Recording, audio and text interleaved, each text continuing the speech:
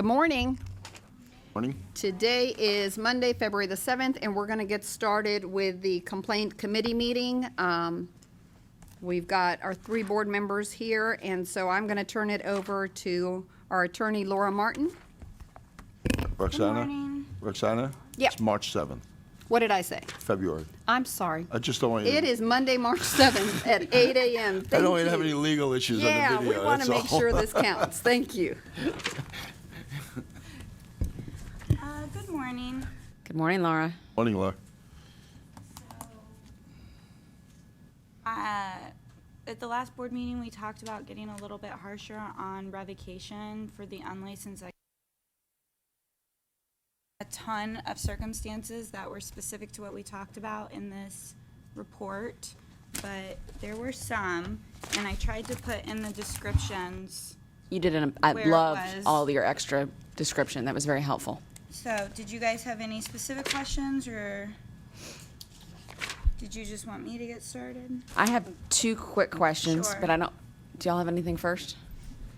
I just wanted to clarify on case 48. It's page 16.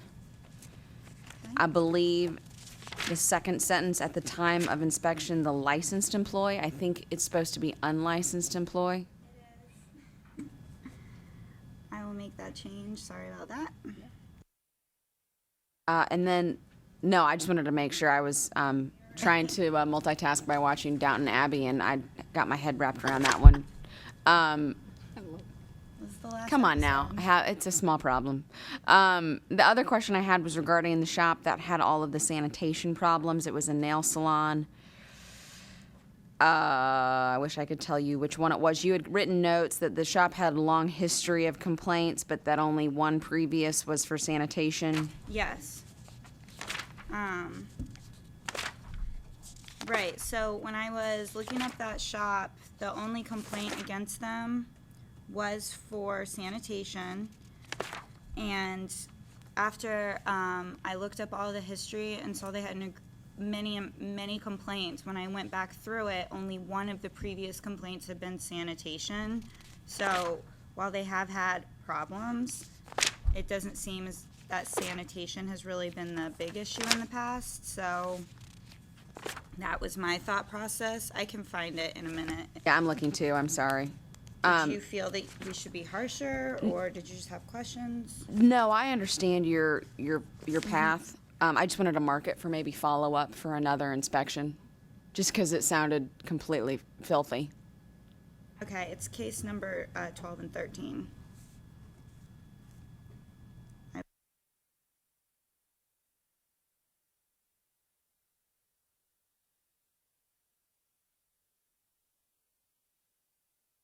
Yes. 48 is not in the, it's in the complaint side? It's, On the first one case- was, it was just sort of a little typo. It was case 48 about licensed, unlicensed activity. And then the second one that I'm talking about, thank you, Laura, was cases 12 and 13, which was just a long list of fines. That's always what I'm looking for when you publish the previous history. Obviously, some issues there, but I don't know if we can mark for further inspection. We'll add that notation, yeah.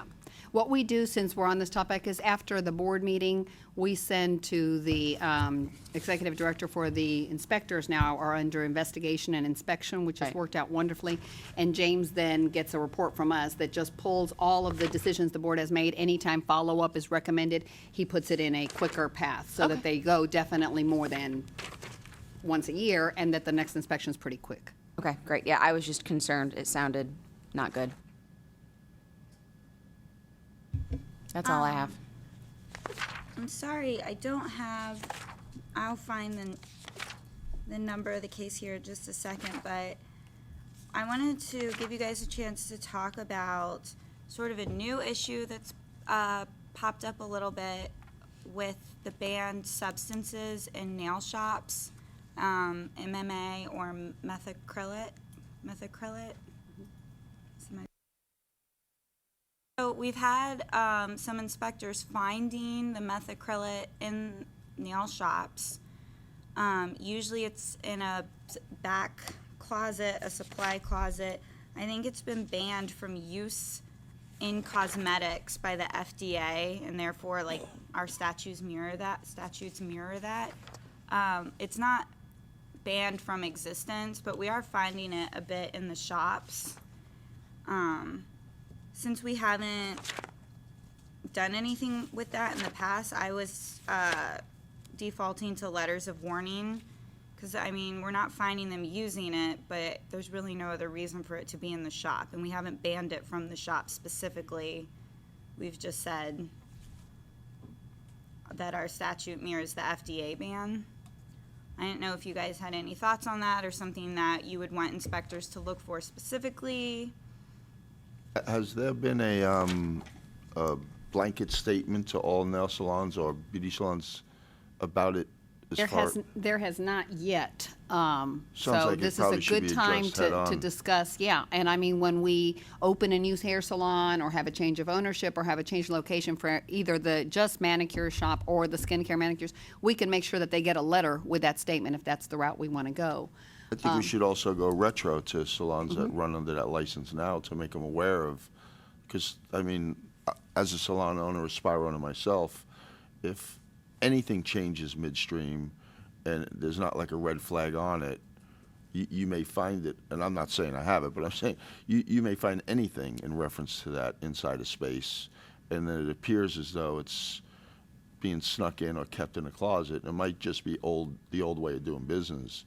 So I think kind of a blast alert to everyone that it has now been revoked due to the fact that, you know, it's changed in the cosmetic world, at least puts everybody on notice.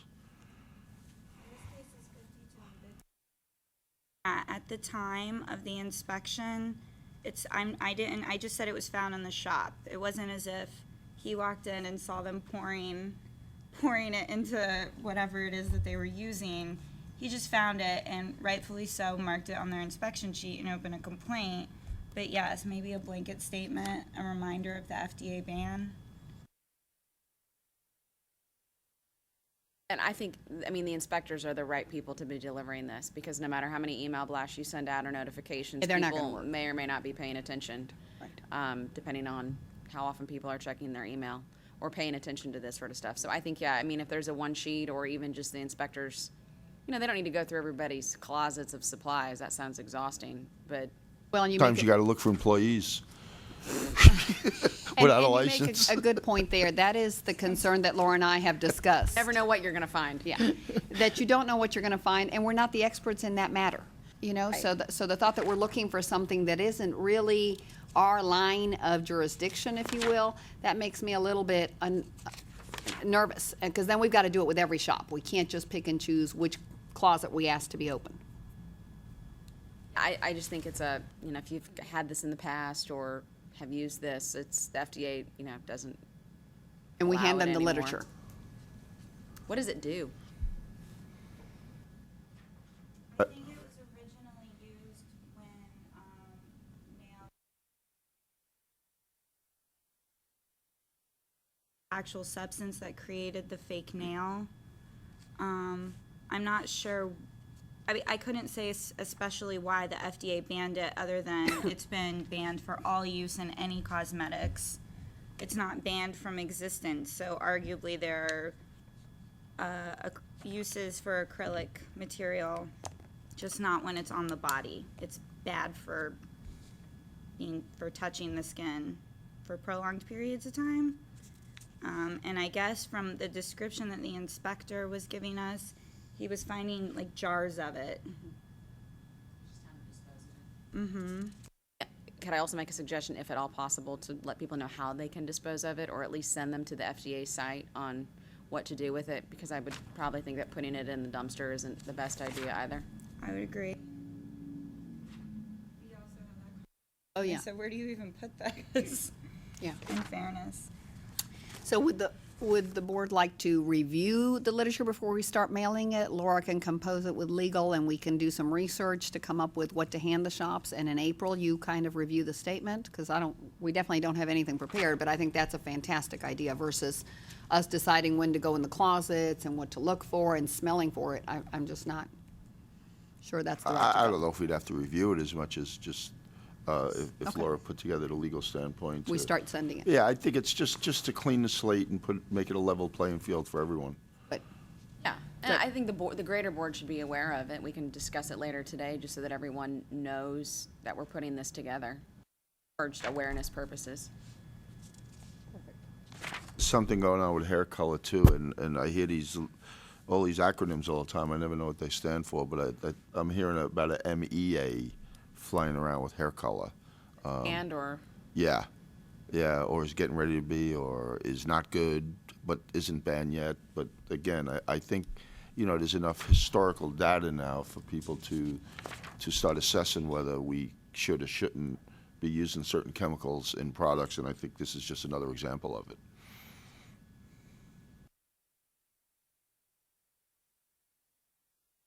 To draw your attention to case number 11.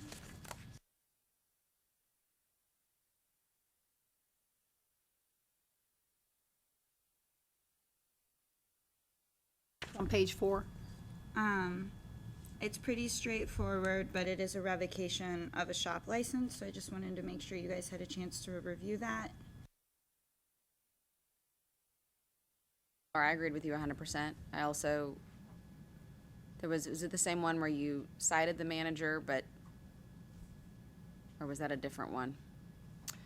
I I agree. have some cases at the end that are pretty bad that we're also gonna go over, and a manager is included, so that's probably what you're thinking of. Yes, where there's already current litigation under, okay, then that's a different case. I was fine with this. Draw your attention to case number 32. 32 is the woman who was arrested because she was changing the amounts on the checks that a customer was writing to her. And I did call over to the courthouse, and apparently she has pled out.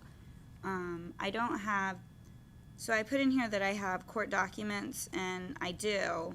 And at the time I wrote this, I thought I had like the official court document. I don't have that yet, but I do have the police report and the court documents, which I think is enough for us to go forward. But this is a revocation of her license, and I know we recently had the woman who was stealing, and we ended up putting her on probation, but this person hasn't reached out to me or responded to the complaints at all. So since it's a revocation, I just wanted to make sure you guys had seen that.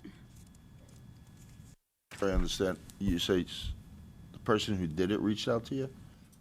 So I was contrasting this with the woman whose license originally revoked, but then we put on probation, and she also had been arrested.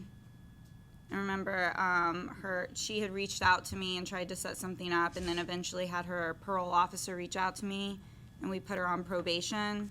And here, I'm going straight for revocation because she's been contacted several times and hasn't responded to the complaint at all. So my recommendation was revocation, but since that was a little different than what we did last time, I just wanted to make sure that you guys had read that. Oh, in see if you had any comparison to the other questions. case like this, you mean? Mm-hmm. I got you. The other Sorry. case was similar, right? It was an employee who'd been stealing from the shop, but she had followed up with you, and She had followed up, and she was already on court-ordered probation, and I have signed consent for her PO to contact the office if she breaks her probation. And the terms of her probation for her license are that she doesn't break the probation that she's on with the state. Sure. So, yeah, so then you also mentioned it's cases 54 through 60. And those are the cases where I just suggest that 54 through 59 go to current litigation. He has 4 other cases in litigation, several others that have already been closed on payment plans. It's kind of a mess, if we're honest, because he is cited, and then the follow-up inspection, and then cited, and it's a whole process. So right now, one of our litigators is working with him, trying to come to a good solution that's best for, the public and also for us. So if it doesn't go to formal hearing and it ends up settling, that settlement will have to come back before the board, but they haven't reached an agreement yet. So in the meantime, I just want to put these over so that we can group them all together on one settlement, and either it'll go to a formal hearing where they will go for revocation, but if they settle before that, then it'll have to come back before you guys. And then the reason that I closed the letter of warning against the manager is because you'll see he had no history, and also because the owner of the shop was present the day that of this inspection when there was unlicensed activity, and he said that this guy was his owner, but this guy, the owner, just had such a long history of unlicensed activity, and the manager had none, and since the owner was there, I kind of questioned how much control the manager really had in the shop. But we can always assess a fine if you're more comfortable with that too. I agree with your thinking, actually. I think it's a good line of thinking. This is more than one shop, right? This is the He has owner. 3. So he owns several different shops, so we've, All the same problem. exactly. So where are we in the process of if we're following the consistency of 3 strikes and you're out? Oh, he's at 3 strikes. For sure. Okay. It's just, they all happened in such quick, Succession. yes, that a lot of times cases were being presented before I realized that there was another one that had been, or it was in litigation, but it hadn't actually been filed. Or then I would put one on and then the day before the board meeting find out that another one had just happened. So that's why what I'm trying to do now is just put them all in one place and then settle all of them with one order. And that will either, like I said, be in a formal hearing, in which case our litigator will definitely be going for revocation. But if they do come to a settlement, since you guys aren't authorizing a settlement here, you're just putting them in litigation, we will have to bring it back before you.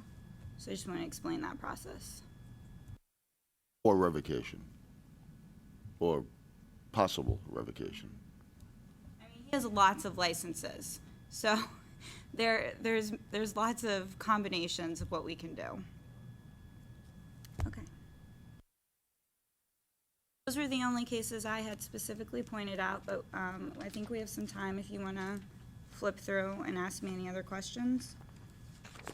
How many total strikes are against? If it's more than 3, is it 4? Is it 6?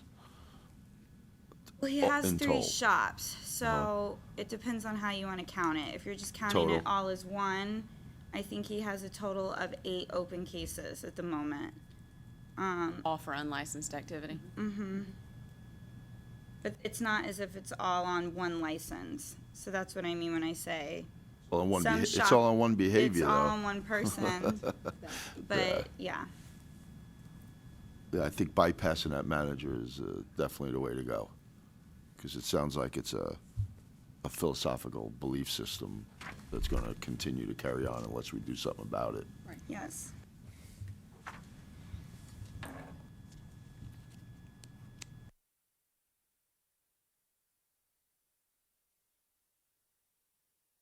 There was also some unlicensed activity for hair braiding and natural hair. Remind me the hours for that license, is it 200 or 300? It's 300 and both exams. They have a theory and a practical like the other licenses. Is that what the board is recommending, or when someone calls your office, if they have questions about hair braiding specifically, you instruct them to get a natural hair license? That is correct. Yes, that's the basic one. I know we have cosmetologists that go and branch out and discover that that's their strength and love it, and they can absolutely do it. But the minimum would be, the basic would be the natural hairstyling, yes. You're welcome.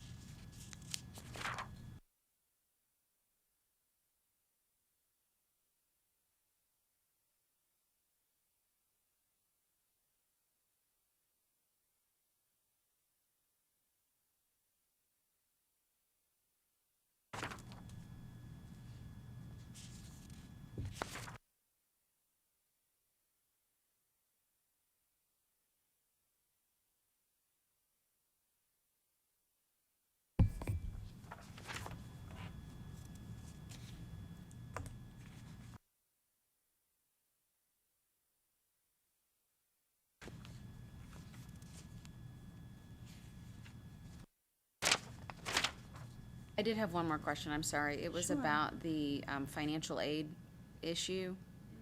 I don't remember what it was.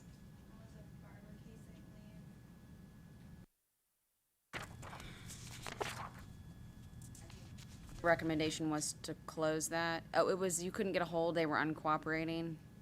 So, having read the complaint, I requested an investigation. Our investigator reached out to the complainant, and as soon as he told him who he was, he hung up on him. So he called all the other numbers, left a message, and he wouldn't respond. So that at that point, the investigator contacted me and said, the complainant is definitely not cooperating. What would you like me to do? And I said, probably close it, because the complaint didn't offer any other proof. It was just the allegations. So if he's not willing to talk with us, I'm not really sure, like, how to go forward. I did want to flag that complaint because of the financial aid issues that we keep seeing. If it happens again, at least we can refer back to this complaint and see if the allegations are similar. Well, that was my question, is obviously that's a different, but can we refer those cases to another organization who does investigate financial aid issues? Can refer it. I can refer this case. I will have to tell them that the complainant may not want to cooperate, but I can refer it to them and they can decide what they have to look into it. We have some pretty good contacts now because of several of our schools closing and leaving students kind of stranded with the whole financial aid thing. We've got names and emails I give to students all the time, and our office does. So That path. that's a great thing. I'll make a note and we'll refer this complaint to the Department of Education. Yeah, I just didn't think that because I don't want to participate, it just goes away. That wasn't setting a great example. And I know it's not under the scope of maybe what we do, but. What case was that? I'm sorry. 74. Thank you.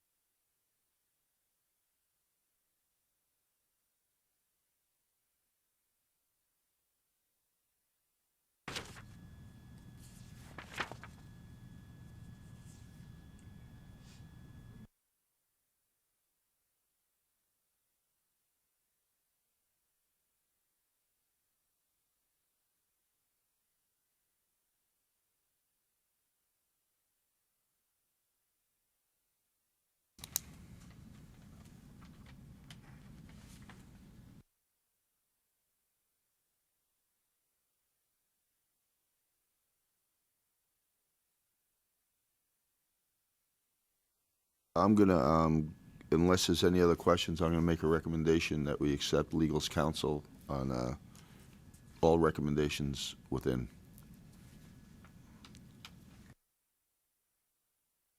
You have a second? I'll second.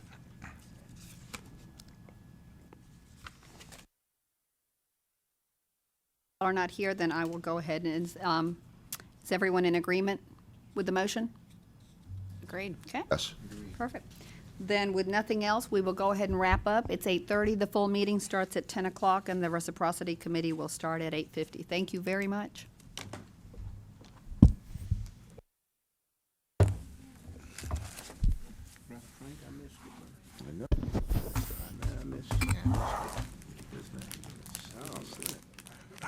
Let me ask you something. Okay, good morning. Morning. Morning. Hello. Today is Monday, March the 7th. I've got the date right. And we are starting the Reciprocity Committee meeting. If you will turn to the presentation for Reciprocity, the first applicant on your iPads is Ms. Ashley Francois. She is here with us today, so I'm going to give you a brief recap of what she's got before you and then let her answer any questions that you have. She is applying for a manicurist license from Florida. Her initial licensure date is April 2013 with 240 hours and no examination. Ms. Francois is going to be able to describe her experience and request that the board reconsider what would seem typical hours missing on the 2 exams given the vast experience and how far she's come in other areas of that industry. And so before you, you have her explanation and her sort of brief letter recapping her experience. You also have information that she works for INM. This is out of California and does teaching and trade shows. She has one coming up in Tennessee. And so I will let you all ask her any questions you have. And because of the setup for the full meeting, we've moved her to sit right here and just make sure she's on the record. Thank you. Thank you for coming. Thank you for having me. So normally, she would have gotten, of course, the letter that says she's missing 360 hours because she doesn't have the 5 years and the 2 exams. That's what the board is reconsidering today. Does not have the 5 years? No, she does not. Her licensure is only 2013. It is actually April of 2013, so we would be missing at least 2 years of work experience. Had your own nail business? I'm going to need you to make sure that that light comes on red. There you go. Yes, sir. Thank you for coming in this morning. Thank you for It's having always good to see folks.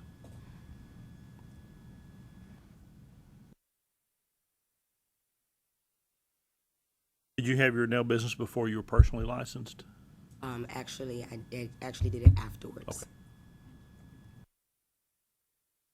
How long have you been teaching the INM company? I will be upcoming this May a year with the company.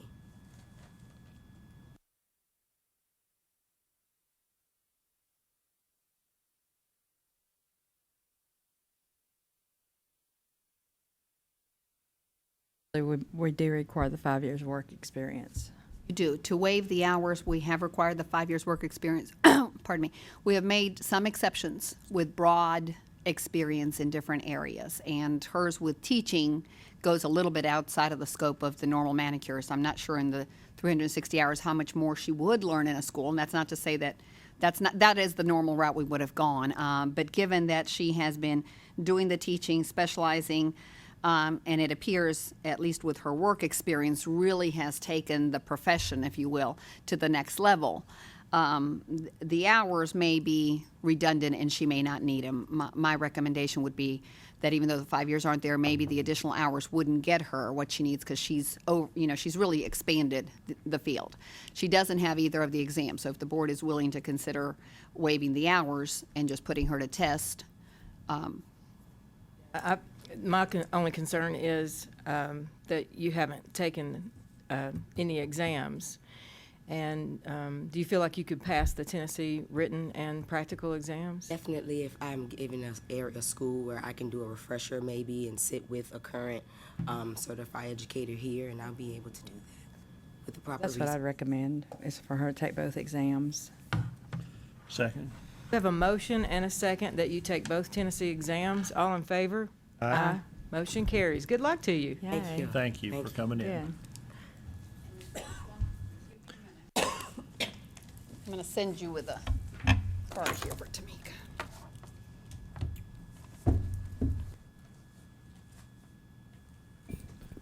Big difference in the hours.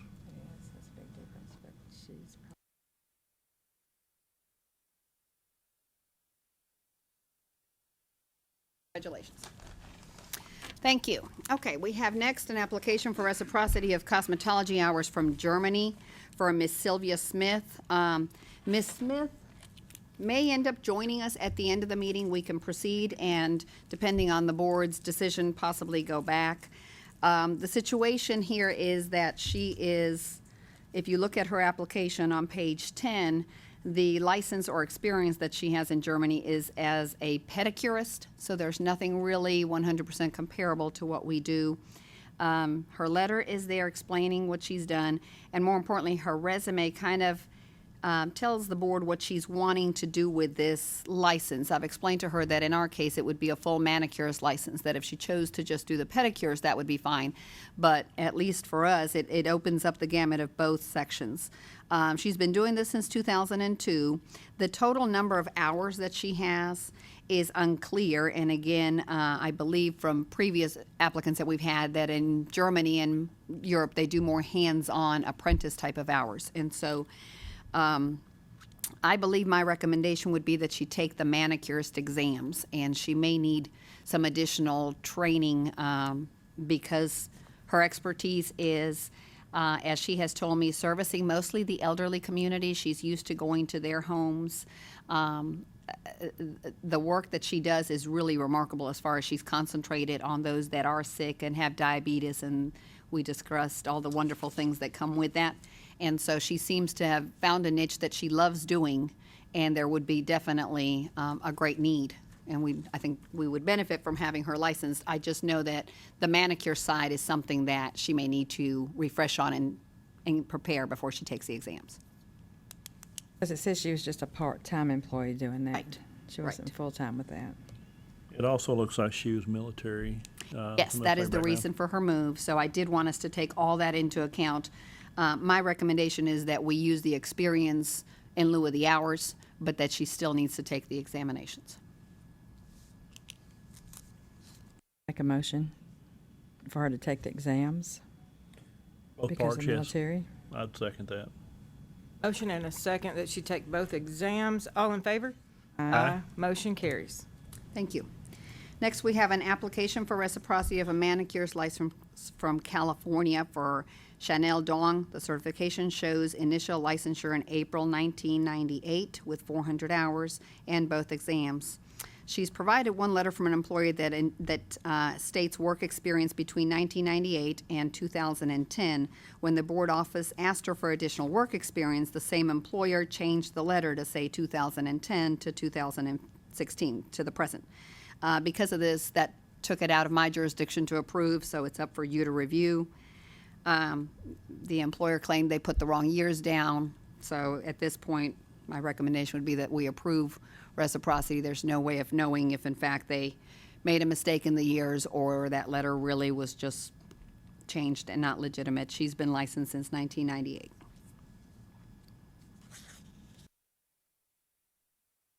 Hours is it in California? 400. They're missing the 200. They do have the exams. The only question then was the fact that there was a discrepancy in the Right, number on right. the date. And it's hard for us to know, was it a real typo or not? That is why when we're in doubt or the conversations don't go very smooth, I prefer for the board to know about it and make the decision. So did you check with the state of California that her license is current? Oh, yes, absolutely. Her license is current through the end of this month, so she's in a rush to be presented. It expires at the end of this month, so she would be fine now. License was current all that time, so. Yeah.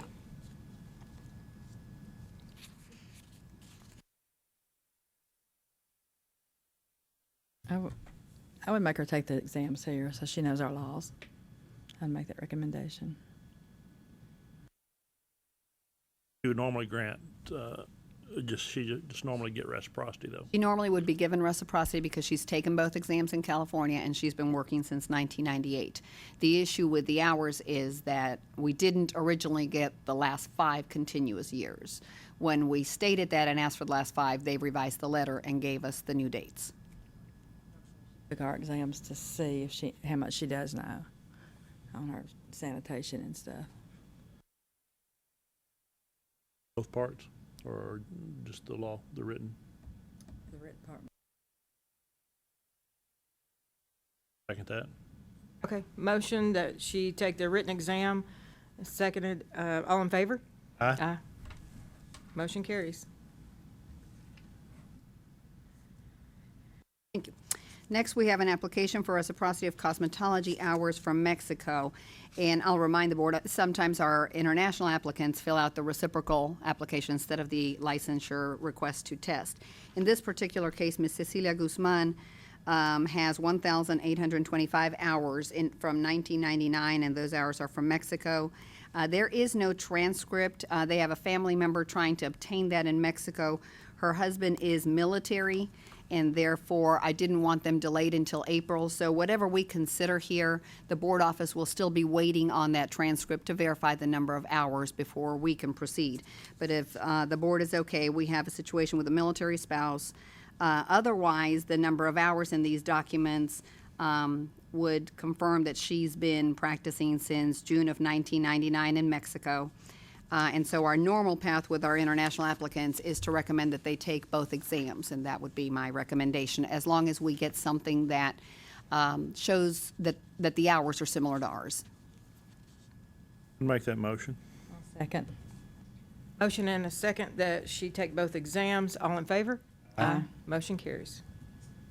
Next, we have an application for reciprocity, also from Mexico, for Cristina Hernandez, and she starts on page 32 on your iPads. This application states that she completed 2,800 hours in 2014. We do have a breakdown of the transcript, if you will. Let me see where it is in English. Okay.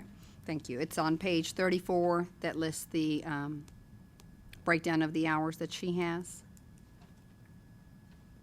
And so my recommendation would be that we approve the applicant to take the Tennessee exams.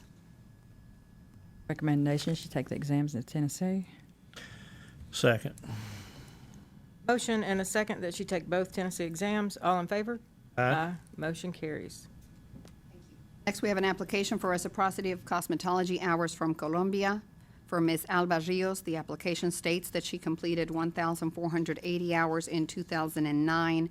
A translated document lists the classes that she's taken and the total number of hours as being the 1,480. She also has a letter of recommendation from a salon she worked at in Colombia showing experience for the last 2 years. My recommendation would be that we approve the applicant to take the Tennessee exam. She would be missing 20 hours, which would be very difficult for her to get and financially set her back, as well as a time constraint. Move to take both, I'm sorry, was your recommendation to test? It was to It have her was. take I'll both make that exams. motion. I'll second. Motion and a second that she take both exams, all in favor? Aye. Motion carries.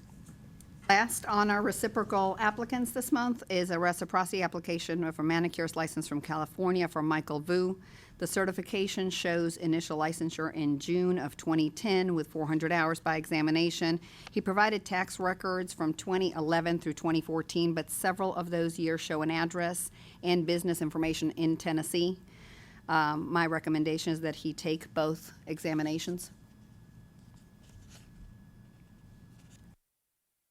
Make a motion. What's the problem with the, what'd you say about the address? For us to waive the 200 hours, he would need work experience in the last 5 continuous years, which with the tax records he sort of does, but he's already in Tennessee. Now, it could be that he owns a shop and is just tending to the shop, but it also could be that he's been actually working. If you look on the bottom of page 48, where he lists himself, he's listing manicurist, and so that would be unlicensed activity in Tennessee. Oh, yeah. So that's the reason that I couldn't approve him. But I think at least taking the 2 examinations And now knowing that they're offered in Vietnamese, he shouldn't have a difficult problem. A recommendation for him to test in Tennessee. Second. Motion and a second that he take both exams. All in favor? Aye. Motion carries. So unless the board, Ms. Silva is not here, unless the board has any other questions, we are done. I have one question. Yes. The reciprocity requests that come into the office that are clear cut, do you have a number of those that you approve? By the week, probably 30 to 50, 60. Oh. Good you can make that Right, decision right. now. Yeah, I mean, if they're Yeah. clear cut, I Yeah, approve them all. that's great. Right. If they're also clear cut and the board has given me authority to deny, which is very rare, but I deny the schools from Texas that we've chosen not to Right. accept. We've had a few situations with Wisconsin where they've clearly denoted, and the board has given me permission. This week, I denied one from North Carolina, even though I've not been given permission for North Carolina. Their board specifically said that is fraudulent documentation. So when the board gave me permission to do that with Wisconsin, I interpret that that means if we're ever told it's a Yeah. fraudulent document, don't even bring it before you, it's denied. Absolutely. So I do deny some of those. The other thing that we've changed drastically from the way we did business before is if they are missing hours, I flat out send a letter. So the board no longer hears any of those. And if they're missing one of the 2 exams, we also don't hear any of those. I send them those letters. The only time I call the applicants and we have this conversation is if there's 10 years experience, or like in the case of Ms. Francois, I see that the experience is very broad and probably more than they're even going to get in a school, then we talk about it and I ask them to appear before you because there's a chance that, you know, they would be approved and start working sooner. I mean, that's the end, that's our goal, to make sure that these things Right. are right and that we can get them out working. Right. I was just curious. Yeah. 30 to 50? Wow. And that's just reciprocity. And most of our applicants come in through initial within the state, so. Okay. Good? We're Do we good. have a motion to accept all these and I'll let. I'll make a motion to accept all the applications we heard. Second. Motion and a second. Do we accept all these applications? All in favor? Aye. Okay. It is. We're adjourned. 9:05, and we are adjourned. We will start right at 10, about a quarter to 10. We're going to set up for our presentation. We'll do that pretty early in the full meeting. Thank you. Make our job a lot easier up here, Roxanne. Pardon me? You make it easier for us to hear this when you take care of so much. Oh, thank you. Oh, yeah. You're on the record. This meeting of the State Board of Cosmetology and Barbers Examiners is now called to order. We will begin by having a roll call. Thank you very much, Chair Gilliam. We will start with Ms. Kelly Barger, who's not here today. Anita Charlton. Present. Nina Coppinger. Here. Bobby Finger. Here. Frank Gambusa. Here. Ron Gillihan. Here. Brenda Graham. Here. Yvette Granger. Here. Patricia Richmond. Here. Ms. Judy McAllister is not here today. Ms. Mona Sappenfield. Ms. Amy Tansley. Here. And Ms. Diane T. Fatiller is also not here today. Thank you. Good morning and welcome to everybody. We'd like to take just a moment and acknowledge our visitors and guests here this morning. Thank you for coming out. Do we have anyone here who is from a school or represents a school? Okay. Could you stand and tell us who you are and where you're from, please?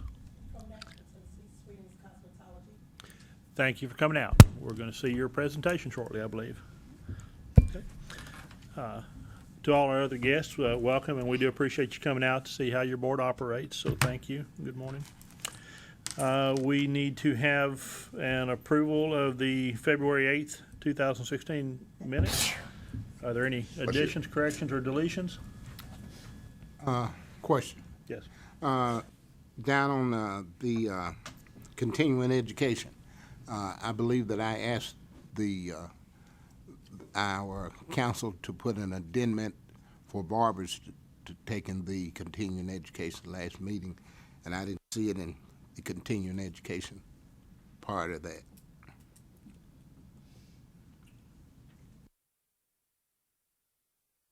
that for the bill? Talking about during the minutes that you asked? Yes. take a look at that. Yeah, I Okay. will. I'll add that sentence Okay. where you asked that. Okay. Are there any other additions or corrections? Then we'll need a motion. Make a motion to accept the minutes. We have a motion. We have a second. Seconded by Ms. Graham. All in favor, say aye. Aye. Opposed, say no. Motion carries. Minutes pass. We are up Thank for our you. legislative. Updates, absolutely. Updates. Thank you very much. I'm going to go bill by bill. I did not put them on your iPads because, to summarize them briefly, none had amendments, and so none have been changed. So we're just going to go through the 5, and I will let you know the stage that they're at. The first bill that we have is Senate Bill 2324, which is House Bill 2315. It's the one requiring continuing education. That one has not seen any movement yet, so it's going to be scheduled. That is the bill that proposes that continuing education be added to, bless you, the licensing of the cosmetology discipline. And so that one, again, hasn't had any changes since we looked at it the last time. And again, these are as of Wednesday of last week, so if the board members, members of the public are ever interested in following these, it's a really good idea because they can change, but at least between February and now, we haven't seen many. The next bill that we talked about was Senate Bill 2374, which is House Bill 2373. I'm referring to it as a cleanup bill. It has had no movement as well. This is the bill that is taking out the 20 contracts for students as a requirement. It is changing the barber piece from 450 to 300 hours and the 3 years experience to make it just like the cosmetology. And again, it's had no change since the original bill was filed. Next is Senate Bill 2594, which is House Bill 2496, denial of licensure for felony conviction. That bill has passed the House through the Business and Utility Subcommittee on Tuesday, March 1st. It will be heard in the Senate Committee this week, and there have been no amendments to that bill. What was that one covering again, Roxana? That one covers the felony determination. It's actually a bill that covers a couple of different regulatory boards, but it talks about the 62-4 and -3 on both of ours, just clarifying the felony. The next bill is Senate Bill 2490, House Bill 2499. It is the extension of time to change an address.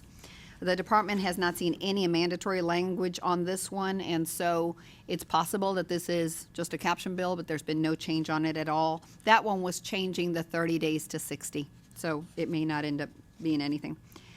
Senate Bill 1536, which is House Bill 1582, extension for the board sunsets. That one has passed the House and the Senate. It's expected to go to the governor's office for signature. And that one, of course, gives us 2 years of the extension, and we will be presenting a report at the time of those 2 years for the additional 2. So that is all the updates, not a whole lot regarding our bills, and we'll do the same thing in April. If anything changes between then and anyone on the board has questions, feel free to reach me directly, and we will go over them.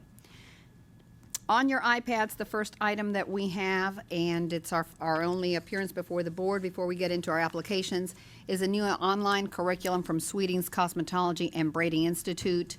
I'm going to get Ms. Sweetings to sit up here and answer any questions you have and get them set up if you'll give me a minute. And that is the reason that you've got the projector behind you and to the side. So if you can't see the projector and want to get comfortable in a minute, they're going to show us how this online process would work.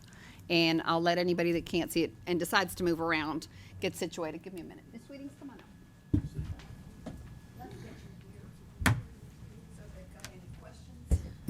You make sure that the red is on. Okay. I think so. My big head. Is my head in anybody's way? Not yet. Are you not Good, envisioning Mona. them Don't talking you about? move over there. Yeah, she's looks gonna great. talk about it. Me and my son both. Braids. Okay. I'm kidding you. I was messing with you. Questions? You good? I'm good. Yeah. Okay. You should be good.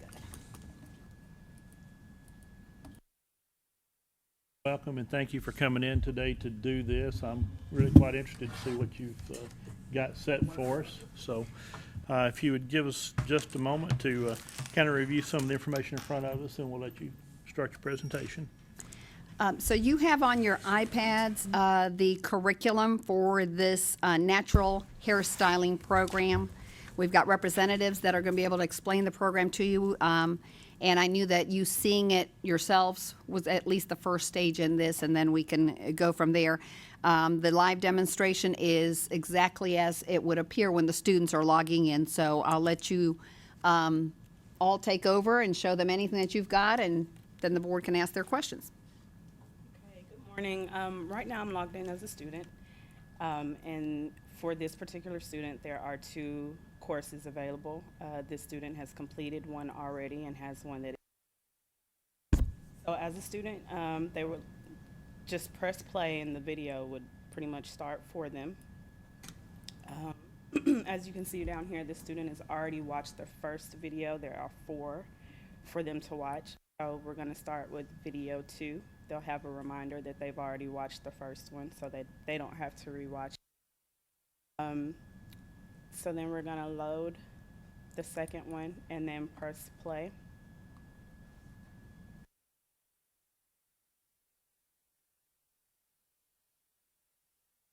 I have it muted right now. I'm not sure if the audio is working, but it would load, and the way that it's configured, the student is not able to fast forward the video at all.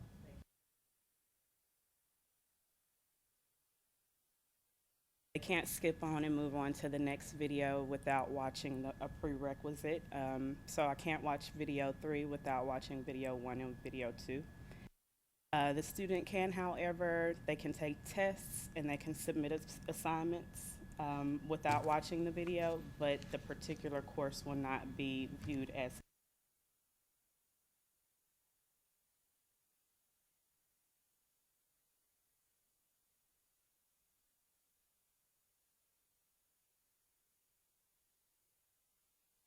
For this particular course, it's a multiple choice test. A red button? Oh, okay. It lit. That way we'll hear you. Thank you. So this is a multiple choice question test for the student to take. And they just pick their answers and then submit it at the end, and they'll receive a grade.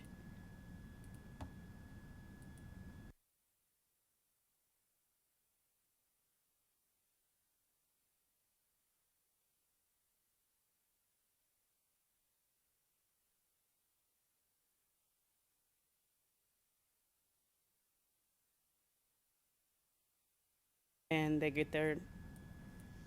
can see their answers, see what they missed, and then go back to the course and submit an assignment if they like, if there's an assignment for the particular module. So it's very straightforward for the student. There's not a whole lot they can do outside of doing the work that they're, logging in to do. For the instructor, the reporting, I looked for a platform that would offer all the reporting that Ms. Sweetings would need to prove that these students are watching the videos and that they're completing their assignments. So a module or a course is not marked as completed until all videos have been watched from beginning to end, and all assignments have been turned in, and all tests have been completed, and it shows the amount of time a student takes to complete all of those particular aspects of a module. And then you can go in and drill down a little bit more to see the progress of each student individually. You can see right here that student number 1 and number 3 have completed the basic braid 2-strand module, and student 2 is in progress. And you can even drill down a little bit more to see where student 2 is in their progress. You can see they watched video 1, but they haven't watched video 2. You can see that they took the test. They haven't submitted an assignment. You can see their grade, and you can edit something if you need to. This is really just for Ms. Sweeting or the administrator to keep progress and see what her students are doing, where they're struggling. If they need any assistance, something like here, you can see a particular student 3 has been in lesson 4 for 9 hours. So she could reach out to that student and see if they need some help if need be. But other than that, this is the most straightforward explanation of things.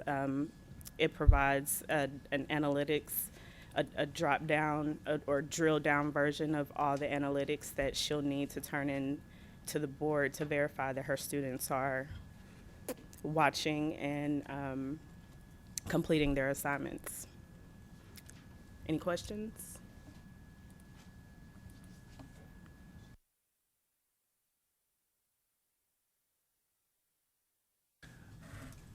It looks like it's pretty straightforward and pretty simple. I think when I look at this, first of all, I want to congratulate you on putting such a program together. I think it's something that's probably, well, it's happening everywhere in all aspects of education. So I think there's some questions that we probably need to get answered about how are you going to ensure that the person sitting on the other side of that computer is the person that's enrolled and not someone who just happens to be there helping out. What kind of systems are you going to use to measure the telemetry, make sure that that person is actually engaged throughout the program instead of just putting the video on and letting it play and go make popcorn or something and come back to it. So how do you look at those things? Well, all students on the day of orientation is mandatory that they come on campus. When they come on campus, we take their picture, they get a their ID, and their ID, they're going to get a password. And only that student have the password access to get into the computer. So I couldn't give her my password and let her do it for me while I'm doing something else. Well, I got a question right quick. You said state ID or did you mean student ID? Student ID. Okay. well, with that, it's just like any other class.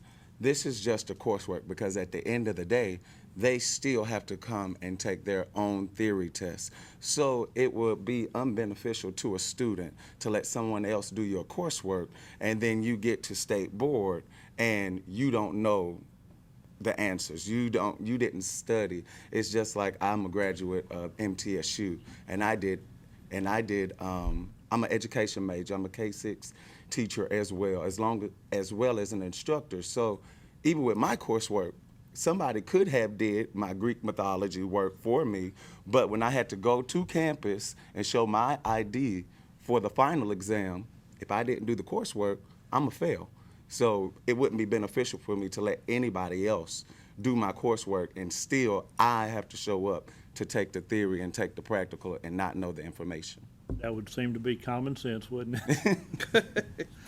We use the pivot point, and they have a similar thing called lab, and it's extra for our students to be a part of. They can take all their tests online. There's practice tests, there's reviews. I mean, it's the whole 9 yards for each aesthetics and for the hair. They have to take it in our school. You know, they can take their test online and send it to us, or they can have a written one. So we have their printout, but they have to take it in our classroom. They're not. Take every test in school. They can't be at home doing the test. You know, if they want to review the test before, that's their prerogative in practice. You know, but when we give them their test, they have to take it in school. So you know, I just think that, and the inspector comes in, and if we've got somebody clocked in, they've got to be at school. They have to be in the building, and we got to be able to touch them with our hands and say, yes, this student is here. The only difference I see of how you know that they're going to be in there that many hours. Well, the whole notion, I guess, of online education, if we allow it, is that they're not going to be learning at your school physically. They are not Right. going to be at your school. They would be doing this curriculum, following these steps, as Ms. Sweeting's specified. They'd log in with their own password. Because of the exams, letting somebody else do the heavy work for them and then failing the exam defeats it. But yes, at least at this point, they would not be at the school. Do y'all have a campus? Yes. And it's in Nashville here? Nashville. Yeah. And this is just an option for some students who want to take it at home, Those students who don't want to take it at home, we're not getting rid of the school. We still have the school. Had somebody come before the board another time trying to do it online? It was a barber school, and Yeah. what we struggled with at that point is they didn't have a location for the practical. That would not be the case with Ms. Right. Sweetings, because as she's explaining, she's planning on continuing Yes. the natural hair braiding cosmetology with an actual building for the practical hours. You did the example of the test up there. Do you anticipate letting people take tests multiple times until they pass it? Do you have different, if they take one test, is it going to be a different test, or is it going to be a pass or to fail at one time and that's the end of it, and that's your standing So score? with the way the system is designed, the student has a retake option. But with the retake, you can only retake it once. And then every test is, the way the system puts it in, every test is different. It's the same questions, but every test is different. So even if we will utilize it, we can utilize it in our school, just like at your school. Even the people that physically come in the building, because we do have a computer lab in our building. So even then, students can take the test at the same time, but out of the computers that we have, the likelihood of you having the same test of the person sitting next to you, because it's computer, it's random questions. It's, even if you do it together, it's randomized. So, you can- basically, if you're saying number 2 on your test may not be the same number 2 question on my test. Correct. Okay. That's the way ours is. too. Sounds quite a bit like MT pipeline, doesn't it? Yes. MTSU uses a pipeline system, and I've actually seen several of those exams done, so I like the way that one works, and So are you wanting them just to be able to do everything online and not come to your school and then just go take their state board? Is that Well, what you're The wanting? problem that we're having is, we're the only school, I believe, in the state of Tennessee that offers the natural hairstyling course. So like the other day, I got a girl call from Memphis. I don't know the school, I didn't really want to know. They made her think that she was getting her braiding, they was gonna teach her braiding. After she enrolled, she had to drop out. Well, the only other school was myself, so how did she get her natural hairstyling license? So we had to try to come up with something so people across the state, if they want to get their braiding, their natural hairstyling license, they could. So we have this setup where they could take the whole thing online. Well, there are other schools that offer the natural hair styling course, but your system, your plan so far is the most thorough one that I have seen. I can say that. There are other schools, we didn't know of any. Oh, okay, Yes. okay. As from what I've seen, I have another company that is online testing for beauty schools. And the way this is set up, to what the gentleman just said, where as far as it scatters around, it still boils back to they got to take the state board, right? I think it's put together extremely well. I think it's a brilliant idea. I think so we don't become our grandfather's Buick as both a board and an industry. We got to move forward. Right. And this is extremely tastefully done. I think it's brilliantly done, and the way you articulated the self-policing of you still got to pass the test. At the end of the day, you can do all the cheating you want. You're not gonna, when push comes to shove, you're not gonna get through. I mean, So- because if truth be told, they'll cheat at the school. So, you know, some Sure. things They'll are do that. some things are out of our control. You know, if you're a cheater, you're a cheater, and that's just what it is. I think it's awesome. I think it's great. In your development stages, since there are other online things out there and there are comparatives just through the process, what do you anticipate that we might face as a board, or you would as a school, that would be a hiccup, that would be a problem with it? I mean, what's out there that we wouldn't see in a demonstration? In a demonstration, one of the main contentions would be, some people would say, okay, so what's the difference between this and YouTube? Because to learn a style, to learn a technique, you could go on YouTube all day and you can learn whatever technique you want to learn. It's the only thing that I could see as a company or as a board facing in the future, people would just say the legitimacy of it all. Because even what our main problem is trying not to put too much into it, because I heard you speaking earlier about the continued education courses.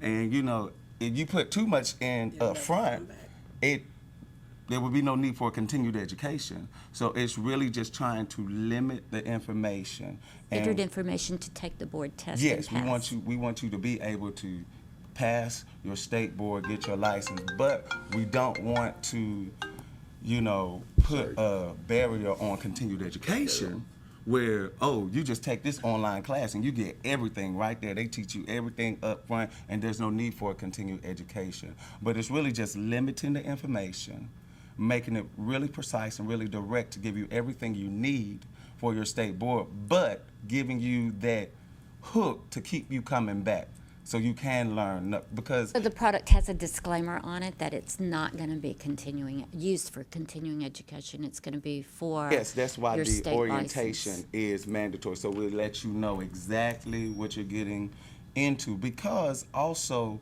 I believe that sometimes any online course, you have to be disciplined. And some people, they may look at this and say, oh, it's an online course. I'll be the first one to sit you down and tell you, look, if you are not a disciplined person, if you are not a person that's really willing to work, because the way the program is set up, you can't fast forward and you can't rewind. So you have to sit there, like we said, even with our tests, and even though cosmetology and braid, it's not on the grading scale, but if I, as an instructor, go in and I see that you have bombed every test, I'm gonna have a conversation with you. And I'm gonna wanna know what's going on. How in the world are you, I know this video was 6 hours long. How you go through a 6-hour video and you miss every question? And that is a responsibility as an instructor, as a teacher. It's not just, oh, this is just something easy. No, we have all these analytics in place because we're going to be looking, we're going to be focused. I want to know, if you got a 20 on the test, what didn't you get? What didn't you understand? Let's sit back, let's talk. Is that where you would maybe put a clause in there where if you don't pass out so many of your tests, you have to come to the school and finish or something like that? Because we do have a campus. Like we said, Yeah. This is an option. If online is not working for you, I'm sorry that you're all the way in Memphis, but you have failed the first 3 modules. It doesn't look like this is going to be a good fit for you. So the hours that you have gained, you're more than welcome to come in to the main campus, but we're going to have to discontinue because it's not going to be beneficial to you, because as a school, that hurts our numbers that you're going to state board and you're failing, even though we have an online course, because I'm glad that so far we have a near perfect score at passing rate. So we don't want to just put this out there and then everybody's taking it, but everybody's bombing. And I also see here where it says, in the event that the students have any difficulties within practical learning, they are welcome to call, FaceTime, webcam, or come to the school for hands-on tutoring. So you have offered yourself to the ones that's doing online. Okay, go ahead. And I also, just speaking from my position as natural hair, you putting way more in this curriculum that the state board is even going to ask for them. Way more. And that's So what I you said think about that the this continuing is- education. To be honest with you, I don't know when the course was updated, but half of the stuff that our goal is to get the student prepared for the real world. And state board. And state board and the real world. I know when they go into the salon what people are asking for. And 90% of what they're asking for is not part of the curriculum. But because I've been in the business so long, and again, I just wanted to bring out too, we are not targeting just people who want to learn how to braid. Because again, like my son said, you could go to YouTube and every technique you want to learn, you can learn on YouTube. To be honest with you, we are targeting the people who, I hate to say this, are already braiding, I dare say already in the salons, braiding, and we are targeting the people who want to take it to the next level. I need my license. I mean, I just hate to say it, 90% of the students who come to the school, they already know how to braid, but they need a license. But if they don't know how to braid, I'm an excellent teacher. Those videos, they will learn. But in the event that they don't, like if it's a girl in Memphis and she just can't get it, well, she might not drive, can't drive from Memphis every day, but I can tell her, okay, Saturday, come down to the school. It's 4 of us there. We can work with you one-on-one, and I guarantee you, you'll get it. I just have because this is what's happening next. I mean, it's not going to just be y'all. We're going to get a lot of these requests. So I just want to make sure we're all on the same page, that the 180 hours of practical learning are all going to be put on the SD cards. Yes. So they would send back the hours that they've been shooting themselves Yes. on a mannequin or Yes. on a... We will see, it has, in our proposal, we have to be able to see their face and the mannequin. So let me ask Roxana a question, or just the board. No, you're saying that a licensed instructor then is responsible for watching the 180 hours or auditing the 180 hours? We'll be looking at it when they send it back. How do you do the ratios? I mean, I know that's a big thing for how many instructors and how many, I mean, again, I'm not speaking to y'all, but how are we, I mean, because this is going to be coming. So then what do you do for the ratio of the instructors Had and the that students? logistics question as well. If you've worked out how they're going to report the hours, log in, monitoring, and It would still be based on the monthly hours that they report. The monthly hours aren't day by day. They're unfortunately for the full month. So if on the monthly hours you have 20 enrolled individuals, you're going to need 1 instructor. If you bump to 60, you're going to need 3. Okay, And so the the logic ratios is will still be the in place. ratios will be the same, So if you yes. have a huge number of people who say, I absolutely want to do this, because your point is right. There are a lot of people, I'm assuming, who would love this option. Well, the program we have, we could only take, I believe, 49. I think we have 3 instructors, but Okay. it's only going to allow us to take 49 students. So we would have to wait until some graduate. We could only, and then this course, remember, is only 300 hours. So if someone was to dedicate the time, they could be finished in 2 months. Like if every day they logged on and like they was in school, just stood there for 8 hours, they could be finished, 2 months if they miss a day, whatever. But we could only we have 3 instructors, but the program will only allow us to log in, I think 49, including myself. They could also do that on Saturdays and Sundays on their own time. Exactly. They might work all doing, that's the problem we've been, well, I can't come tomorrow. That's Or, it. well, if they're off on Saturday and Sunday, they don't go to church, they might just want to stay in front of the computer all day. Also, I got another question. If somebody signs up for this and then they're like, okay, this is not what I want to do, will you give them credit for the hours they've earned at your school? But what we're going to do release too, them. yes to that. But on the day of orientation, that's why we're going to make it mandatory that they come into the school. And we're going to show them clips. This is going to be me showing you how to do micro braid. And I mean, with the orientation, they should be able to tell, again, 90% of the people already know how to braid, but for those who don't, and this is the first time, we're going to show them, you're going to look at an hour clip. Do you think you can learn this with me teaching you online? I mean, I'm thinking that they should be able to say, this is for me, this is not for me. But to answer your questions, that's been one of the barriers that we have had to overcome, is how we will deal with the potential overload of people wanting. And one of the things I would say to schools or who's considering this option, just to be quite frank, this is an expensive option, because for our programmers, the monthly cost of us managing 49 students, it is expensive.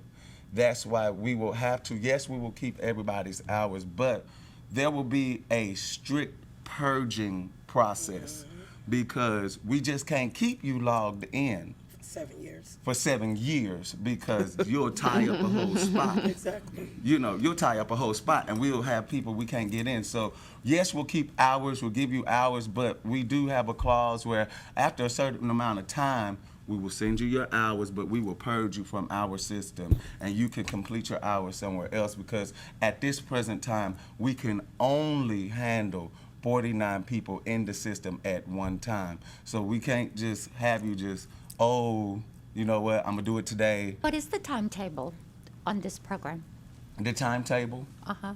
See, the timetable, that's what we've been, and with the state law, that's what we've been trying to figure out. Because state law says that your hours are good 7 years. for 7 years. So as a school, we have been trying to figure out what is an appropriate timetable that we can say after how many, it's just like a school, after how many days that you miss, after how many days that you're inactive. You present it as an option with this criteria, so they know that they're not. We're Yes. shooting for 6 months. Like, we've discussed that.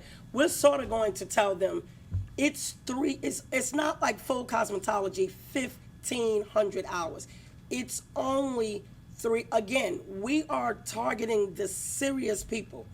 I mean, you have to, we're sort of going to, if you're going to enroll in our program, you have to be willing to complete this in 6 months. It's only 300 hours. I'm thinking somebody who's serious, they want their license, why would they linger this out? It's not like full cosmetology where it's 1,500 hours. It's 300 hours. Even if they did 4 hours a day, I think the most hours students are in there is like 3 to 4 months. What do you do for a student that is coming up on the 6-month timetable, and they come to you and they've got this excuse because they had to do this for the relative who was sick and this, and they need an extension? Something like that is different. And we're just bringing those particular issues up because those are the things that we hear before the board. All the time. All the But the time. thing is, the beauty about it is what if we purge you, basically what would happen is you'll get put back on the waiting list.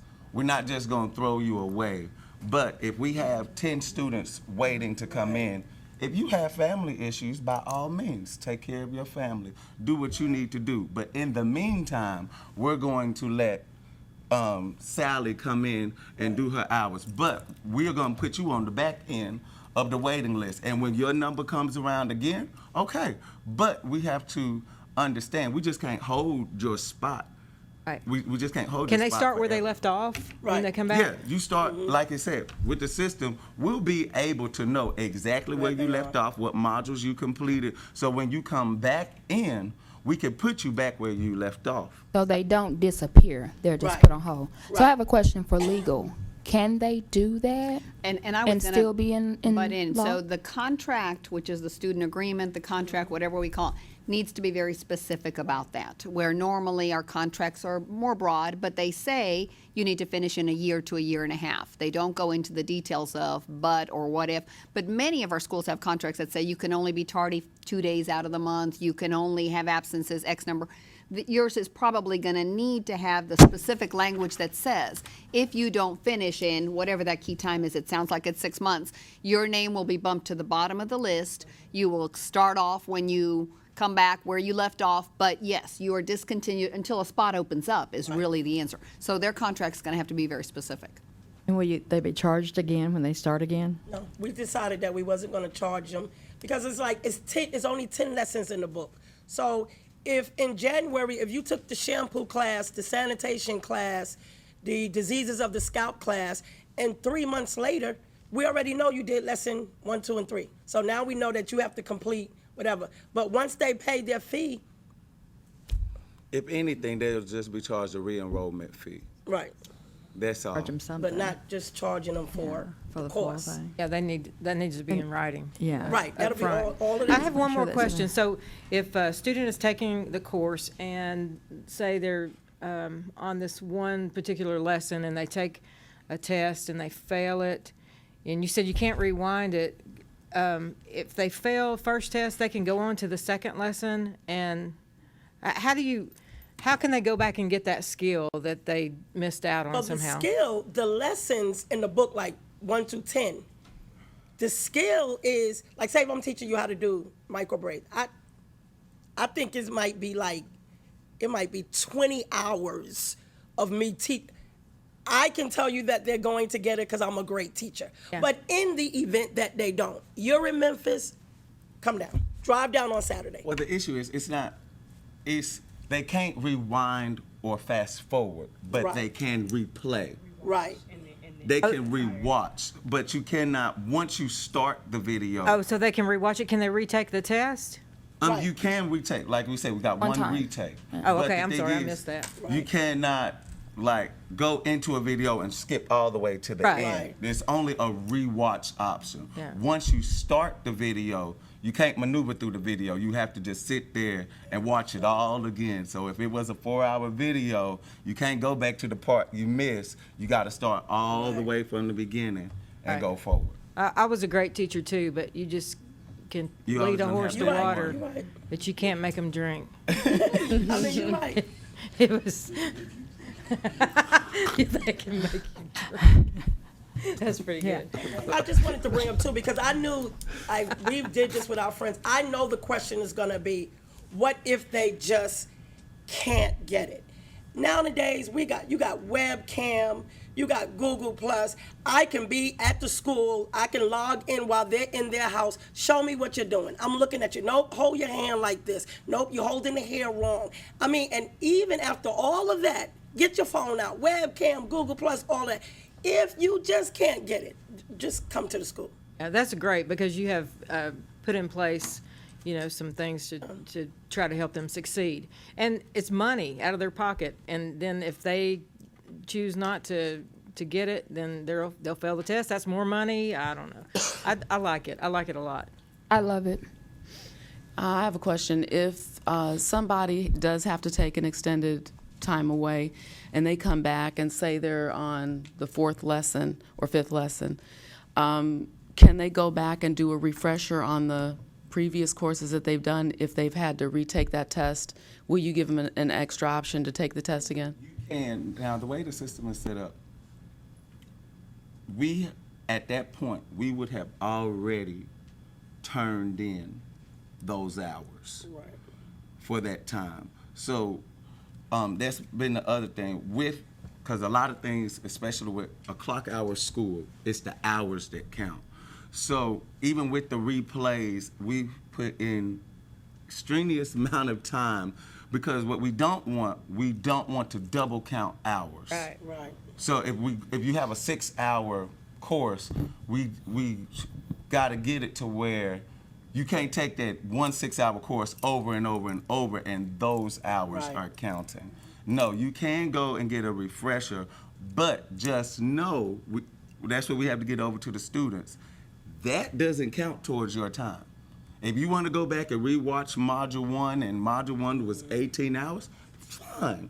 But that's not a new 18 hours because you've already done those 18 hours. So if you come back and you say, I need a refresher, great, but that's on your time.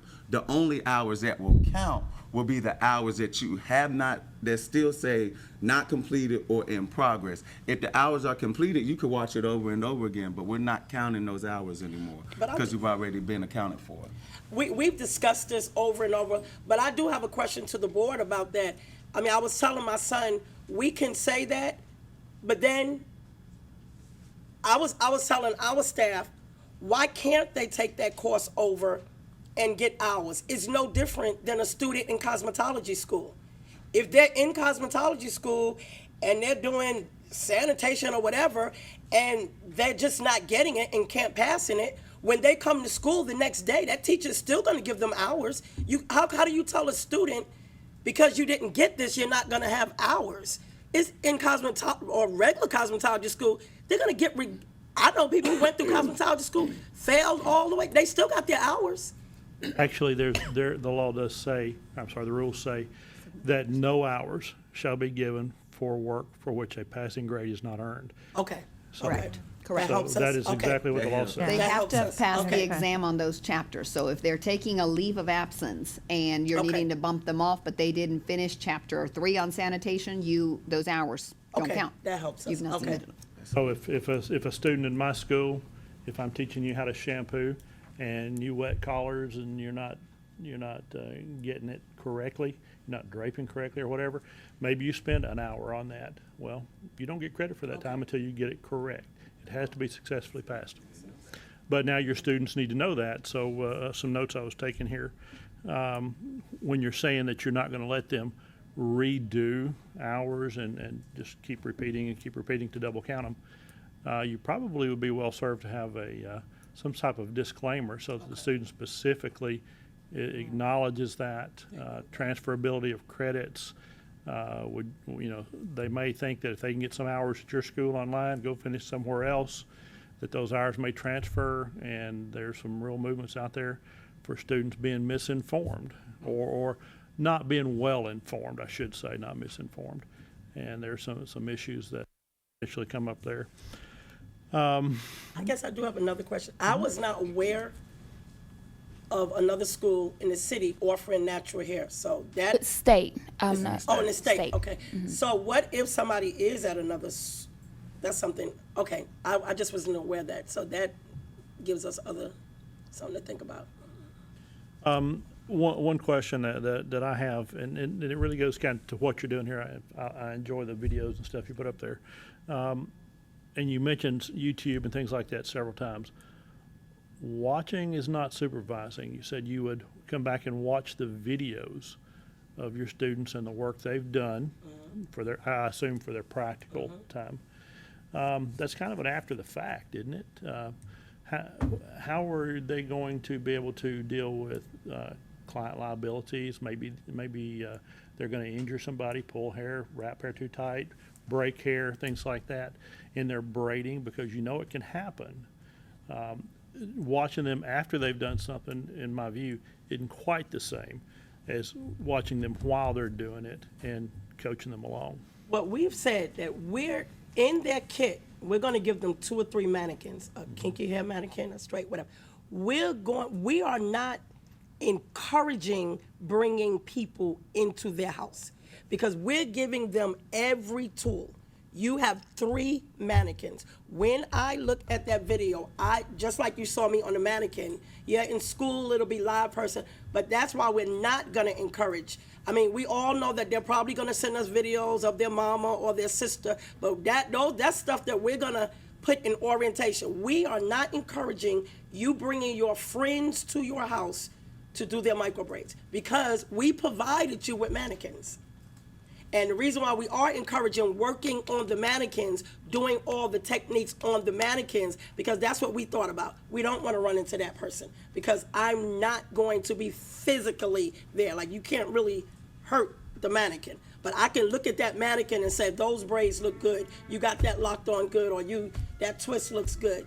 But they're going to have the mannequins. And the other thing, from the instructor's standpoint, it requires us to have more communication with the students. Our feedback, this isn't just you sending in things and we just writing it down. No, this is for the 20 students that is assigned to me. This is me looking at those videos, taking my notes down, emailing, calling. You did this, you did that. Yes, it might be after the fact, but it is still that communication in place, because even when I was at MTSU, I didn't get it all, and I had to call my professor, email my professor. I'm reading this, and you know what? I just don't get it. But you do have to be in constant communication. That's why the communication is key with any online program. We have to be able to talk, email, FaceTime if you don't get it, and sometimes they might not get it while they're doing it, but that's the beauty of technology. If you don't get it while you're doing it, because we are sending them cameras, and some of them will be using their own webcam. And we have webcam capability at the shop, where while we are there, while we're at the school, you could go ahead and FaceTime us. You could webcam us while we're at the school. And if you need that one-on-one, we could sit there and look at it with you, and I could tell too much tension. You're pulling too hard. No, that's not right. So you have that. There's going to be some, once they sign up, you'll never hear from them until after the 3 hours. Then there's going to be some, they're going to call you every day. But as a school, because we are still a school, we are still open. As instructors, we are still going to be accessible to the students for whenever they need us. We're still going to be right there every step of the way. The videos that you review that they send in will just be on the mannequins, correct? It could be. I mean, it could be on their sister. Well, I mean, you can't stop them from doing their relative's hair, but I didn't know if you wanted them to see that, or if you just want. When they send me the video, like I have on here so many techniques that they have to do. Long as it's on a mannequin, a live person, as long as they're doing the techniques, I'm okay with it. But we're saying that we're gonna, like you said, we can't make them, but in the orientation, we're gonna more or less encourage when, like I will probably say, when I look at you practicing the micro braids on your mannequin, but we all know, they might send me the girl might say, man, I have to do 2 micro braids. Mama, let me do your hair and videotape it while I'm doing you. I'm okay with that. Okay, with that, I think that you may want to put that in the specifics because that person, relative or not, may hold your online school reliable for any damages. So, although you're not encouraging it, we hear that and understand that things may still happen. Okay. And you know, unfortunately, people sit up and think about how to make a lawsuit to get money. So they I take the think live that people should be in your completely out of specifics. it. Yeah, I mean- like you might want to say, just do it Just all on only the on your Yeah, the mannequins. only videos you want to review are the ones on the That's all mannequins, you- is what that's you all could you say. wanna And then say. if Okay. they want to do that Practice. to other people Okay. on their own time or whatever, Yeah, say the that's mannequins. Okay. protecting you. that's what I was Okay, kind of going after. I'm good with that. Yeah. I think the other disadvantage when you're using live models is they may be braiding 3 or 4 inches of hair or 2 inches of hair just to show you a short little technique. And you might say, I need to see longer strands than that to actually know if they can tie them right at the end. Or, you know, you'll get inconsistency in lengths a lot of times when it's live models. I don't know if that matters to you or not. But And textures. So you- that those are the specifics that you want to put in there. But like in our description, like if I say I have to see 2 full micro braids, they're not gonna send me a video with it half done because that's not considered a whole head of micros. Like they know what a whole head of micros are. They will send it to you, though. That's what we're trying to tell you. That's why you're better off saying mannequin number 2 micro braided. You know what I'm saying? That Yeah, way, okay. that way it's just clean terminology everything and up. level playing field. Roxana, have y'all done the PSI test over this year? Have y'all met? We'll had be that meeting in June of this year in to June review. of this year. Yes. You know, a few years back when I took or participated in the testing, and of all the disciplines of this group, the natural hair had the lowest pass rate. It was very And low. and It I was- think and I wondered if that had improved over the years that I haven't participated in the PSI. I'm not really sure on that, but I can tell you I think some of the reason is because there are not specifics in teaching. Now, I've talked to a natural hair school in Memphis, and there are not specifics in teaching. What They were they're set up teaching. to fail was really our discussion at that time. And because that's the what they book s- had not really been approved. And that's what they still are, but one of the good things with you is that she's taking these 10 lessons from my lady.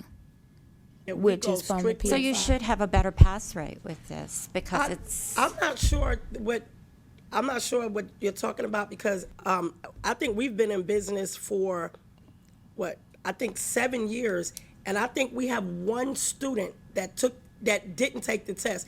Every one of our students have passed the test. If they did not take it and pass it that first time, they passed it the second time, and we could check the records for that. Yeah, it's an overall count. Oh, okay. It's overall. It's for the entire state. Oh, okay. And the figures that we were talking about were over a 3-year period. They have improved, but it is still not as great as we'd like it to be. So, Well, people learn in yeah, when different we ways, review and it- this is a different way. You know, Correct. so So it should wh- improve. So with that said, what do we got to do? We got to vote? 'Cause Yes, we're we need a liable to go motion another 2 and- hours on the same topic, and I think we've got a bunch of great information to make a qualified decision.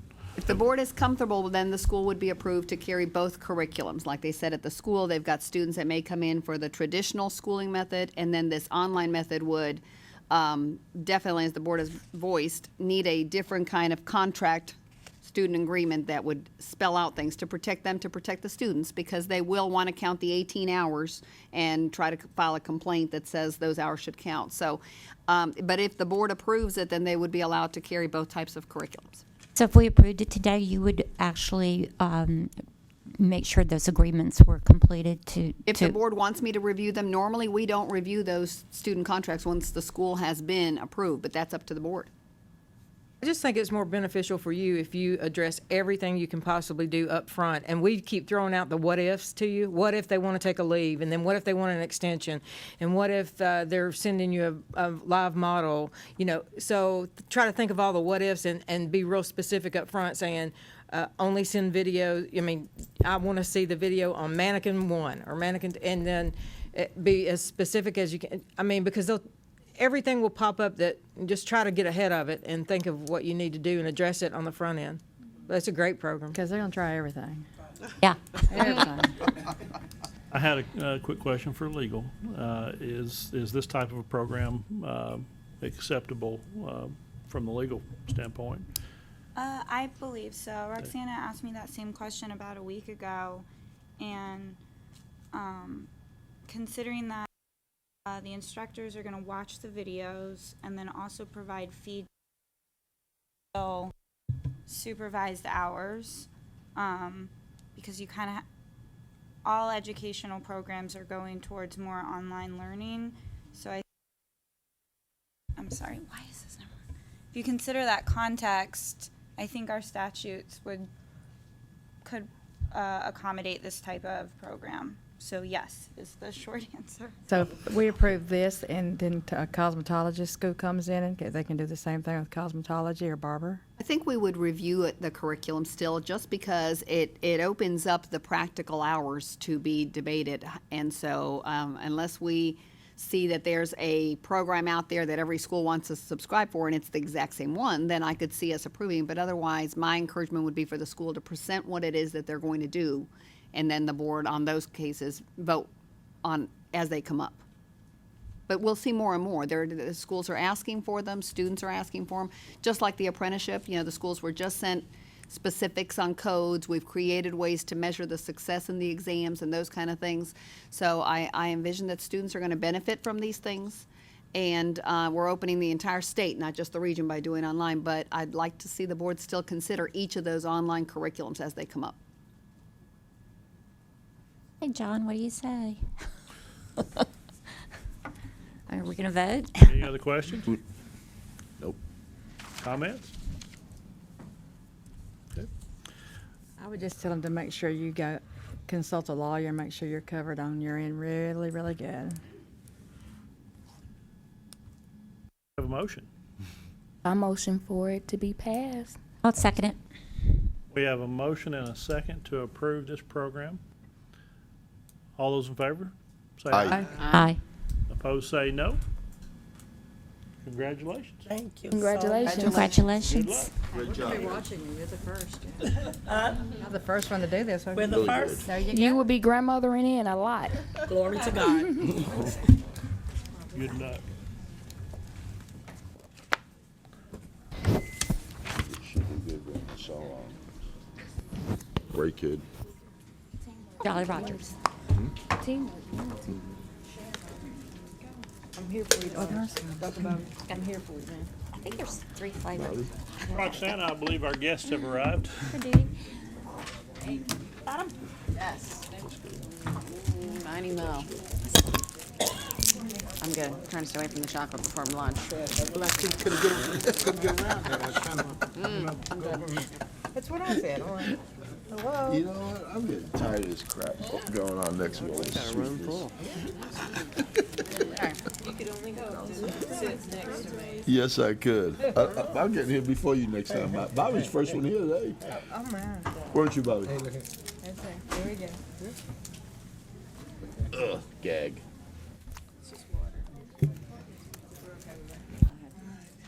Got my book fixed. We'll just go next. Next day, okay. Right about. Okay. We are ready to get back on the record. I believe we do have some students. So, Ms. Hill, are you here? Welcome. I will let you welcome the students from Memphis. Ms. Hill, if you don't mind, we'd like to say thank you for coming down. I know you guys made a long drive this morning. Is all this crowd in the back come with you?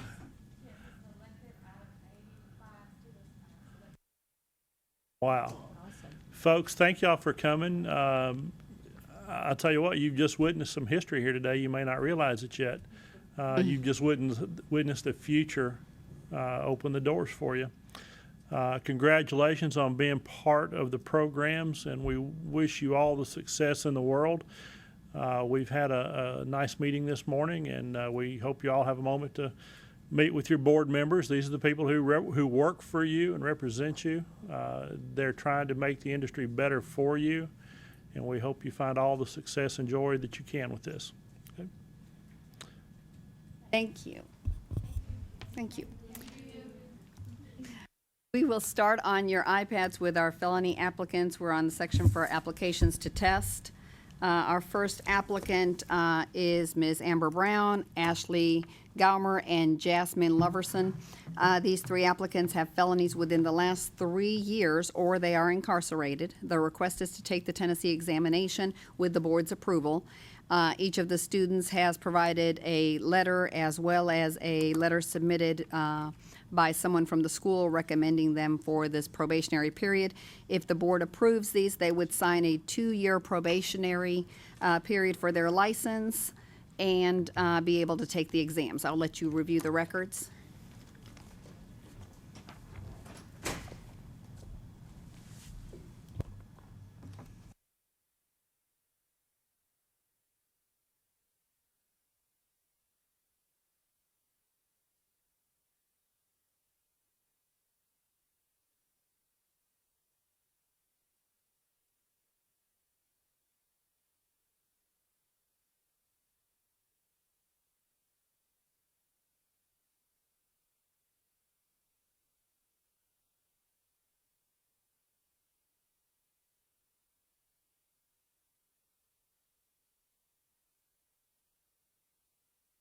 Are we going to take these on a one-by-one, or will they No, be? we normally vote for all three. Now, we have in the past extended the probationary period for a person, so absolutely, if you've got a concern with any of them, we need to separate it.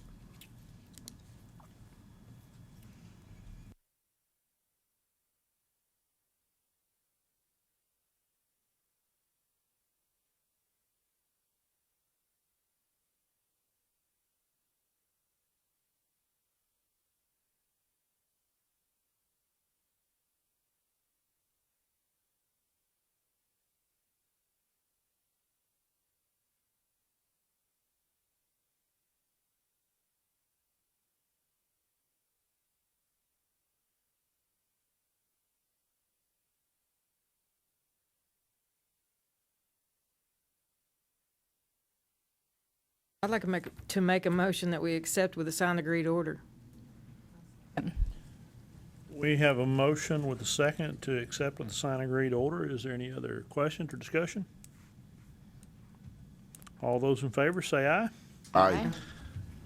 Opposed say no. Motion carries. Next, we have an application for a manicurist license for Ms. Kiai Thai Nguyen. Ms. Nguyen? Ms. Nguyen, come on.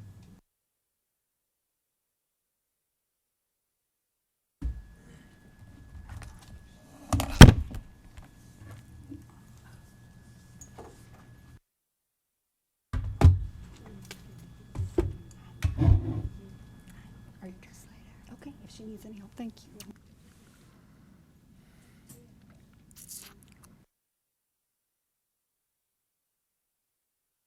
You need to press the red button. Okay. Thank you for waiting. This is a license that Ms. Nguyen surrendered in March 2014. It was obtained by fraudulent means. Since then, she has records from a school in Georgia where she completed 600 hours between November 2014 and May of 2015, and that was after the surrendering of her license. She has passed her practical exam in December in Tennessee and is now requesting consideration by the board for her manicurist license. Ms. Nguyen has an interpreter here with her if the board has any questions due to the language barrier. So I'll turn it over to you if you've got questions. Roxana, on her revocation, was there a stipulation on the amount of time before she appears? It was the 2 years, so was 2 years. she's right there with March. She's waited for it. She's back in the state and anxious to get back into the field. How you doing this morning, Ms. Nguyen? Have you been working in Georgia, or have you been working in Tennessee doing nails since you were here before?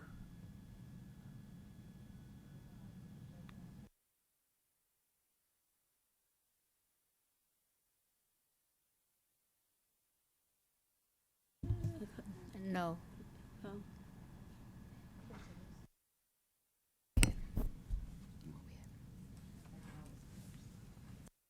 Has she met all the requirements? She has met all the requirements. On your iPads on page 35 is the transcript from a school in Georgia that teaches in the two different languages. They always, if people are moving to Tennessee, they're the school that tend to do the additional hours. I've personally asked about the school several times, so it's in good standing at this point. The core, which is our new database system record, is page 36 and 37, and it explains the surrendering of her case from 2013, a little bit about the notes on the case, and again, she's waited the time frame. She's passed the 2 exams. Make a motion to approve her to get licensed? That's correct. I thought she was wanting to take one of the exams. No? No, she took both. They're taking Tennessee's. The practical is the one that allowed her to, when she finished it, come before the board to ask for her license. She's fulfilled all requests that were Yes. asked of her. Make a motion to reinstate. I second. We have a motion and a second to reinstate. Any other questions? It's not reinstated, it's a new license, sorry. correct? Well, it's going to be considered a reinstatement so that the history comes with her, because that doesn't change, but it would be made back to active, because right now it's a surrendered or revoked license. Other questions? Those in favor say aye. Aye. Motion carries. Give me a second, I just want to make sure that they understand.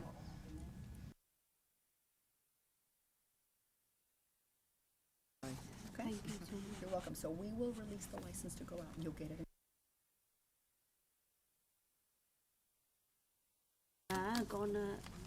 Con nộp á, con thi đậu rồi mà con để đây.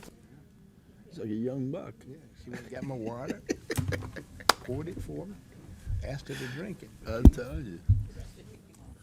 Make sure it ain't vodka. Let me see that. Yeah. Moscow Mule. Congratulations. Okay. You want to thank them, because they approved it. Thank you so much. Good luck. Thank you.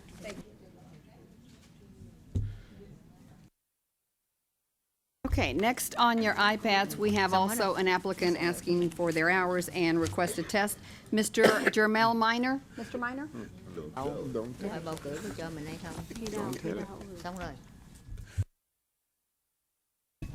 Bye bye. If they have questions, first of all, it's good to meet you. You too. Thank you. Sure that that turns red, okay? Yes, ma'am. Okay, on your iPads, on page 40, you have a letter from Mr. Jermel Minor. I will give you plenty of time to read it.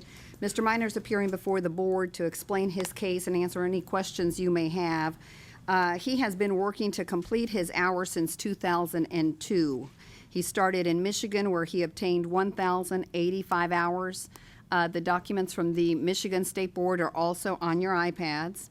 In 2007, he completed 376 hours at Pyramid Beauty School. The board has no proof of these records, but I believe that you do. You've got something from Pyramid? Yes, ma'am. Okay. So we can obtain the records that he has, but otherwise the board doesn't have anything for those hours. He also did over 200 hours at Last Minute Cuts Barber School in 2004 through 2005. He reached the board office to explain the back and forth that he was going through with these hours.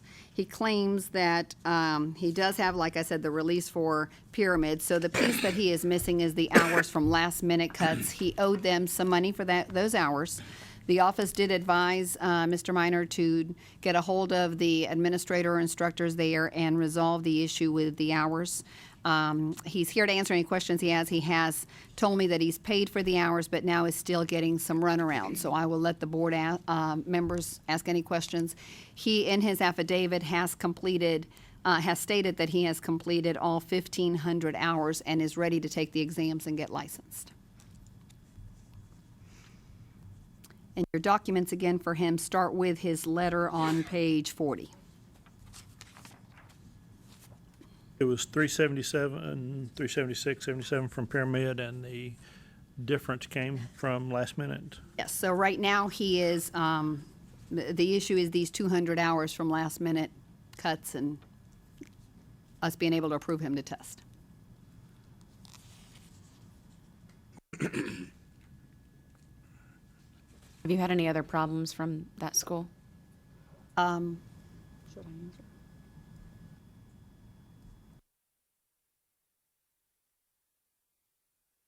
We have cases and litigation at school.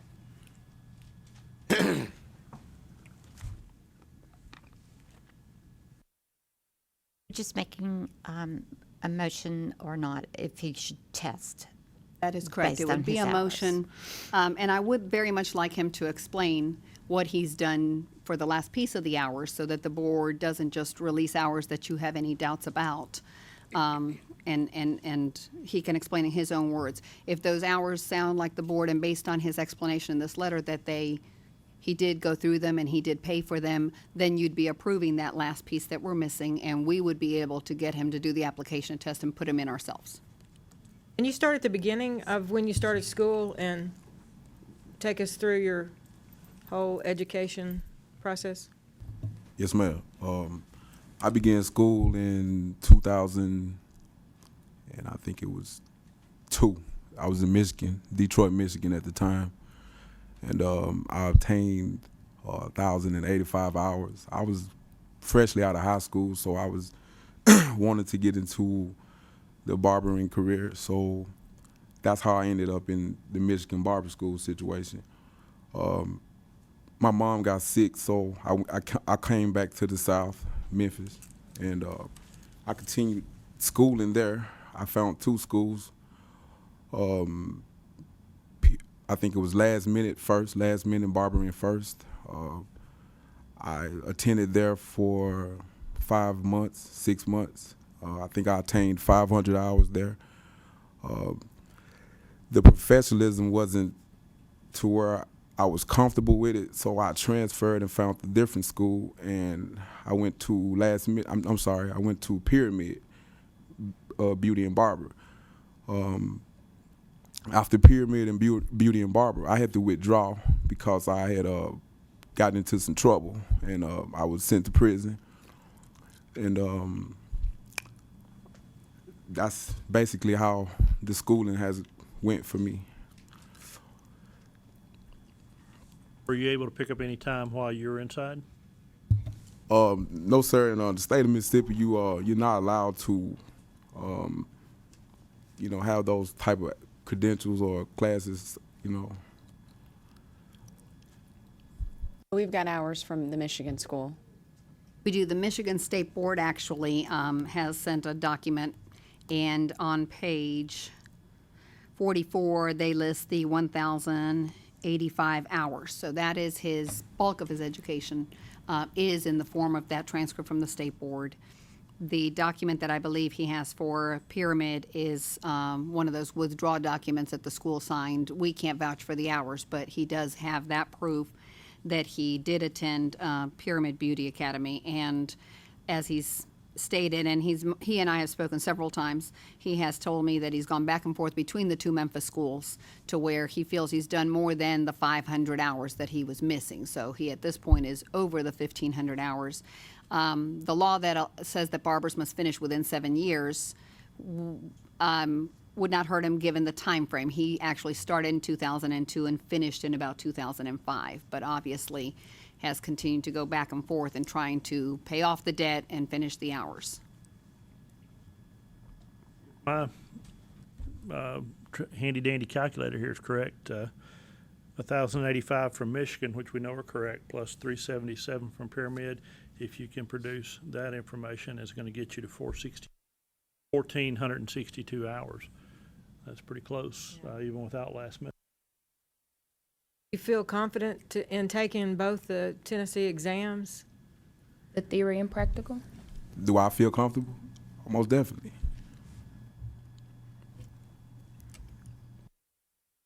You currently working? Yes, ma'am. I'm working as an apprentice in one of my friend's barbershop. I can't actually. I mean, of course, I can't work up under my own self without the proper licensing, so I have to go in as a journeyman. And well, he's just actually giving me a sort of help, while I'm out and to continue on with my profession. So I will say, yes, man, I have a job. In Tennessee, you're working as an apprentice, Yes, ma'am. apprentice? Do we In the have that? barbershop. No, at this moment, it's still not legal for our barbers to work as apprentices. It will be in the near future when the rules exist, but they don't currently exist. So just for clarity, are you actually working as an apprentice on clients, or you are just at the barbershop helping him out by cleaning and just being there? What exactly are you doing? Well, I can't lie. I have cut clients' hair, but I also do a lot of, cleaning, just the other odd things that, he asks me to do around the shop. Just keep you working in off the street. Yes, ma'am. Can I ask you what's the name of the shop? Yes, sir. It's J and J. Sorry? J and J. J&J. Where is Yes, sir. Is that in Nashville or He's probably been in business maybe 5 years. in Nashville or Oh, no, sir. I'm sorry, Memphis. in Memphis? Okay. His letter that we discussed, again, because of the hours that he's sort of short, in his words, he's not because he's finished them, they're not being released, is something that he put together. Laura and I felt that the board needed to see it just because if we may not be releasing additional hours that he didn't do. In his statement, he did, but he's gone through an awful lot at the last school he's talking about.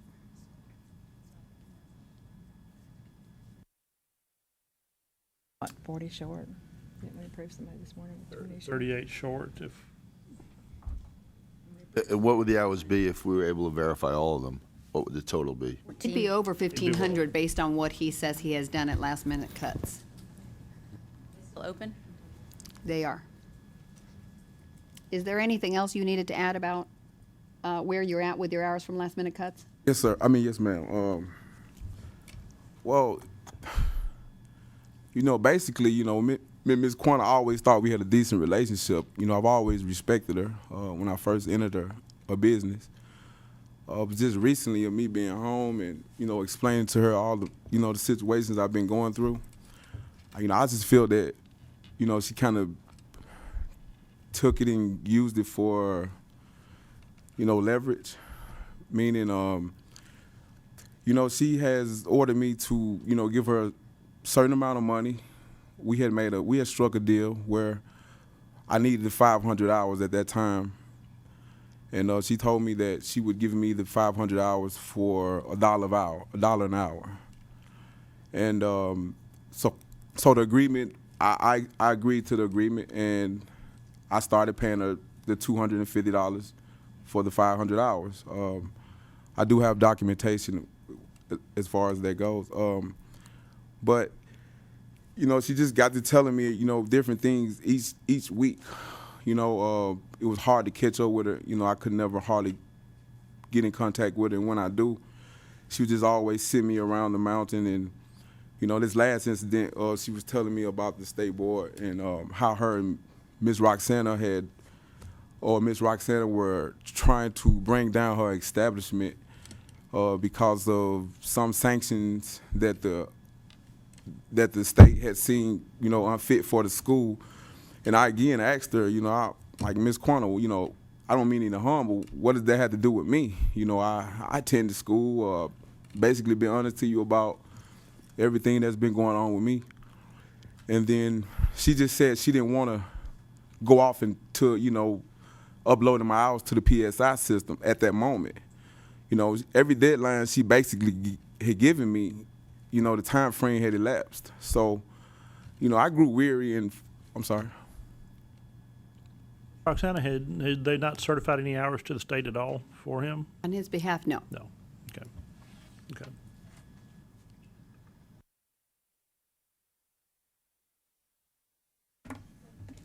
Should be investigated then, But yeah. How many months do you think you attended over there? I attended 500 hours worth of school. I'm going to say at least 5 months.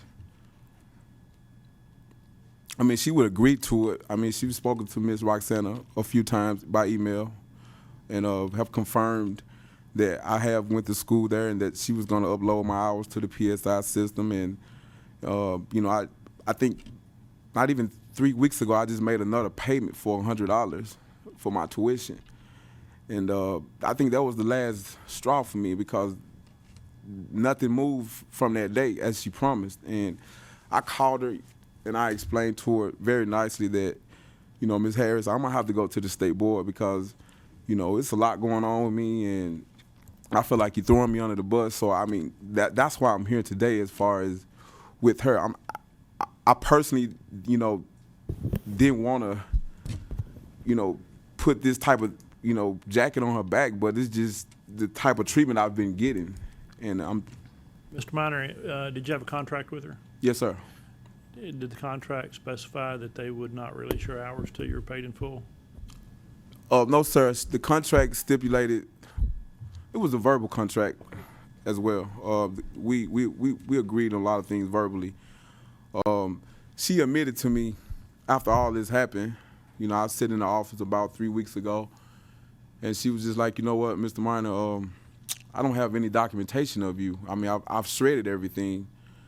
And, you know, it's just been so long. She was just expressing how apologetic she was.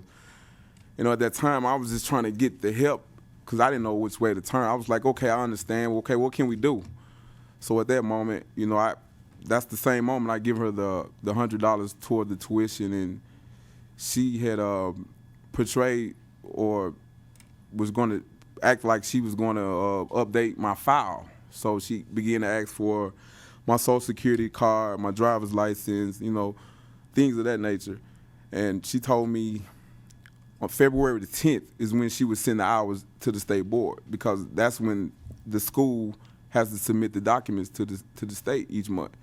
So I was like, okay, Ms. Harris, I can be patient with you. So she said give the state about, you know, 5 days, 2 to 5 days, you know, to get the documents and upload them. So I waited until like maybe the 23rd, and I called the state. As a matter of fact, I called the PSI system first, and they didn't have anything for me. So I kind of panicked, and I called Ms. Roxana, and I explained to her, you know, what I'm explaining to you guys. And I just told her, I'm like, Ms. Quanah, I just can't do it anymore. I mean, you know, nothing is here. And then she got upset with me as if, you know, I had wronged her or disrespected her. And I was like, ma'am, I'm just trying to get to the school. And she was like, I'll just give you your money back. But I'm like, well, what about the agreement? So it just broke down. So what we're trying to do today is approve if he take the testing or not? We would be approving him to take both tests.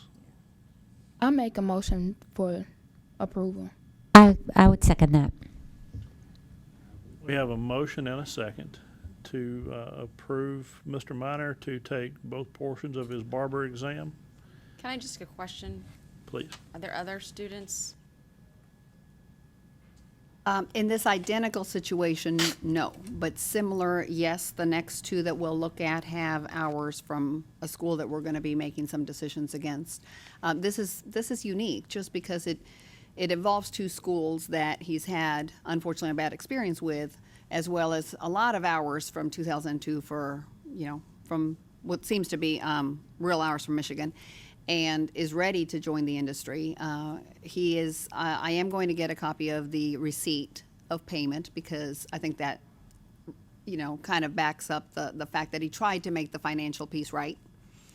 And his letters, the statements on his letter concerns me, as I'm sure it does the board. And so if in fact those hours are all there as he's stating and explaining to you, then he's more than done his 1,500 hours. So he's in a unique situation. I'd just like to say, the back and forth with you and this woman, I mean, we can't get into any of that. We weren't there. We don't know any of it. You could have just easily said, I had this, you know, confusing dispute with this woman. And so, but do you realize that the shop, J&J's that you were talking about, they can be fined for having you as an unlicensed barber in there cutting hair? No, ma'am, I didn't realize that. they can be fined for that.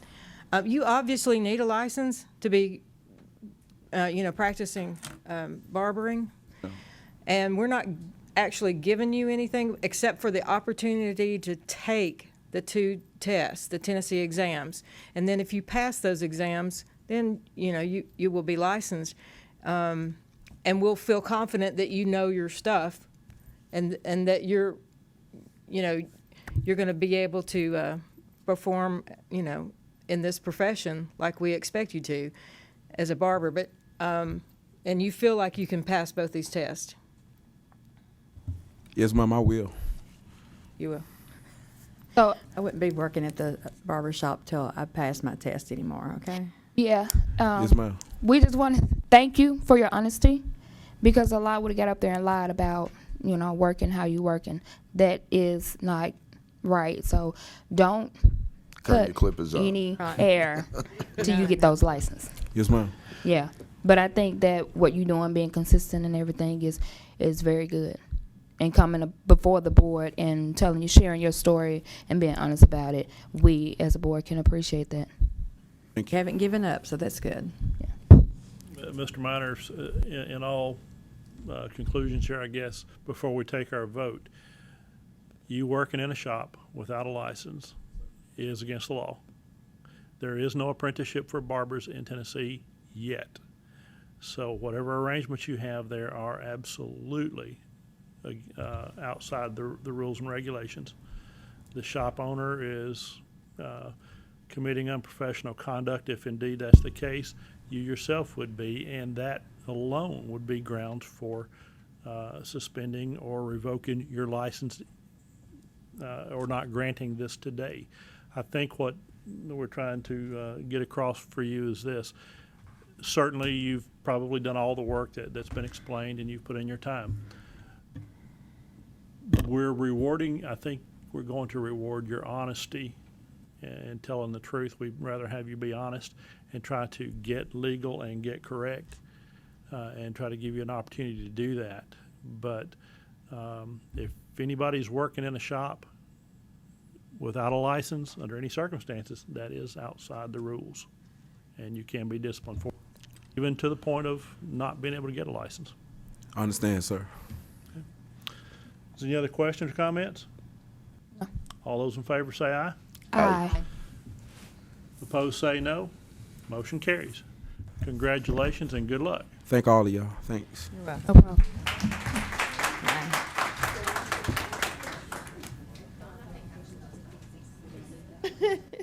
You didn't cry. No. That's what it's at whole word. Ron, we need some tears. Where's my tissues? Maybe I'll break out of here. Got Anita all upset over there. Are you crying? Right, good job. We're trying Actually, to I get like somebody what to you cry. Ron is. Good job. Okay. When a dude said.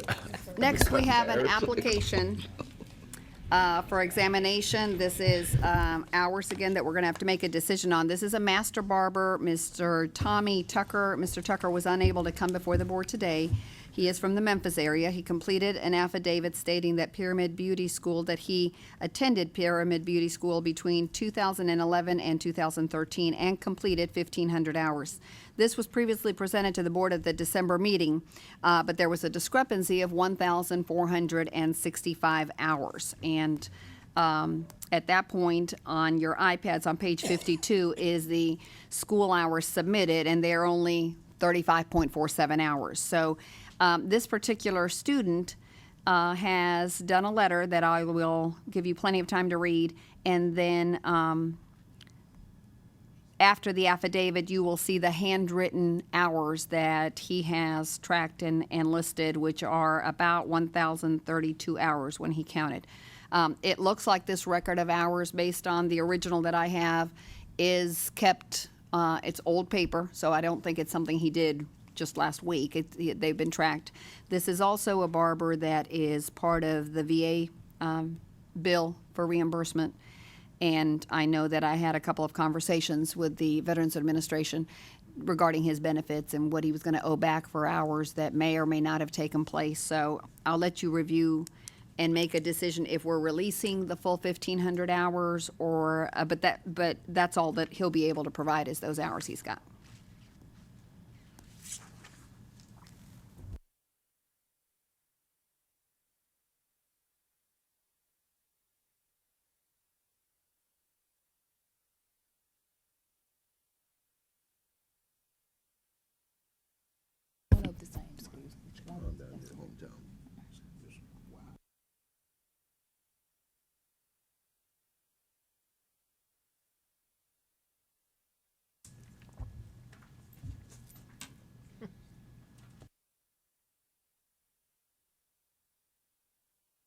So does Mr. Tucker have any proof of any hours?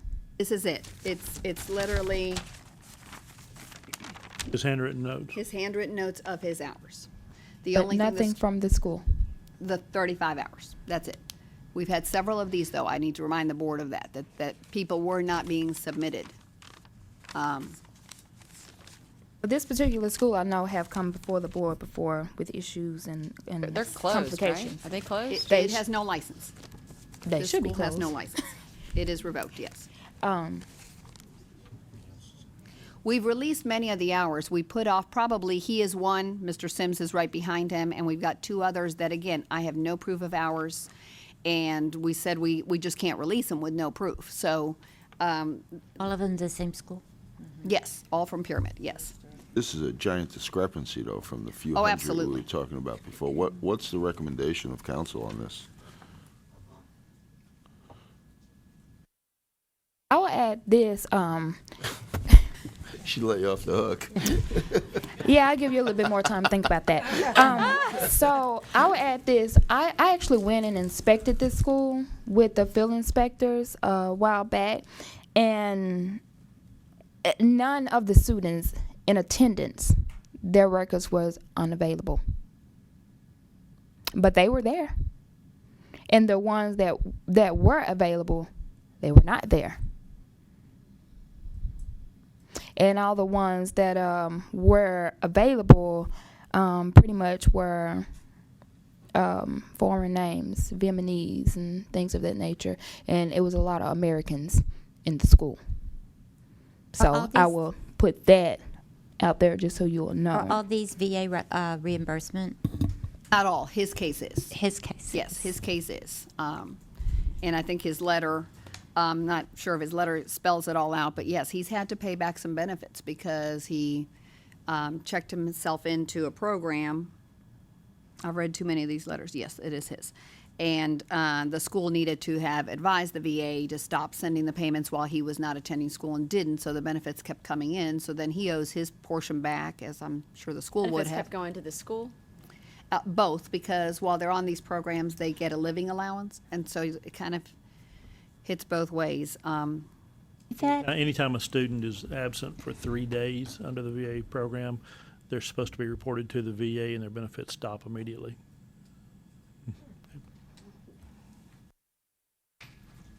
That was that school when you went into it? Did they have instructors in there? Did they? Well, no, they did not have an instructor. They had a junior, air quotes, junior instructor there that she pulled from the classroom. And when I say pulled from the classroom, the student was actually sitting in a desk with the majority of the students, and no one was in the front instructing. And she instructed the student to come and instruct because the instructor was out for lunch. I have a brief experience with that neighborhood and that school, and most of the students were outside smoking. I mean, I can't imagine anybody in the school. It was just, it was like a mob. It was maybe 10 to 15 students in the school, and the junior instructor that she pulled from the classroom, it was a language barrier there as well. I'd like to hear from Laura. What exactly are you asking me? I guess. Your opinion? Do you think these What hours would you are do if you were legitimate? us? No, I'm asking what your recommendation is under this I mean, he's situation. essentially asking for his entire 1,500 hours. Well, the bottom of, and I'll cut in for Laura for a second if I could, the bottom of page 55, total hours 1,032 plus whatever is his note, and it does continue with them thanking us. I think the whole 1,500 hours is hard to do. It's not the first allegations where the school didn't track hours at all. We've seen it from a 2010 student, so we've seen it again and again. He was heartbroken to not be able to come. Obviously, as those of you that drive from Memphis know, it's not an easy drive, and it generally means that you do have to stay overnight, and it incurs an expense. So I knew that he wasn't going to be able to.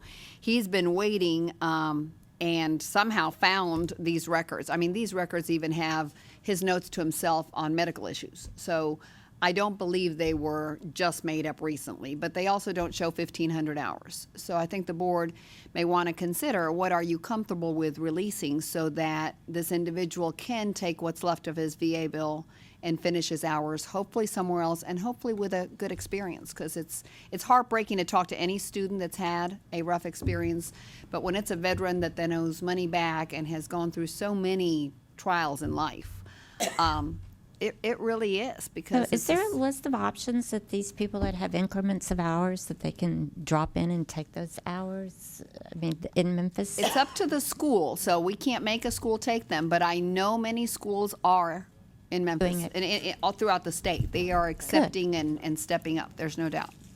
On May 1st, I assume this is 2013, that was the last year I saw. On May 1st, it looks like on page 56, he has 641 and a half hours. And then on May 7th, he has, again, I'm assuming this is a total 786 hours.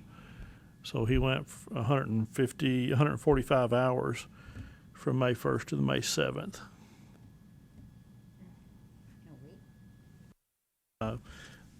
That's what he's got on here.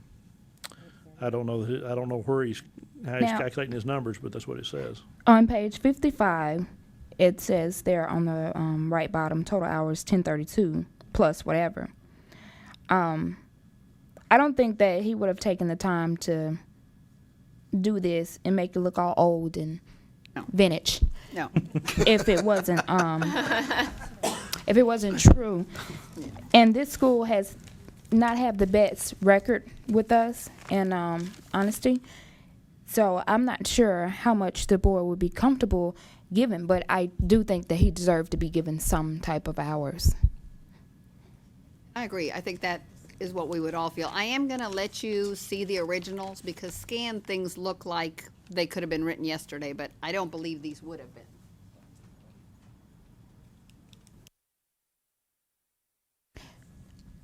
Thank God for old school paper.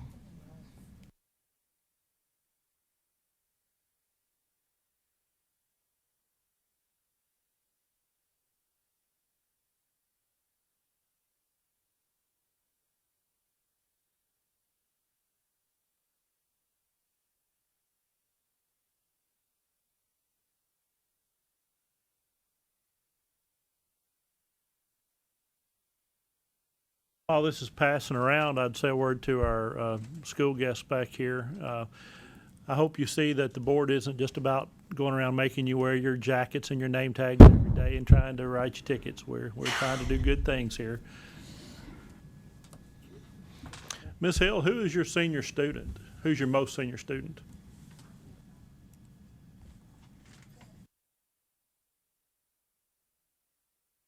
Aren't they cute? Ready.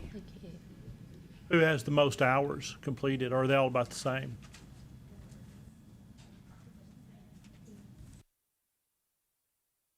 Who's keeping up with their own hours? Recording them. Y'all see this case before you.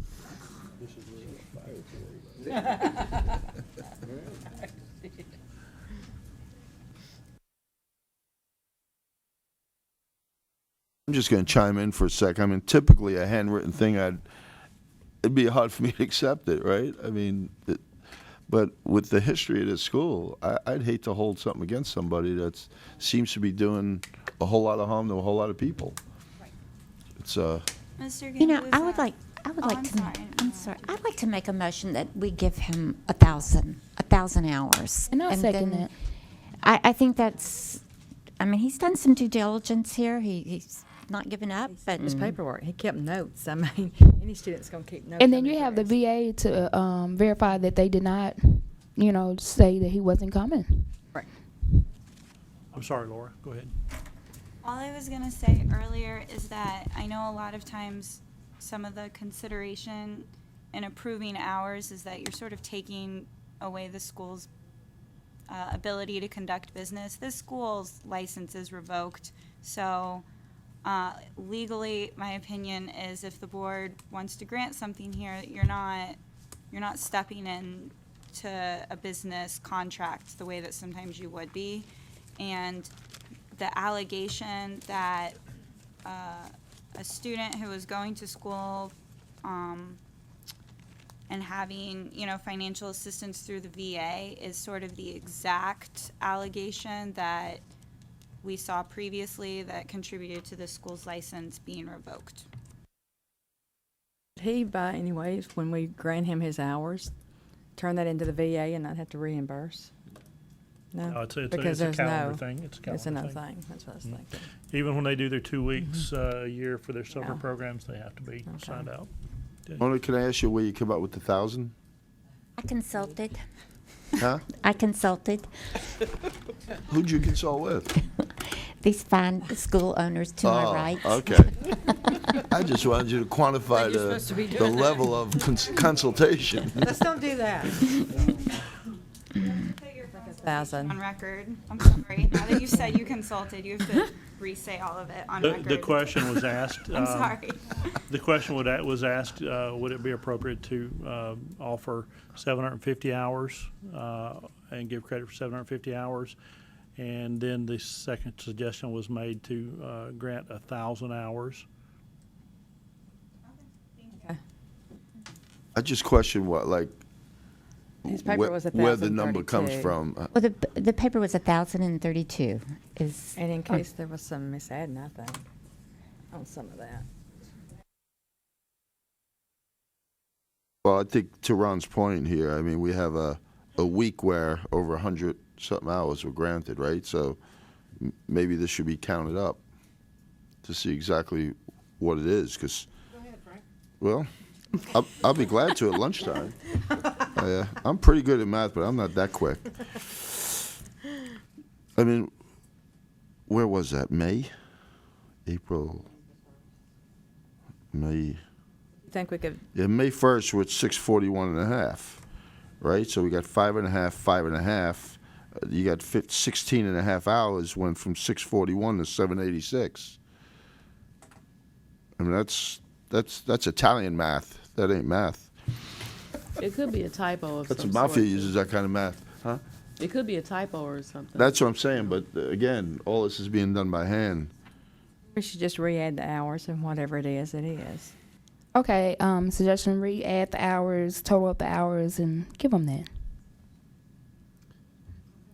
And that's why I asked the question where you got the number from. If it says 1,032, and we're granting that this is a legitimate situation based on like a school that's not doing its job, I'd hate to cut the guy 100 hours or 150 hours just because. You know? I agree. You know, so. So you amended your motion? Okay, so the motion. Let's amend the motion to recalculating the hours and awarding him those hours that he actually is claiming. Second that. I'll second that. Perfect. Discussion? All those in favor say aye. Aye. Aye. Aye. Oh, I'm sorry. I guess, Sweating about this situation or just sweating? yeah, I mean, we're taking somebody's word for it, and I guess we're taking his word for it because of the school situation. Well, he also says, Nina, on his affidavit that he has 1,500 hours. But he's got to pass the test, don't he? But, yes. Both of But them. the records, whatever they tally up the Okay, so sheets to be. So we're just approving his hours and allowing him to test?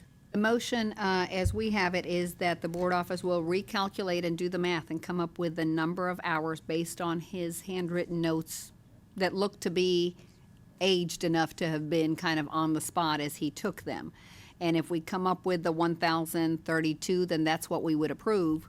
If it ends up that when we add these, they're more than that, I mean, it looks like periodically he has subtotals, because I can see those 641, 786. So I don't think it's that far off from the 1,000, but we will recalculate them, and the board office would release whatever that number is, as long as it's not, ridiculous. And when we do the math, it looks like he has 1,800.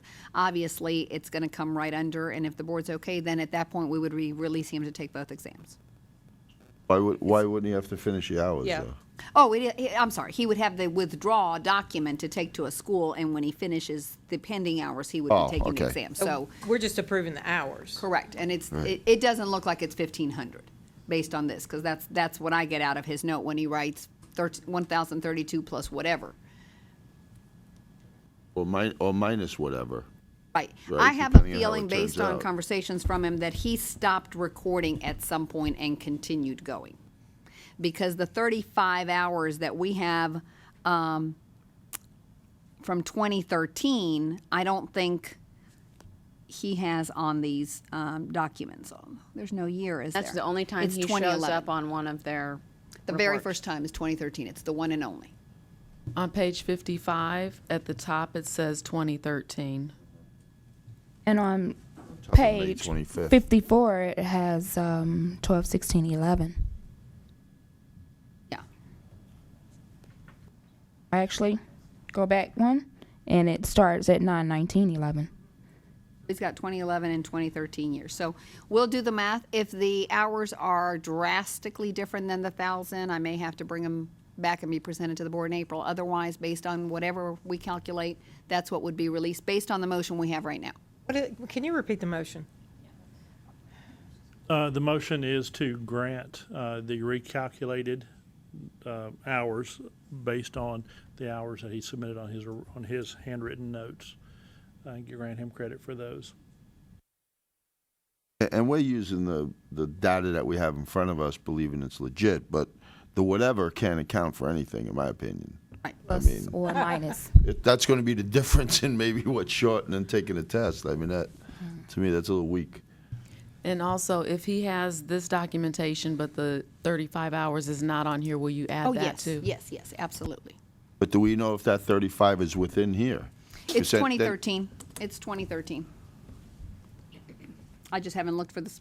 It would be January of 2013, and if he has hours for January 2013, and I don't think he does. He does not. 2013 starts in March. 2013 starts in February. February 1st, according to this. Page 54. This would have been a really good one to have appear before the board, because he could tell a little more of his story, Person? which I'd like to hear, but. You okay, want go to wait till next month No. and hear him? No. I don't- Because Go ahead and vote. I think think that's that a would pretty be good good. point, because I think hearing the last gentleman's in person was a lot different than just evaluating an equation on paper. I think there was some things said that you could. We said it was his honesty, right? Well, that's only because he was in front of us. Right. Is what carried a lot of weight. And the issue, I think for our Middle Tennessee residents, it's much easier for them to come in person, because it's just the drive, the parking, sometimes one day lost out of work.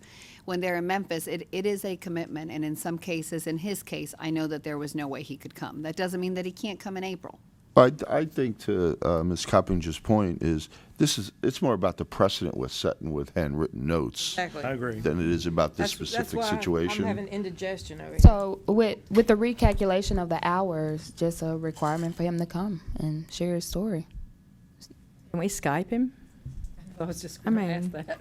FaceTime him or Skype him? We could conference We could- call him yeah, in we and could ask do him to that. be on the phone. Yes, the system Yeah. definitely has that capability. But guys, seriously though, if you're looking to there's something this serious in your career to get licensed so you can be a professional career person, I do realize Memphis is far away, but I don't think it's that much of a barrier to not figure out how to be able to get here when it has to do with you having a career or not.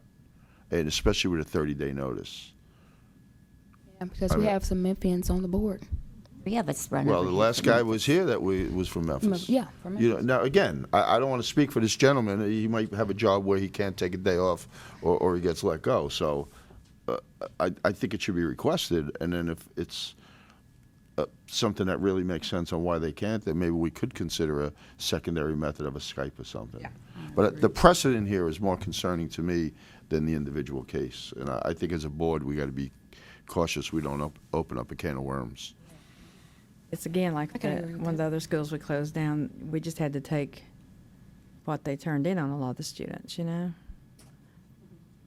And then a lot of the students got lost. I've got some at my school that lost a lot of hours because their hours weren't turned in, but they didn't have any documentation. Are we doing a new vote? Well, Or new motion? we need to kind of corral this horse for just a second. Parliamentary procedure, we're in the middle of a vote. So, already called for the ayes. The ayes have voted. It was not a roll call. I call for the nays, then the vote will stand at whatever the ultimate outcome is.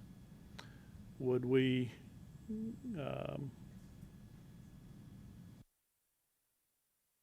Laura, parliamentary procedure, Robert's rules, is there a way to stop in the Already middle? vote on the original motion that Mona made? We had called for the Amended ayes, motion. and we Yeah. had I was we trying to had put the brakes on it. something. Mr. Gambusa, you were the second motion I to did it, right? second it. And it sounds to me like you're changing your opinion. I am changing my opinion. Can I withdraw?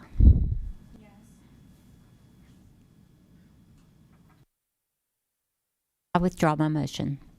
Withdraw your second. Yes. Then we have no motion on the floor, are we correct? Very well.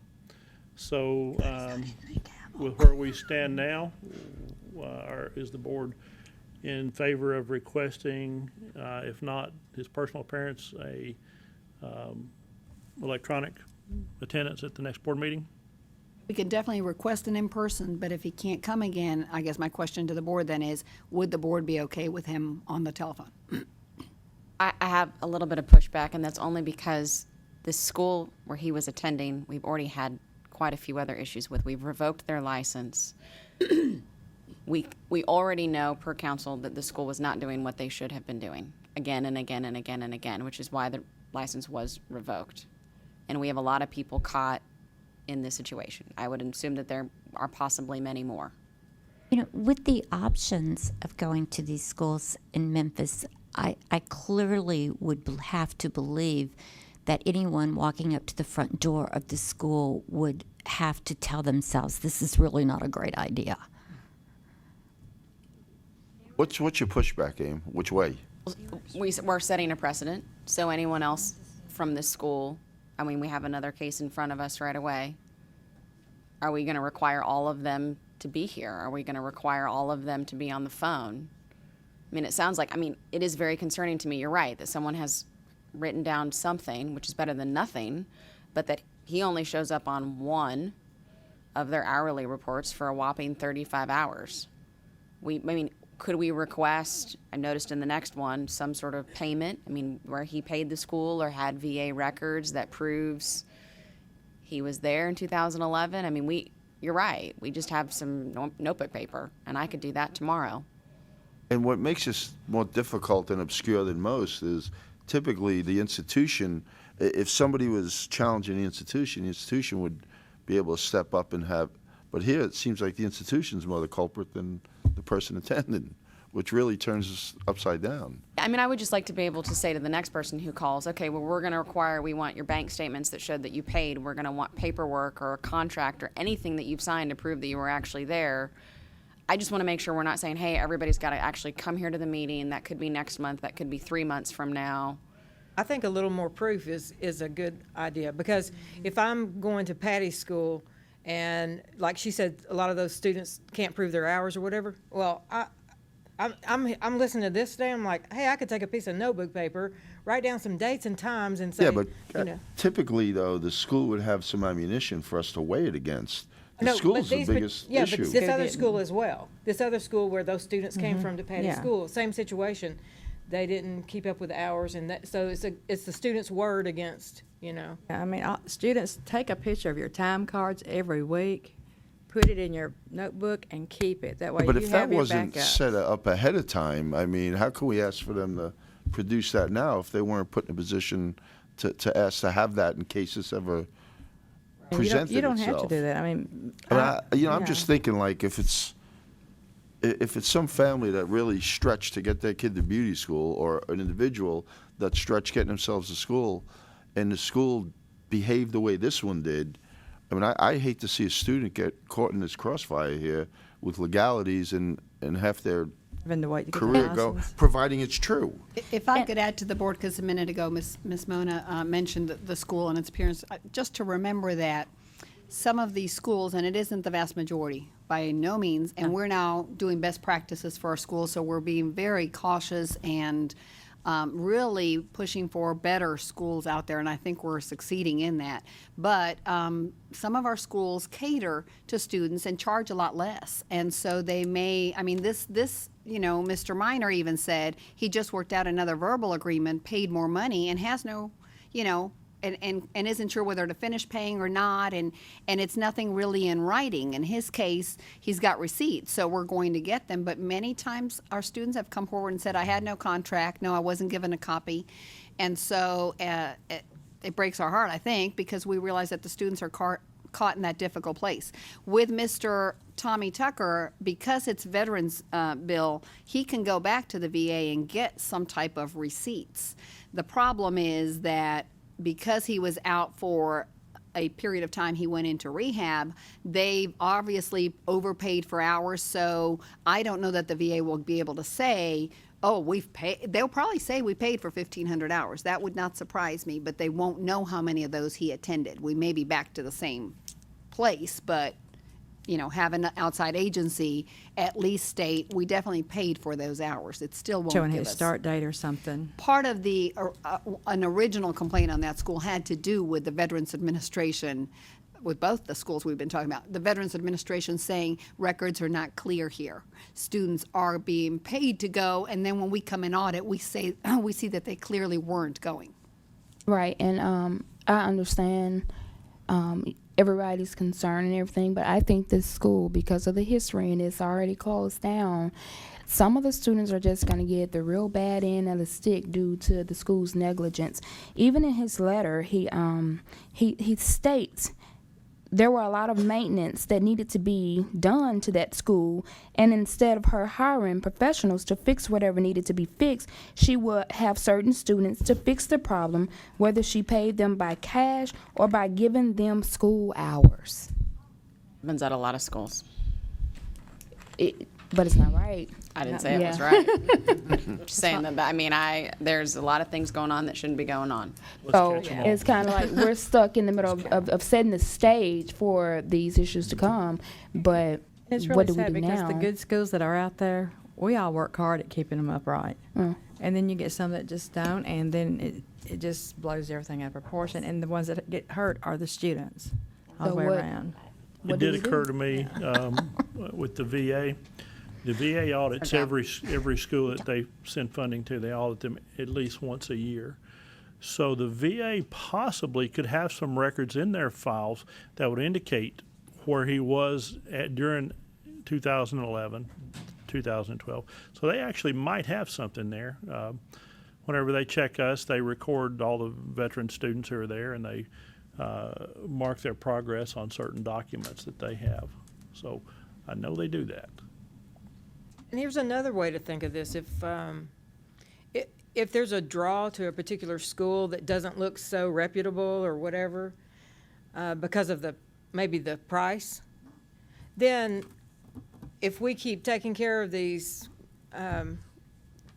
students that are going to these schools, then nobody's going to even care that, I'll just go to this school, it's cheaper. And then, in the past, the board has taken students' word for it that I had these hours, even though this school is a big mess and all this stuff. I mean, so it puts a little more responsibility on the student that they need to be sure and pick a reputable school and make sure that everything looks okay, and things that like were happening at this school aren't happening. I mean, you know, looks like a duck, walks like a duck. It might be a duck.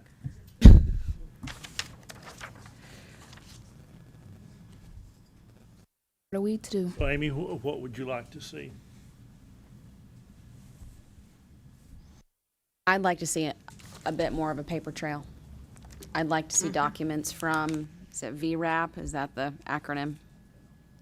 Something that he has access to copies where paperwork was submitted to them. I'm assuming he can't get it from the school, so it would need to come from them. That we could at least have an acknowledgement that he signed up and they started sending funds in 2011. I agree with you, Roxana, that the Veterans Association kept sending money because they have no idea whether or not someone is actually attending. So I think we use that information to balance with what he's provided on his notebook paper. I don't think it hurts him to appear. Always, always. I mean, and that would be always a recommendation of anyone who's looking for something like this, Nina, absolutely. So the board will ask him to appear, either personally or electronically. I think what I'm hearing is a motion for additional paperwork, which he can himself request from the Veterans Administration, because I don't know if I think if we really put something right, they'd release it to us, but they definitely would release it to him, because it's his benefit. And then appear in person for the next April meeting to be able to answer any questions. Yes. I mean, we've had those before where someone provides a check, a voided check, or the check that they paid, a copy of it. I mean, at least they says, we've been paying this institution money, and they have not been doing their job. I think that's very helpful to have those dates and documents. With the veterans, what we're probably going to find out, and of course every case is different, but normally they will pay for that student's tuition in advance at the beginning of the program, and it is drawn down from an escrow type account each month. The documentations we might expect to see from the VA are that they did in fact pay the tuition, whenever that might be, but whenever they did their yearly audits, was he still on the records that they physically come in and they review the records for them. So they will have some notation that he was there, they've checked his attendance, because they check to see what ratio of attendance that student has at a given time, and then if the student has not been there according to their requirements, ultimately the VA will catch it, and I think that's kind of what happened here. They'll have some notations. I don't know to what extent it'll be. Right. With that said, would you trust the information that was given to them from a school that's behaving like this? Frank, all I'll say is that when that inspector comes in to our office and they sit down, they open the student's file and they look at, I want to see his time cards, I want to see whatever grades, they want to see a transcript up to date at that point. And if it's not there, then the VA inspector will actually ding the school at the time. So if they weren't getting caught by the inspector at that stage, you know, they'd get missed occasionally, I guess. But the inspector actually shows up at the school inspector and verifies attendance, or they come in and they'll want to see your backup systems. You know, this is your timesheet, this is your redundant system, things like that. They will ask you current up-to-date transcript, of which they make a photocopy and take with them. So they may have something of that have nature. a whole lot more than. That's really good. I mean, that makes sense. It's their money. I mean, they're paying. Especially if they already paid for it. Yeah. Now, here's where he could potentially fall through the crack, is that if you have a school with 10 VA students, they're going to check all 10. If you have a school with 75 VA students, they may check 23 of them or 10 or some other ratio. It's based on the have been one that got looked at or not. So that could be the case. They should just start looking anyway.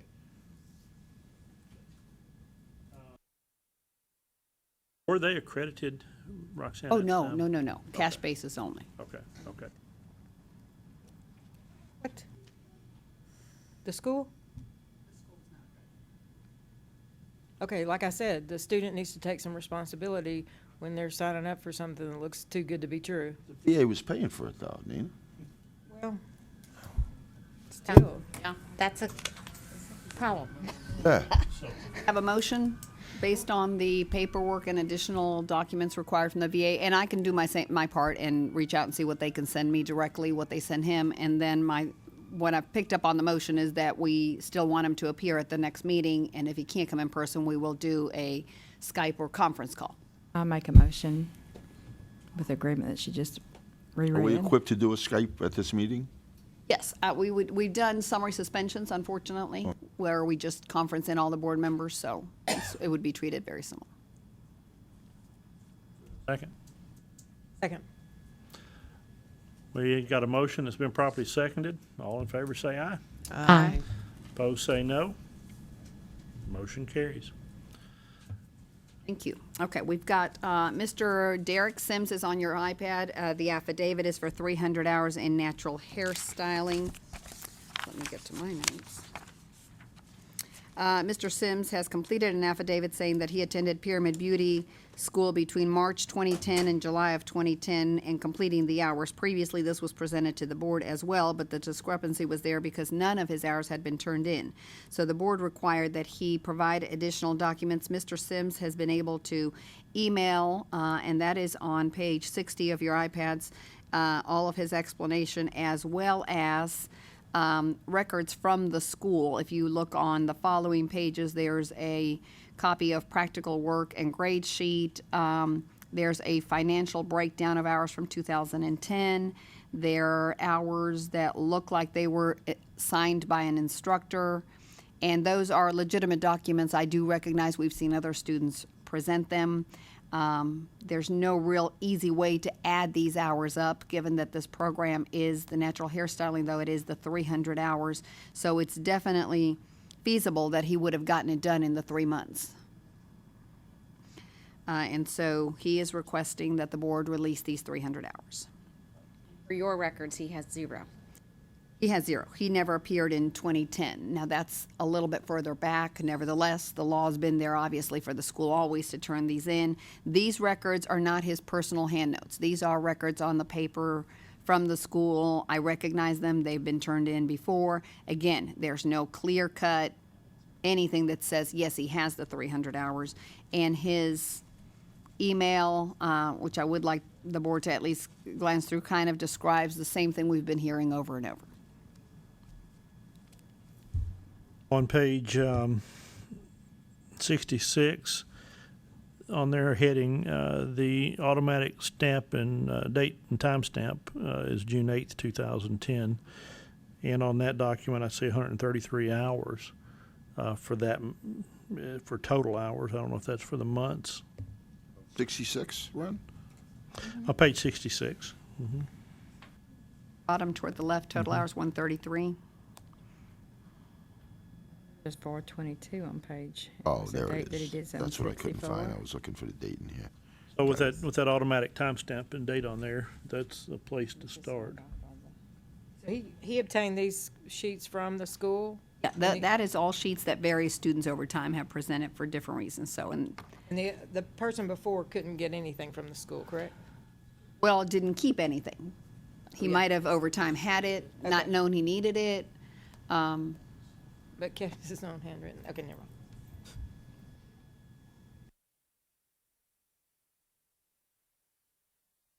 May the That's 18th, it stamped, doesn't yeah. tell us a It's just number that I stamped can then. see. No, but it's just stamped then. School owner wanting to try to get reopened in any shape or form? Yeah? Under different management, under a different ownership. We discussed that in the last board meeting, which is a family member. Yes, deja vu.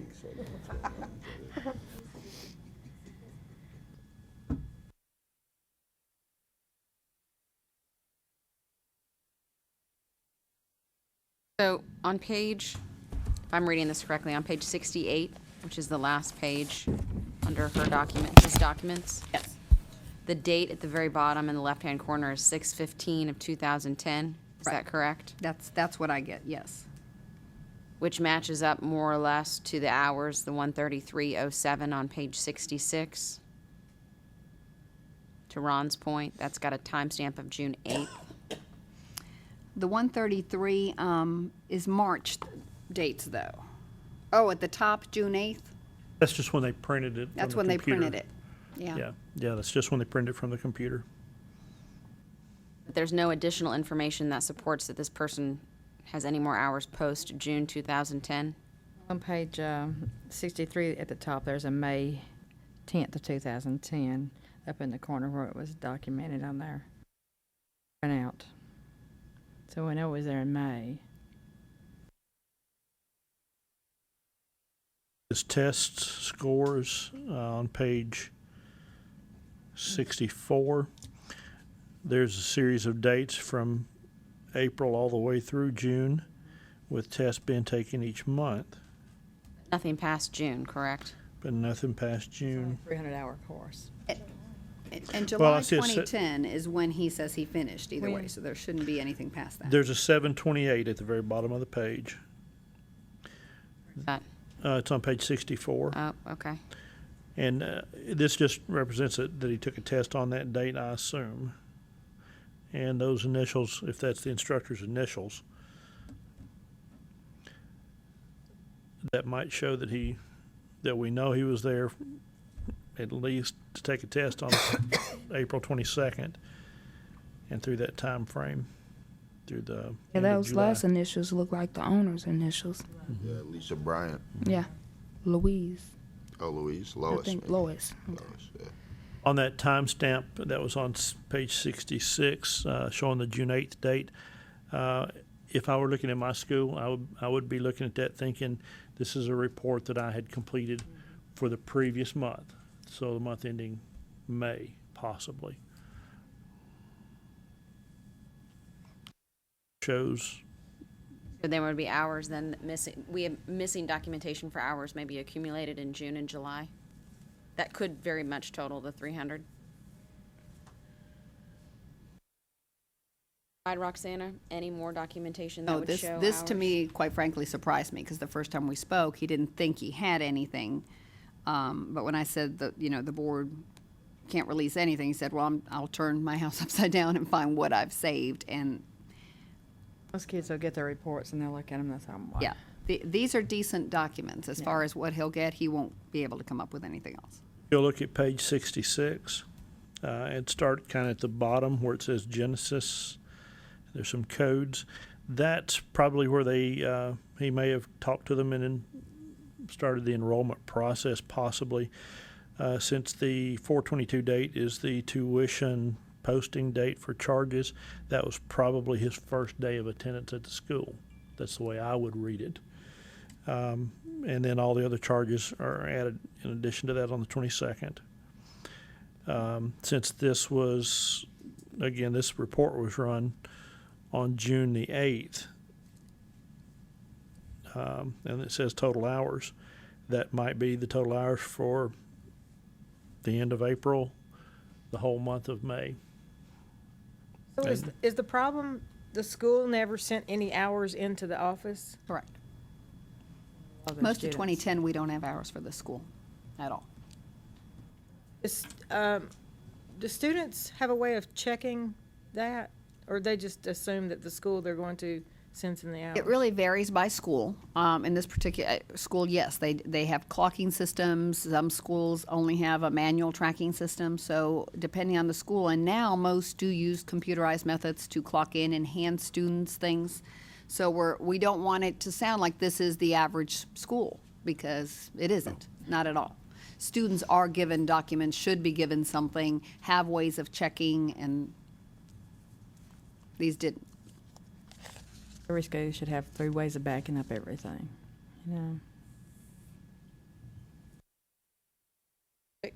I see one difference in this one and the one before, that he has documents from the school. Side with each other. So I would feel comfortable with accepting his. Is that a motion? How many hours? 300. Okay. I second.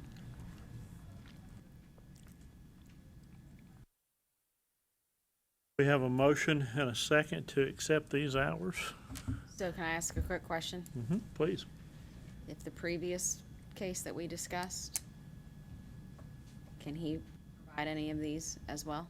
He has nothing from the school, that I know. He has nothing. That I know. But the Veterans Administration's documents could help him immensely. So Yeah, that's what the we're hope. Going after. Let me ask Patty, if someone came to your school,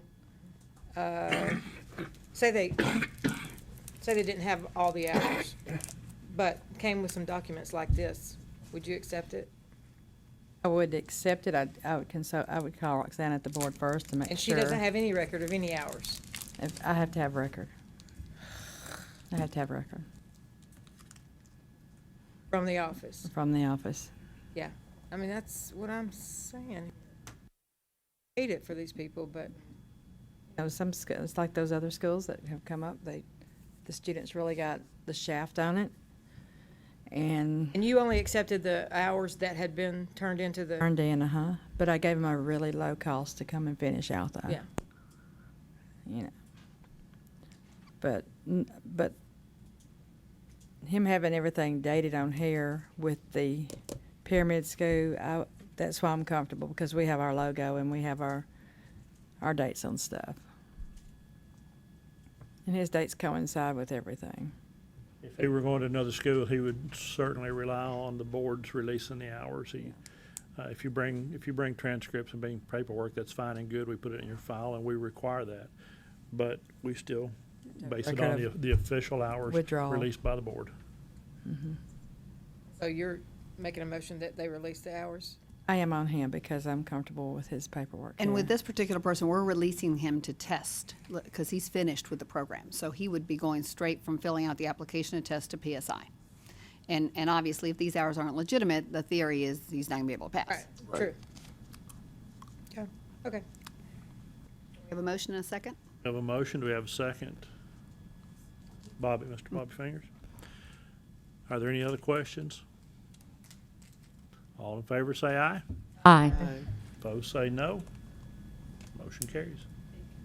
We have two more applicants appearing that have waited patiently. If the board's okay with hearing them, then we can make a decision on whether we take a quick break or we do a lunch. The board meeting doesn't have that much more to go, but, okay. So we have next a request for permission to take the PSI theory examination verbally and possibly additional consideration. This is for Ms. Jita Ashkazari. Ms. Jita? I'm going to abstain because I talked to her in my office, okay? Thank you, yes. So I'm going to get them situated. Give me just a minute. Thank you very much. Just make sure that that's on red. Okay, let me give them a quick brief. Thank you. So on your iPads, you have the faxed information, and before you is Lisa. Lisa is Ms. Ashkazari's mom. She has presented plenty of documents for your review. These are from a physician, psychologist, evaluations of her daughter. And I did explain that PSI does a great job accommodating for the exams, but obviously the typical accommodation may not be perfect in their situation. So I asked her to appear before the board so she could explain the unique situation and how she envisions the test to be able to be given to her daughter so that she can succeed. She has finished her hours, correct? So all her hours are there. You've got at the end of these documents, I'm going to try to give you the last one so you can jump to it. The documents go all the way to page 89 on your iPads and include a couple of the school's documents that you can review or ask her any questions that you've got. We would be making, I guess, a determination on what to recommend to PSI so that, because they don't have her in person, they can see how to customize this exam. Thank you. Thank you for coming in today, and thank you for being so patient and waiting. I know we took a little time for you. We'd like to thank the chairman, ladies and gentlemen, for giving us the opportunity to be here and to hear us. My name is Laura Ashkazari, and I have a legal document that I am her legal guardian. This is why I am presented for her. This is my beautiful oldest daughter. I will give you a brief history of her life, Catherine is an epileptic with several mental health problems that had been and are under medical supervision. Catherine's life has been very hard. There were days that she had 89 seizures from 6 months of age until almost 3 years. She lived in the hospital because of the amount of seizures that she had.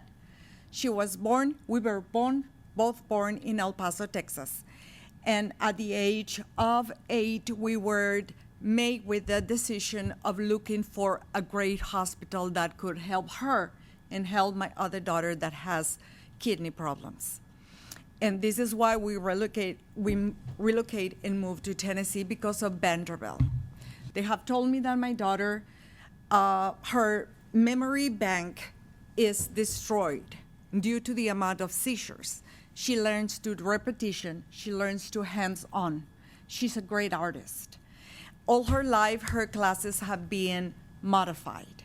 She has been in special ed, and I have been the #1 advocate for her and for everyone. I am a retired teacher, taught from pre-kinder up to college at MTSU. I had to work 2-3 different schools in order to get enough insurance to be able to give her physical therapy, occupational therapy, gross motor therapy, and speech therapy. They have told me she was never going to be able to do anything in her life, and I proved them wrong. We attended college together. We went to MTSU, and she got a certificate. I got an art degree in potteries and ceramics, and my teacher was able to make some recommendations. So instead of me doing the tests in oral, he did tests in practical, and I got exams of that.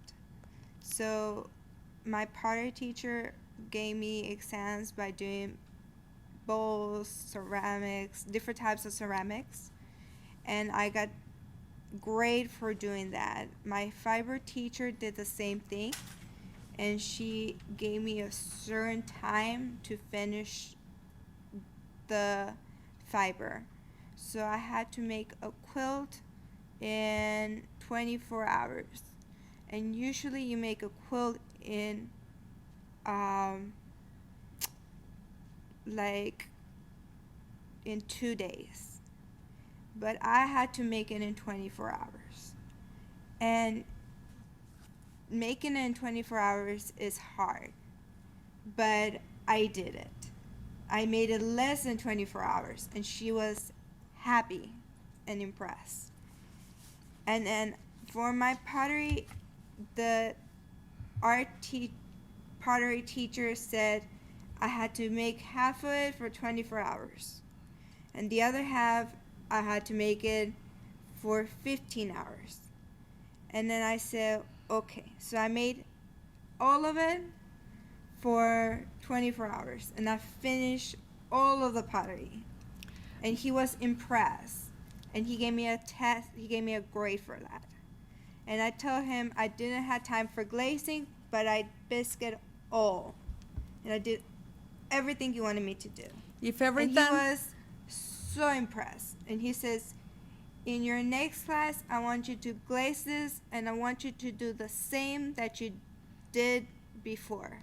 If everything had been going right, then we were not going to be here. She was going to continue with her degree in art, in ceramics and textiles. One night she was walking to check the kiln. She had a seizure, and by accident, she hit herself on a glass. Where on the other side of the glass, there was a gentleman building a pottery, and while he was working with this thing, a huge pottery, Gita fell. He got scared, and he destroyed his art. He came outside and beat my daughter. My daughter went to the hospital with broken ribs, and she was terrified of continuing school. So we came back. I was to homeschooled. The teacher from the pottery came to my house, and he teach me the schoolwork so I can pass my exam. So, in order to bring this briefly, she was terrified. All these memories of her attack were coming back, so her psychologist suggested for her to go on another field. In art, styling hair, cosmetology is an art. Coloring hair. We attended the beauty school. And I said we attended because I was part of that. But in the beauty school, they did not allow me to take classes with her, even if I wanted to pay. So, but I was very involved in the education. I submitted a paper, and I'm sure you all have it, of a letter that I wrote to the Beauty Institute of, because of her disability, they were taking advantage of her, and they were having her, if you look at the, I don't know if you have this paper where I wrote a letter to the director of the beauty school, and they were making her do manicures and pedicures because sometimes she gets these disconnecting petit mole seizures. So they were taking advantage. I went and talked to them. They decided that they were going to give her a, they told me that actually cosmetology schools do not teach epilepsy. Do not help. They don't have a curriculum to guide students with the problems that my daughter has. If you look at her profile, at the testing of her psychological evaluations and her IQ, you can understand that a comprehensive exam, it is very hard for her. She finished school 1,500 hours. Go ahead, Yes. Mr. Excuse me just a moment. Roxana, Yes. her request is for, Her request is for consideration of our typical exams. And so I believe the documents before you and her explanations is probably what the board needed to hear. Now you need to consider if, one, the theory exam, which is a mandatory exam, can, or the board desires to wish it, or waive it, or consider it, or request for PSI to do it orally, and we discussed that option. If they do test her orally, would that be something that, in her situation, she'd be able to take? Or go straight to the practical? Would she be able to take the written exam if they give it orally? She took the written exam, But I failed it. but she failed it because the way that Because I don't understand when I read. But what if someone read it to you? well, this time that she's being prepared in sheer perfection, you have a letter from her teacher. Yes. If someone reads it to me, they had to explain what they read to me. Because the teacher who reads to me the exams, she explains the question. Some of the Some of vocabulary. the vocabulary, I don't understand what the word means. So So my teacher, she reads the exam and what the word means. She tells me what the word means, and it clicks to me. And she doesn't tell me the answer or the question. I'll tell her what this word means, and she tells me the meaning of the word, thank you. and that's when I have it. she had passed all the tests in all the chapters for the second time. Now Roxana, with sheer perfection.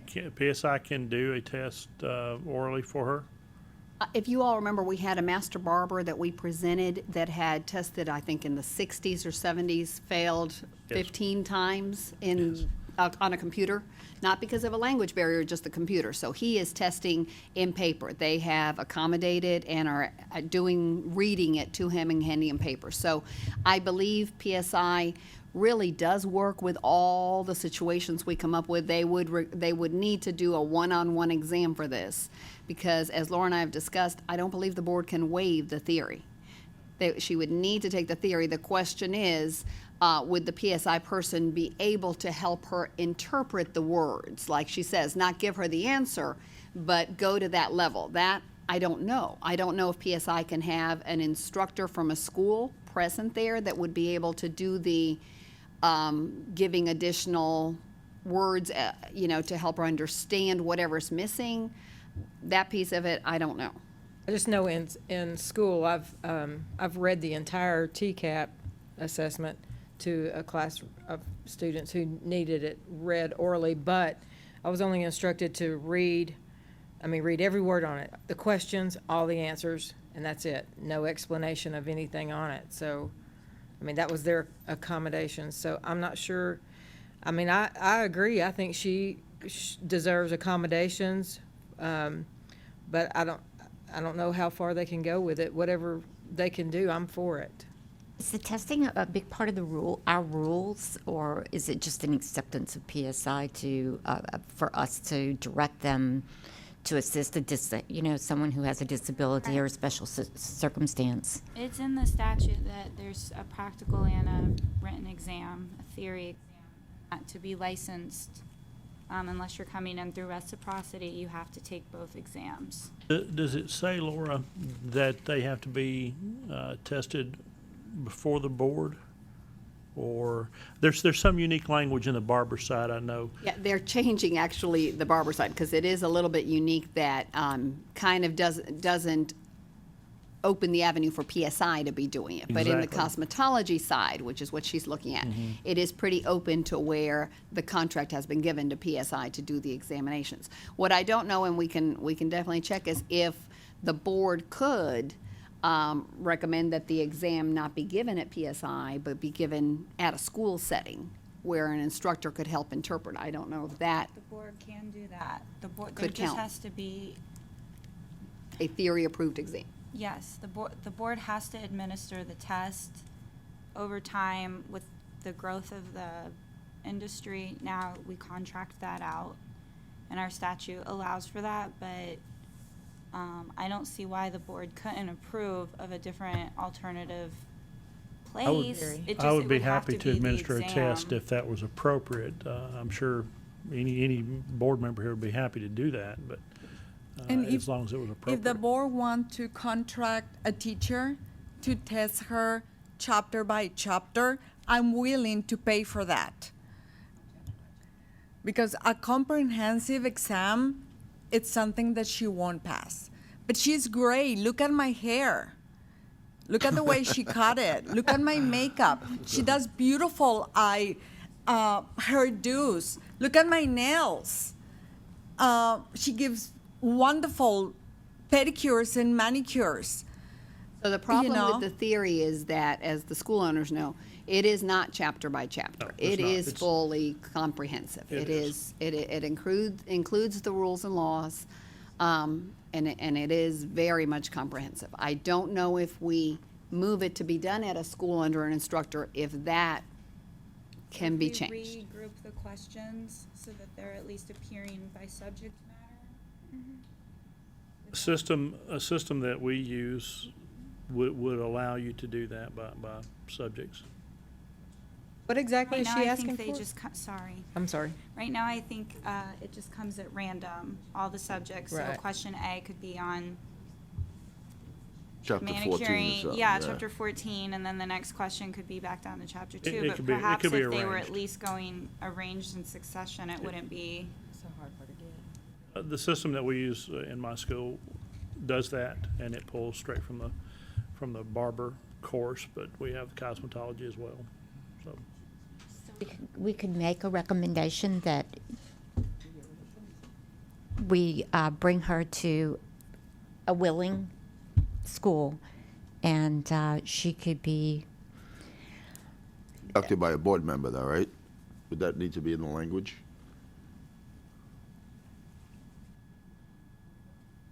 I don't want to create new law here or anything like that. But I think the exception, we would have to look into the legal side of it. We would never approve her to do a board member if then the test would be null and void. Yeah, So Ron. it would either be PSI, PSI goes to the prisons, right, to take exams. So they could be willing, and there would be a fee, but it isn't astronomical, to get the person conducting the exam to go to the school, whatever school would be deemed willing to do this, and to take the exam there orally, in paper and pen, and with the thought that some of the words would need to be explained. Not answers given, but the words explained. If the board is comfortable with that, we could make sure that that falls within the guidelines. When you said, sorry, I want to ask a question, just to the legal matter of changing how we test. When you set up a contract with the school that she attends now, Both of the schools. did you consult any of the Americans with Disability Yes, guidelines? and both of the schools have her medical history, and both of the schools had said that they were going to help her achieve and get her ready. The only thing is that now we are faced with this problem. I don't see why a great institution like this cannot help children like my daughter. When I called PSI, they told me there is nothing. There are so many students that come with the same problem and we cannot help them.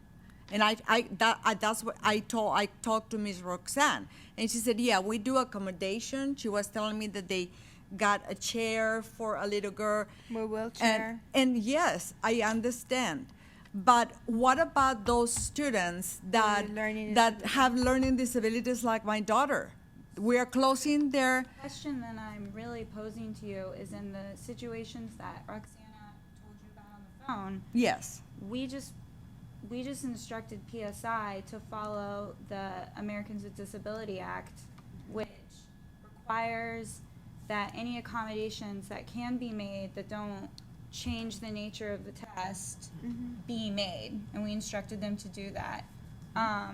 Here, where it's less of a physical disability, I'm wondering if the schools that you set up, 'cause it seems like you set up different curriculum than maybe your average student. Was that just between you two, or were they also using the Americans with Disability Act when they were coming up with that? It was set up at the Arc of Tennessee and The first school was with the act of bulk rehab and the Arc of Tennessee. The Arc of Tennessee, with their guidelines. And then on the second school, you can see on the receipt that they are saying they are only going to work one-on-one to help her pass the test. And she has passed the test because what they do, they read the test to her, they explain, and they give her 2 variables. Or they give me 3. And they just explain the word. Like, Okay. they read the whole question, and then if a word I don't understand, they just explain. Can you give us again the 2 ADA codes that they used at the school? Tennessee and the Arc of Tennessee and the bulk rehab from Williamson County. And bulk rehab helped pay for Vocational her rehab. school at what it used to be the Beauty Institute, and now it's Empire Institute. So what we can do with these guidelines, as long as the ADA has some guidelines, PSI, I don't know how they could have told her that they don't accommodate. They accommodate students every single month, whether it's dyslexia, all kinds of issues. So this is a little bit further because that's why I wanted her to come before you. But we can definitely look at these settings, and as long as legal counsel reviews and says that the exam then would count always, because once she does this, you want that exam to carry wherever she moves if she decides to move. Yeah. Yes. So we can definitely look at that, and then if there's a motion for us to do so, then make a decision and talk to PSI to see if they can send the person in PSI that is equipped to take this exam to conduct it with the assistance of an instructor. I will really like for you all to take into consideration the findings of both psychologists that I am providing. so you understand how she thinks and how she receives cognitive information. Thank you for all the information. It's very thorough. Yes. And I'd like to make a motion that we allow the office to request that she have the accommodations she needs as long as the test is, what do you say, legal or valid? Yeah. We have a motion and a second. Any other discussion? All those in favor say aye. Aye. Motion carries. Thank you. So much. I have a question, please, just from my knowledge. If she or whoever is taking the theory test, if there are accommodations, does that test have to be finished in one time frame? Yes. It's 1,000 questions, and it's in one sitting. It's 3 hours or so. 100. I'm sorry, 100 questions. I said I will have to 100 hire my lawyer then. 100 questions. But she can, yeah. she can request extra time as well, Oh, right? they give extra time Yeah. all the time. That's Okay. not an issue. Yeah. Yeah. Thank you. They do that. My only problem is the comprehensive exam. Yeah. I know that no matter how many times she take it, it will be impossible. She has an instructor there, maybe.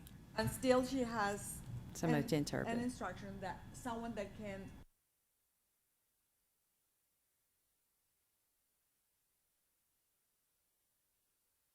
We'll take every option that we Thank you can. so Thank much. you. May God bless you all. Thank you for help. Thank you so much for your patience. The next person that we have that is appearing before the board, I do not have on your iPads, and that's in part because we confused what we were waiting on. Mr. Abed, let me get you to come up. Would you press ready? So this is a reciprocity applicant, and you don't have him before you. He was presented to the board in the end of 2015 at the October meeting. The board's decision was that he needed to take the reciprocity exams, and this is for a master barber license. It's a license with education outside of the United States, which is the next group of applicants we're going to hear, are international hours. We always require them to take both exams in Tennessee. He has taken the examinations and has a license in Michigan from 2015. It's valid currently. So I'd like him to answer any questions you have. The issue, of course, is the language with taking the exam. So he is asking reconsideration of those exams. Thank you for coming. Is there anything you'd like to tell us about your case, your situation?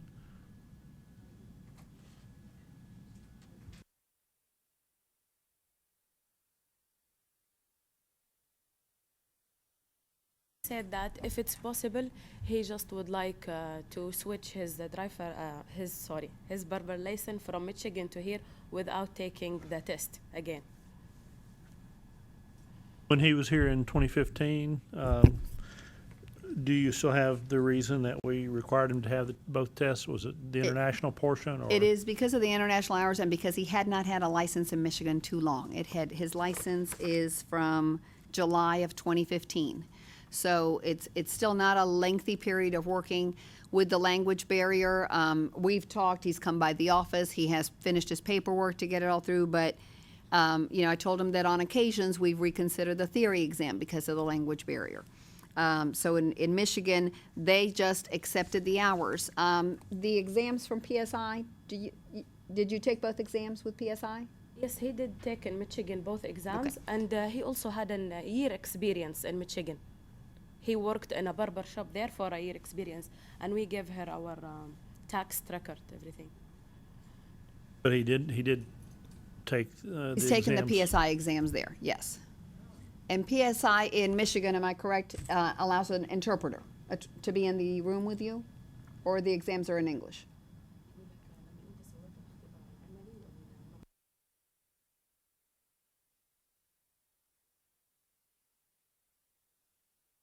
With the translator was there. Yes. You don't offer that? No, we do not. That is something that as we go into the next round of rules we really have seen more and more students going to other states to take these in their own language in another state or with a translator. So it's definitely a huge plus, but currently we do not. Seeking reciprocity. Yes, he's got an active license. It's in Michigan. It's got the international hours. It's just with our international students, we'll see the next applicants here after our quick break. We put them always to test, and that theory exam is a problem. So he's got the 1 year experience in Michigan working, so it's, not starting at zero. And then the 2 exams taken there with PSI. Yeah, because usually we're requiring both exams when they haven't even had an exam. Correct. Here. That is correct. With PSI. I'm good with it. I would make a motion that we would give him reciprocity in Second. Tennessee. And is this waiving both exams? So Yes, issue ma'am. him reciprocity? We have a motion and a second to waive the exams and issue reciprocity. Any discussion? All in favor say aye. Aye. Opposed? No. Motion carries. Congratulations.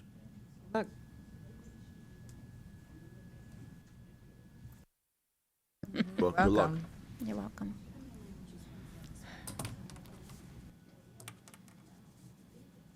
So much, thank you. Welcome. Speaking that language right now, is she?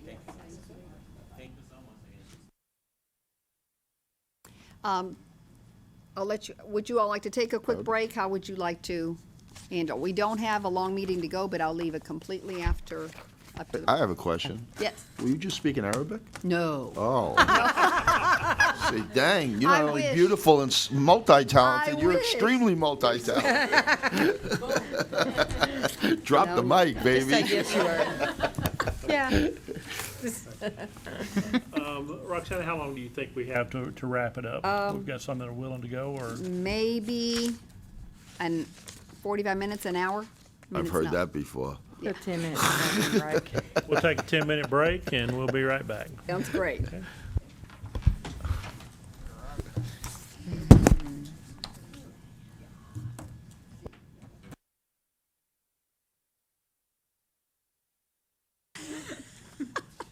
No, well, you. Okay, we are Handwritten. back on the record. And this is the rest of our applicants to test. On your iPads, we have a manicurist request to test from Hue Phuong Nguyen from Vietnam. Ms. Nguyen provided translated certificate of completion showing a total of 714 hours completed in May of 2015. Documents with this exact number of hours from this school have been presented to the board before at the February meeting. This is available for your review, and they're asking to take the examination.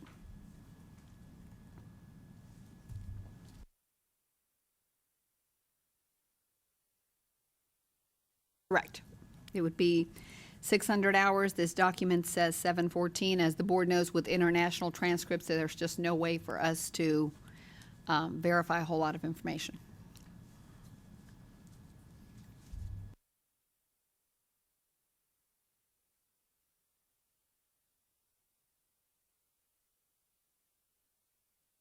Other ones, did we approve the other ones? We on Okay. international have been approving, if the hours and transcript breakdown is there, we've approving There you them to go. test, yes. So she's got her.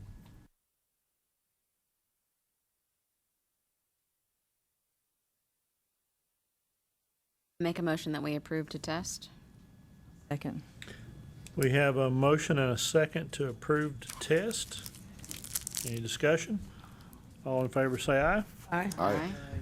All opposed say no. Motion carries.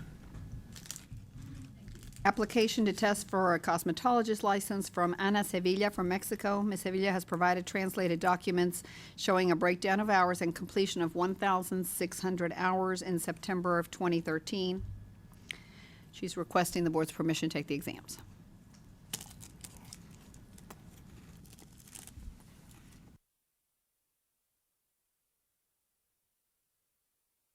Make a motion to accept the hours. Second. We have a motion and a second to accept.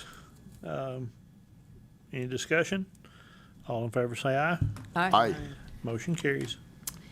Under our miscellaneous requests, we have a request for waiver of Rule 0200-1-.10, requiring an applicant to obtain an original license within 6 months after passing the examination.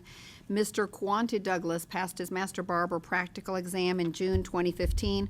Under the barber statute, the applicant must reapply for the examination if within 6 months he has not notified the board of a good cause. Mr. Douglas took the exams while he was incarcerated. A letter from the instructor at the facility says that the deadline was missed because they did not have the verification eligibility form to complete the process.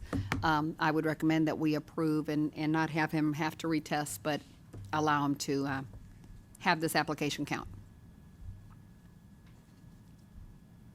Make a motion to approve him to get his license. Second. Second is Bobby. Make a motion to approve. Frank Motion and a second to approve. Oh, Amy. Amy made the motion, I'm I sorry. approved, I'm sorry. right? Who made the motion? Amy? Oh. It's more of a question, less a motion, but I'm glad that you seconded it. Appreciate that, Frank. Watch, I don't second all your questions, Amy. I won't be offended. All in favor, say aye. Motion carries. The next one on your iPad is the second individual the instructor was talking about. This is a request for waiver of Rule 0200-10-.10, requiring the applicant to obtain an original license within 6 months after passing the examination. Mr. James Harrison passed his master barber practical exam in June 2015. Under the barber statute, the applicant must reapply for the examination within 6 months if within 6 months the applicant has not notified of good cause. Mr. Harrison took the exam while incarcerated. The letter from the instructor at the facility says that the deadline was missed because they did not have the verification eligibility form to complete the process. Do they have these forms now? They do. That's not to say that they'll have them on hand and remember to hand them out at the time, but we hope so. Also, these forms are available online. We have them under the application test, under the reciprocity. We have them for shops. They're kind of everywhere. So I think it's just a remembering to hand them out and so forth, so. Make a motion to accept. A second. We have a motion and a second to accept. All in favor, say aye. Aye. Motion carries. Next, we have a request for waiver of Rule 0440-10-1-.10, requiring an applicant to obtain an original license within 6 months after passing the examination. This is for the cosmetology code. Ms. Ava Hawkins passed her cosmetology practical exam in May of 2015. Under the cosmetology statute, the applicant must reapply for the examination within 6 months after applicant is notified unless there is a good cause. Ms. Hawkins is 4 months past the required timeline. Her application was missing the verification eligibility form. Her letter states that she did not receive the form from the board because it was mailed to her mother's home and they are not in speaking terms.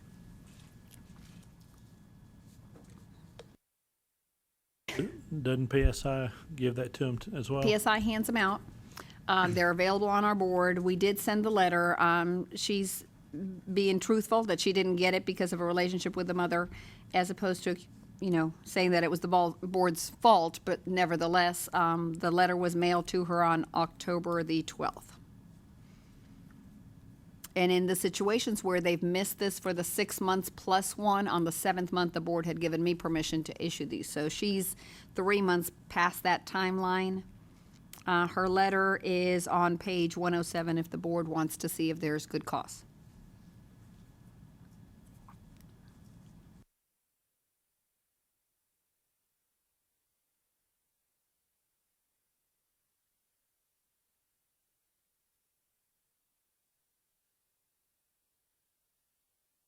I mean, the address that she gave was her mother's address? Yes, the address that she had provided at the time of her hours was the, and the application was the mother's. That's why we mailed it there.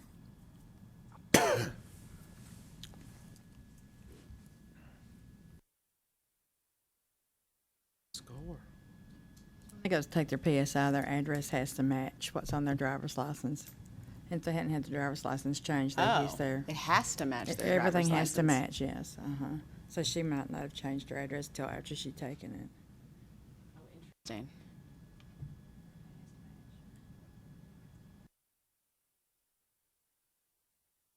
Why would she give that someone an address of someone that? They'd been living with her mother while she was in school, and they got into it, and she moved out. Oh, I get it. And Well, you don't she- update your driver's Yeah. license that often. Mm-mm. Right. Yeah, Huh. that's probably why she used that address, so that it all matched. I make a motion that we grant her permission to take the test. To take the, to She's retake asked- the test or to get licensed? She's asking for us to accept the fact that she was past the deadline and not have to retest, but give her her license. I misunderstood, huh? You want to give it to her, Bobby? Bobby says give it to her. No, I'll make a motion for the same based on the condition. I'll second that. We have a motion and a second to grant. All those in favor say aye. Aye. Opposed, say no. Motion carries. Request from instructor Carly Cunningham for an extension of her required continuing education hours. She received her instructor license in April of 2014, and this would be the first time she is attending the session, the required session. She is registered at the Memphis session on April the 30th and May the 1st, so she would be in essence late only by one day. Pursuant to Tennessee Code Annotated 62-4-114A2, then instructor may request a one-time waiver. She has submitted a letter explaining that she got married in December and forgot about this requirement, so this would be, if the board grants it, her one-time request. I say we grant her the one-time request and make a motion to do so. Second. We have a motion and a second by Nina to grant. All those in favor say aye. Aye. Motion carries. Request from instructor Catherine Kilburn for an extension of the required continuing education hours. She received her instructor license in May of 2014, and this would have been the first session she attends. Pursuant to Tennessee Code Annotated 62-4-114A2, an instructor may request a one-time waiver. She submitted a letter explaining that she is expecting a child on April 29th and would need an extension, so she would not be able to take that first session in Memphis. I don't know if the board decides to grant this, if we want to give her all of 2016 to complete it. That way, she's not needing to take the first one if she still has just had the child. I'll leave that up to the board. Amy? You would know best. So much to Wouldn't say, have to Frank. use her one time. Yes, I say we vote to approve her one-time extension, and yes, I think we should probably give her a few extra months, or at least through the end of the year. Second. I just appreciate her asking ahead of time instead of apologizing after the fact. you know? Agreed. We have a motion. It's been properly seconded. All in favor say aye. Aye. Opposed, say no. Motion carries. Thank you. Next, we have the update of our reciprocity committee meeting, and so I'll turn the floor over to Ms. Nina Coppinger to fill us in. Okay, we had 7 cases of reciprocity that came before us. 6 of them, we voted to require both, that they take both exams, and 1 of them to take their written exam. And just for your information, I asked Roxana how many cases of reciprocity she sees, and she said 30 to 50 per week. Yeah, Tennessee's a great place to live, evidently. So we need a motion to accept this. Accept. A second. We have a motion and a second to accept this report. Any questions or discussion? All in favor say aye. Aye. Motion carries. Next, we have the complaint committee. We heard a total of 90 complaints this morning, and so with Ms. Diane Tiefeteller, I will ask for the board to, the members that were here, to discuss any cases that you want to bring up. If not, Laura, I think, is going to bring up at least the one. Or are you good with me? No? No? Are we good? So if the committee has nothing special to discuss, we would just need the full board to motion accepting their recommendations. Or did you want to bring up the chemical, Yeah, I guess, before? actually, especially now that our manicurist is here. One of the issues that we discussed at this morning's committee meeting is, so we saw it for the first time in this complaint report, but we're seeing inspectors, while inspecting shops, are finding methacrylate, or the MMA, which is a federally banned substance. And so my understanding is that the FDA bans it from use in cosmetics, and our statute mirrors that, but it's not necessarily banned from, like, existing in the state. So, as we find it in shops, it's not as if our inspectors are finding it, like, mid-use. They're finding it in a jar in a back room where supplies are. So, I suggested we send a letter of warning to any shops that we find methacrylate. And then I'm also going to reach out to the inspectors we talked about and kind of give them guidelines, context to look for. You know, if you see it sitting out on a workstation, and then I think Frank and then the rest of the committee agreed that maybe some sort of blast email reminder that this is a banned substance would be useful here, and then directions on how to appropriately get rid of it. I don't know if you had anything to add, given your knowledge, or if you're okay with all that, or if anyone else had something they wanted to add. I think that the problem has been is that you find it in the salon somewhere, and that it's transferred into a container that is not, it's not listed on there. It's an alternate, like something that is acceptable container. Yeah. So that is something that is a real challenge. My question is there any type of confiscation that can be at some point? Our inspectors don't do that. They don't take anything from the shops. They don't even take a invalid license off. They're not supposed to take any property. There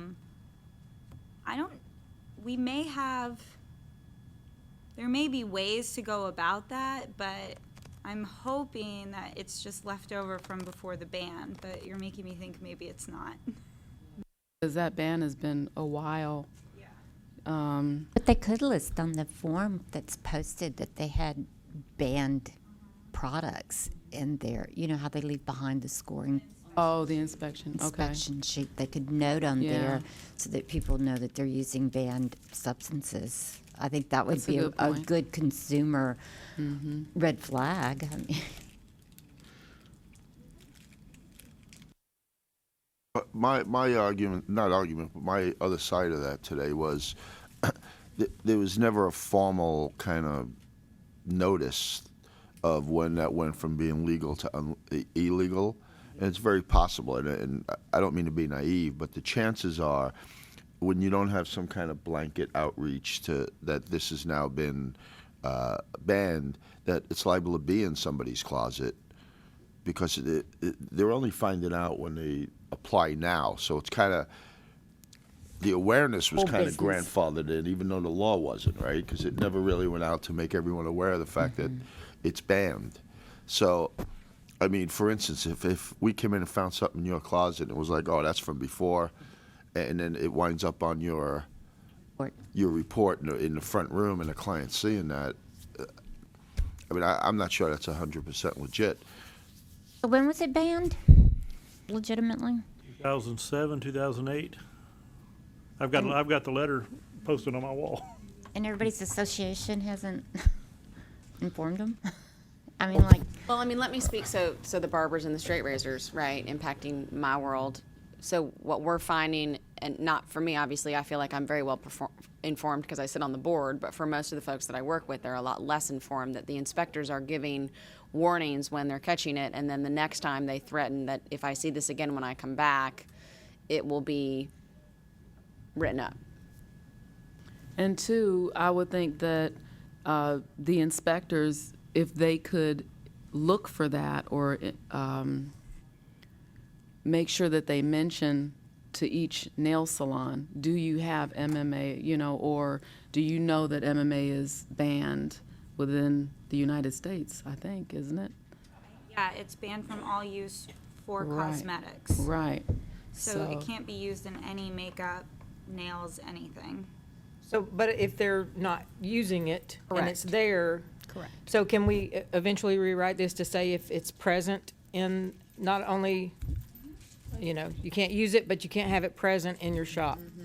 And the complaint committee wanted us to send out the blast email, but as well as shops apply to be new shops or move or change ownership, we will be handing a letter that educates them on this. The issue is with our field inspectors actually going into shops to look for it. That becomes difficult, I think, because you've got closed-off storage rooms that now we're asking to be opened. I guess wherever the inspector is able to go, if, you know, but that they know that that's something they need to look for as, you know, a banned item or whatever. You know, to Frank's point, though, we no longer require the use of the dry sterilants with the formaldehyde tablets. The formalin in there. fumigant. Fumigants. I know that I've got a case of them still sitting in my warehouse that's been there for years. Truthfully, I don't really know how to get rid of them safely and put them in And the that was environment. Amy's other point today, is not only telling them you can't have them, but how to discard them properly. Right, poison control maybe, or finding out from them how to, because I would love if they could have some type of documentation that, yes, this was discarded properly, or, I mean, I know that's way out there, Maybe but. on the warning we send, can we talk to someone in the substance Yeah. world that could at least be, if you don't have it, and if you still have it, this is how you should dispose of it?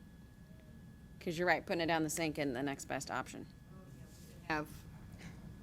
We have, over 1,000 shops that could potentially. And what is the disciplinary action if you find it? So the complaint for this report is after it was found in the shop, and again, it was in a jar, on a shelf, in a supply closet.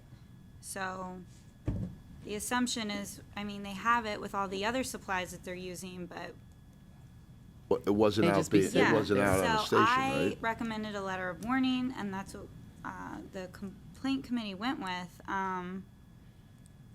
Yeah. Okay, and I don't know if- second offense, is there gonna be Second fines or offense, we anything like could- that?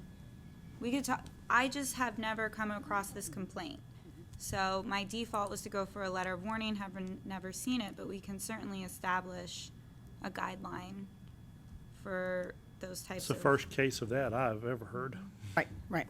And I think educating the public, as with everything, is probably always our first best bet, because the thought of going into, the closets or trying to broaden our scope of what we're inspecting when we shouldn't necessarily, and we don't have a solution for them. So I think this education piece is huge and called for, and we'll start it as quickly as possible.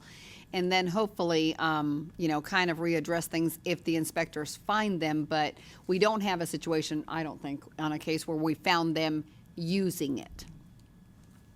Couldn't you call the poison control center to find out how to dispose of it? Oh, I'm sure we can. That's what we'll do for whatever we send out to educate them. Yes, because we can't tell them to not use it and then not give them an option. That would be a disaster. Yeah. We have a medical pickup. I mean, there's Right. companies that all you have to do is put it in a biohazard red box and make an arrangement with them. I think you have to do a 3-month contract or something, but biohazard waste materials can definitely be picked up from your salon. Oh, they'll sign a 3-month contract, I'm sure. Oh, yeah. It's not happening. We can also get information to them at the CEU conferences. The thing about it is, I don't know how you stop this, but you're right. I know somebody's told me before they put it in other containers. Yeah, unless you have a chemist on sample what they're using. Does it smell a it's certain way or impossible. something? I don't. It's very strong, very, very different in fragrance. But, I mean, each inspector, who knows, they're sensing. That's why the inspector was specifically walked in and immediately Smelled had it. a Okay. headache from the Yeah, smell. yeah. And so then he specifically was looking for it. So it might have been out and it just wasn't labeled. So we warn, and then we start fining. Mining, yeah. I recommended warning because I felt that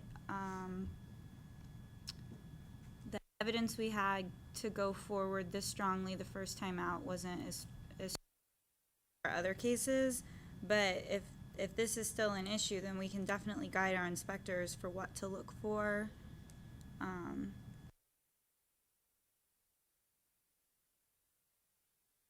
Not banned from having machine in your shop, so we had to go through what are the factors that show use. So work towards that. Do we need a motion to accept your report? Yes, we do. One other thing to bring up, we had one shop we're advocating revocation for continued unlicensed activity. out. Was there anything else of interest? Make y'all aware that Laura is doing a phenomenal job of providing history and great explanation in your detail, so thank you.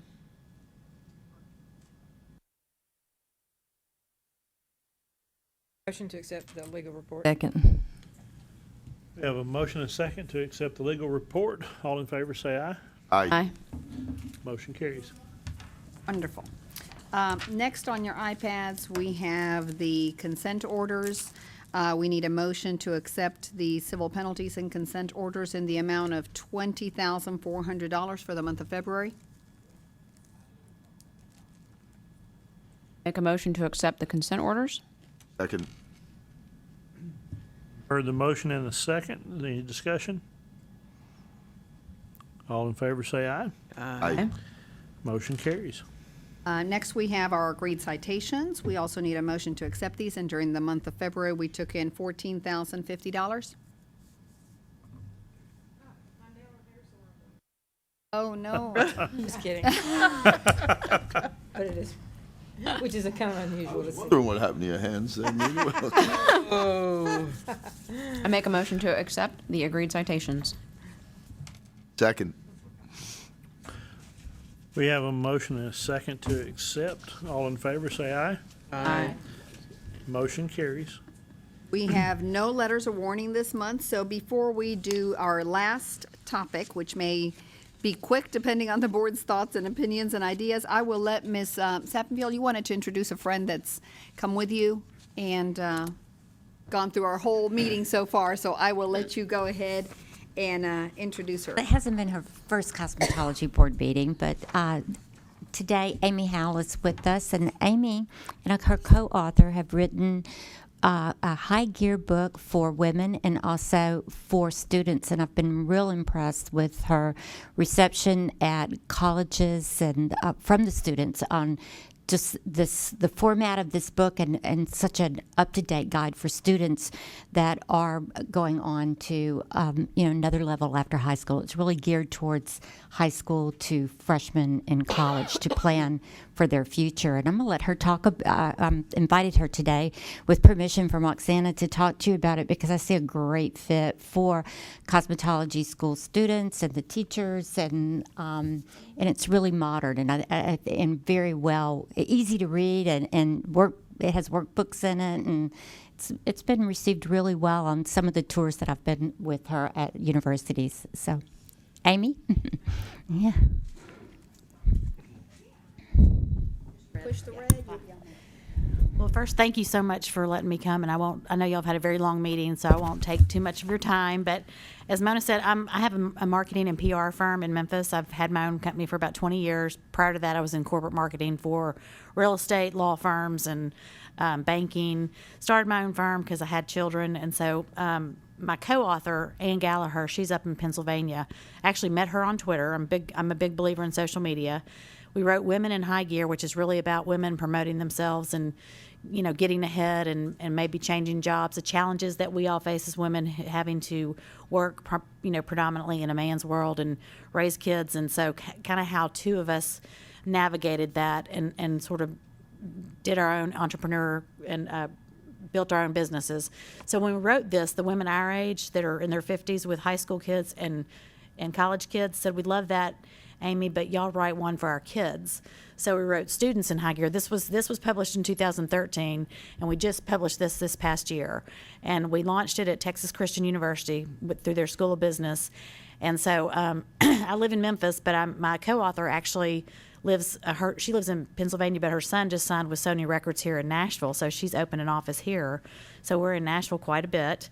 And we are promoting Students in High Gear. And I was hoping I could have told the kids that came from Memphis today, we'll loop back with them. But this is really geared toward high school seniors and college kids, any students that are trying to, make their own way. It's so different now than when we grew up.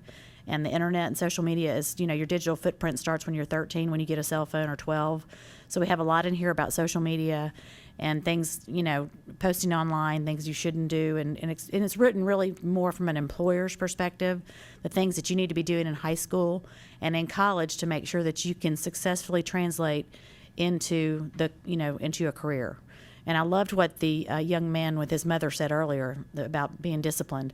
That's a lot. We talk a lot about the importance of self-discipline in both of these books. So thank you for letting me talk to you about it.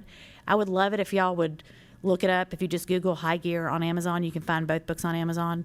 And I would love it if you would share it with anybody that you feel like, any groups of students or any schools, anybody that you know.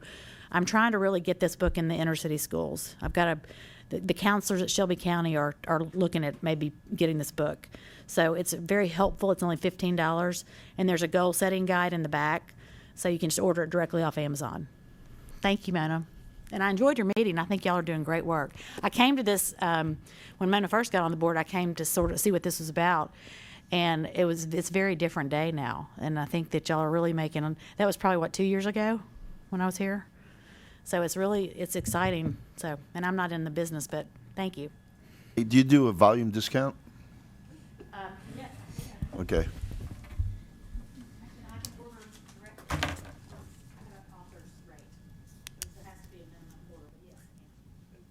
Thank you very much. We appreciate you being here all day. Thank you, yes. Okay, so we are about to wrap up. So our new business is inquiries that are coming to the board office left and right from schools and licensees who want to know about microblading, microneedling. I'm also hearing it referred to as dermaplaning, so I don't know that all three are identical. You've got on your iPads on page 124 kind of the Wikipedia's definition of microblading that I'll let everyone take a minute to read. And then next to it is Ms. Sappenfield's email back and forth with me regarding her analysis already of what she has read and knows about it. And then she will probably do most of the answering. Laura and I have looked at pictures. Not all of them are thrilling. They do look more like the tattooing than anything else. And dermaplaning is different than micro. It is different? Okay. So you'll have to tell me the differences, or we'll have to. But a few of our schools, too, are waiting on a response to know if they're going to be allowed to teach it. So that's one thing to think about. Somewhere in Memphis, and it's the Memphis area, I think that this is coming from, a group has done classes on how to do microblading. And so they've issued certificates to licensees and probably people out in the public to start doing these, because the field inspector is seeing them on the walls and with people and not sure what to do about this. So I'll let you all kind of read through so that we all are as close to the same level as we can be and answer and figure out what to do from here.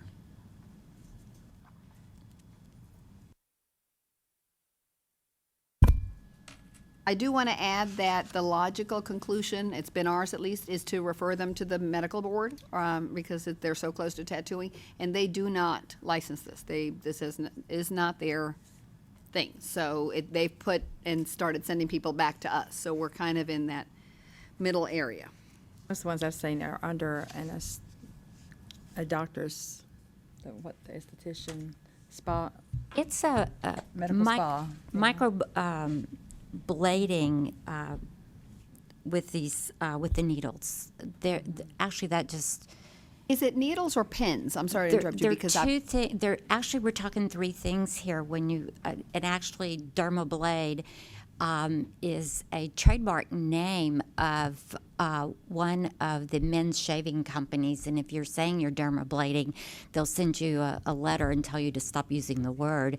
So, but we actually do a blading procedure in our medical spa, but I do have a medical director, and we have nurses and estheticians that do this procedure, but it's done with the number 10 scalpel, and it actually does not scratch the skin, but it's removing hair, and it's also removing skin cells, and it's a pre-treatment for the application of a frost-type mask. So it's like a prep treatment for another procedure, and it's really great if you're doing like laser hair removal on a woman's face and you're picking up all the fine hair, and so that's not getting affected by the laser. But that again is another practice. It's not really what we license is that. But the thing about micro needling, it is a destruction of the epidermis, and it is something that is also used as a pre-treatment to like chemicals, but there's some problems with that because there's no FDA clearance on use. I mean, if you look for microneedling, and there's actually some FDA complaints about certain companies that are manufacturing microneedling, and they've asked through the FDA has asked them to stop selling them, and for people that know people who are using them to tell them to stop using them because there's no FDA clearance for use of microneedling. I know that there's devices in physicians' offices that combine laser heat with microneedling, so that's a much more advanced type treatment. So that would certainly fit under the medical board. But this microblading and this description, it's if they're putting a semi-permanent makeup on and using an anesthetic, if they're using, a BLT like a betacaine, lidocaine, tetracaine, which is common in our medical spa to use for certain procedures like the nurses' injections and things like that, you have to have a prescription. So you have to have a medical director to get a prescription to get that kind of BLT application. So that in itself, if they're just using something like a 5% over the counter, like you would use prior to waxing, just to kind of relieve it.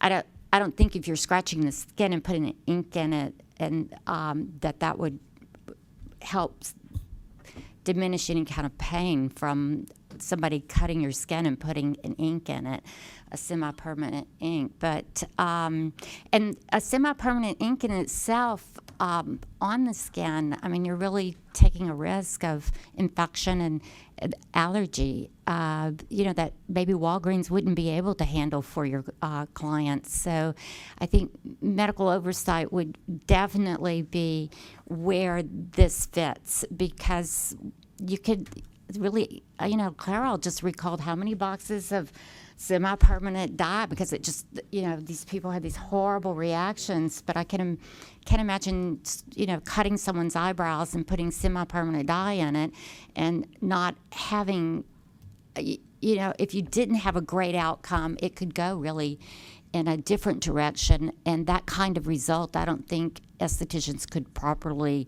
manage without medical oversight. Agreement with you. I think it needs to be under the.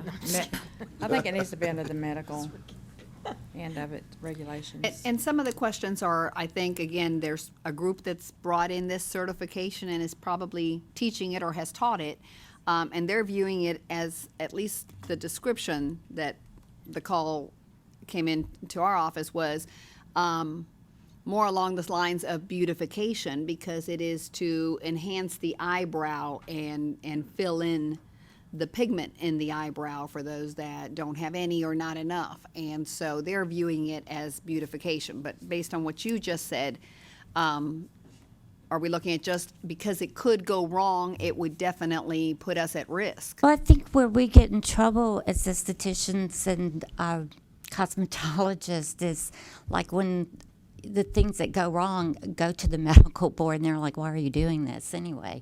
So I think you have to look at things as what could go wrong at the end result. And we have a lot of even issues with lash tints and brow tints, but if you're prepping the skin by opening it up and putting that on there, that I just think you need to be able to manage that care.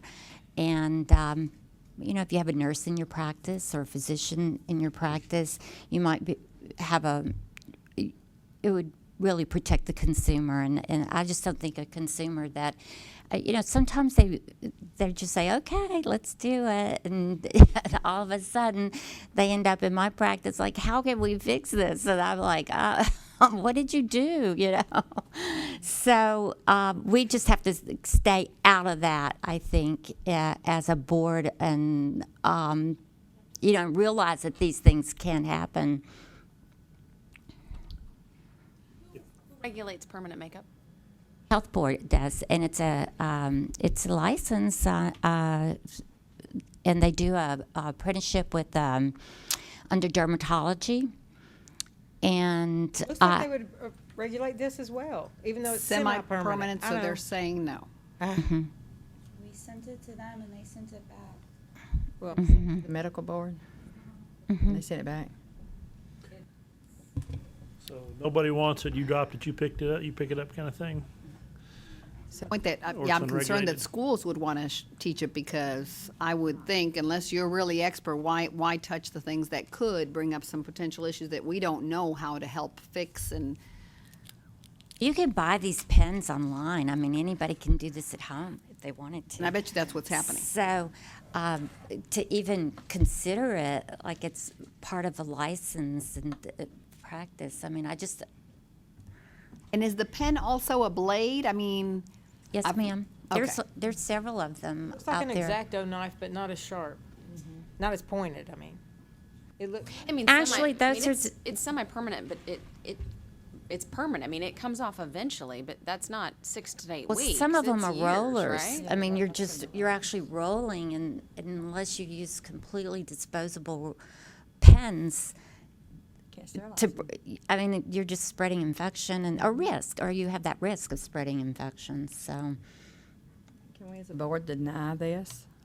Well, that's why we're talking about it, because I think as we're getting calls, that's not to say no one's going to do it or use it, but as we're getting calls, we definitely can say to the schools, no, the board has met and discussed it, and it is not in our purview to teach it. It's definitely not in the definition of any of the curriculum we teach. well, the We people that cover are teaching beautification, it but- are also selling it.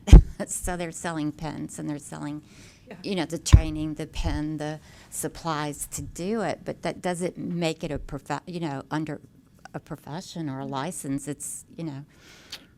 Sounds like a slippery slope for us to be managing.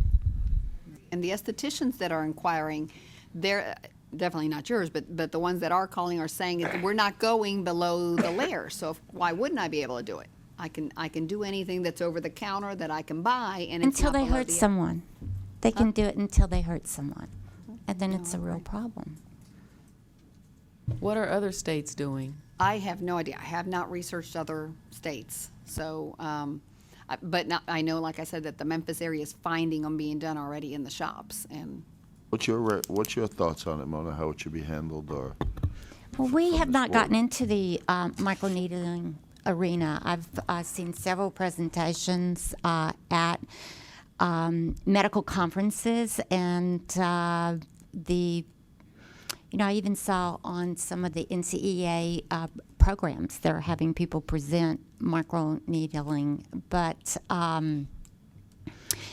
I don't have anything in my shop that's in the medical arena or anything that doesn't have white paper on it. And I've never really seen like the science behind it and what it's actually for and how we use it. And then when you go and you're looking through those journals for white papers on microneedling, it comes back at you that it's not FDA approved. I mean, and they're trying to recall pens and shut down companies and ask you to report people. And this is an FDA position on it. so is Seems like that microblading Brazilian the blowout. same as microneedling? I'm sorry. According to this description that I just read, where it actually says that you're using that needle to go in there, but they're calling it blading. So I have to think it's the same thing. I just have to think it's the same thing. But We don't have any curriculum for it. We don't have any information for schools to be teaching it from. Right. So, Well, there's a lot of things, though. I mean, I always go to the formaldehyde blowout. That's just where I was going. I You agree know, with that. those are clearly things that our licensees are doing. Whether or not they've had proper training, they're still doing it. It doesn't necessarily make it right. They're also not approved. The They're ones also with not, fo- those products are not approved. Not the ones with formaldehyde, no. I mean, do we just make a statement? I mean, is that our position as the board to make a statement whether we support this or not support this, or that we still need more information? Well, I think if we make the statement that we're not recommending it or not governing it, that, so there is a statement within itself. That would say to our licensees that, yes, if they're doing it, they could be cited if the board says, no, this isn't something we cover.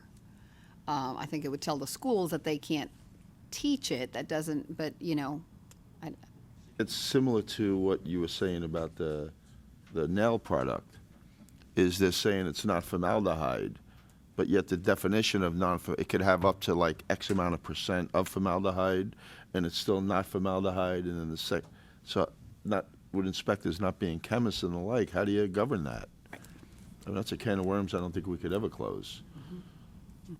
Make the recommendation, though, that we leave it alone and we don't endorse it as a board. Agree. Until there's white paper on it, or there's still something where we could hang our hat on it and feel like we have a.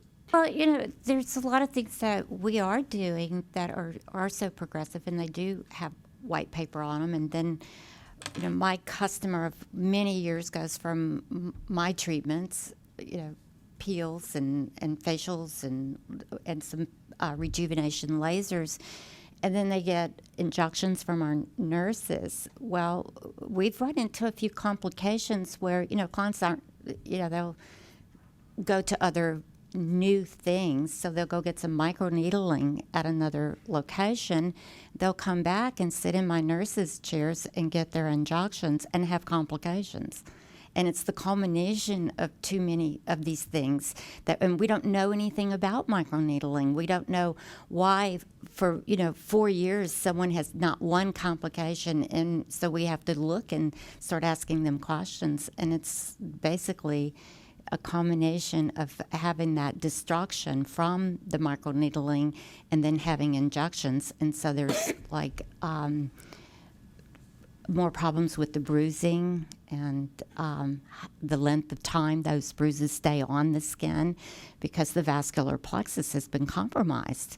And you can't build that back up. And then just, you know, it's just too many things going on with these customers that when they go to different places. So I think they need to ask if these things are approved, or at least in some kind of sequence, you know, for their beauty program, because we do run into complications. But that's why Is it hard for us to either endorse or not endorse without enough historical data to take a position? You just have to have it, because, I mean, like I have $3 million worth of insurance, professional liability insurance, because of the things we do.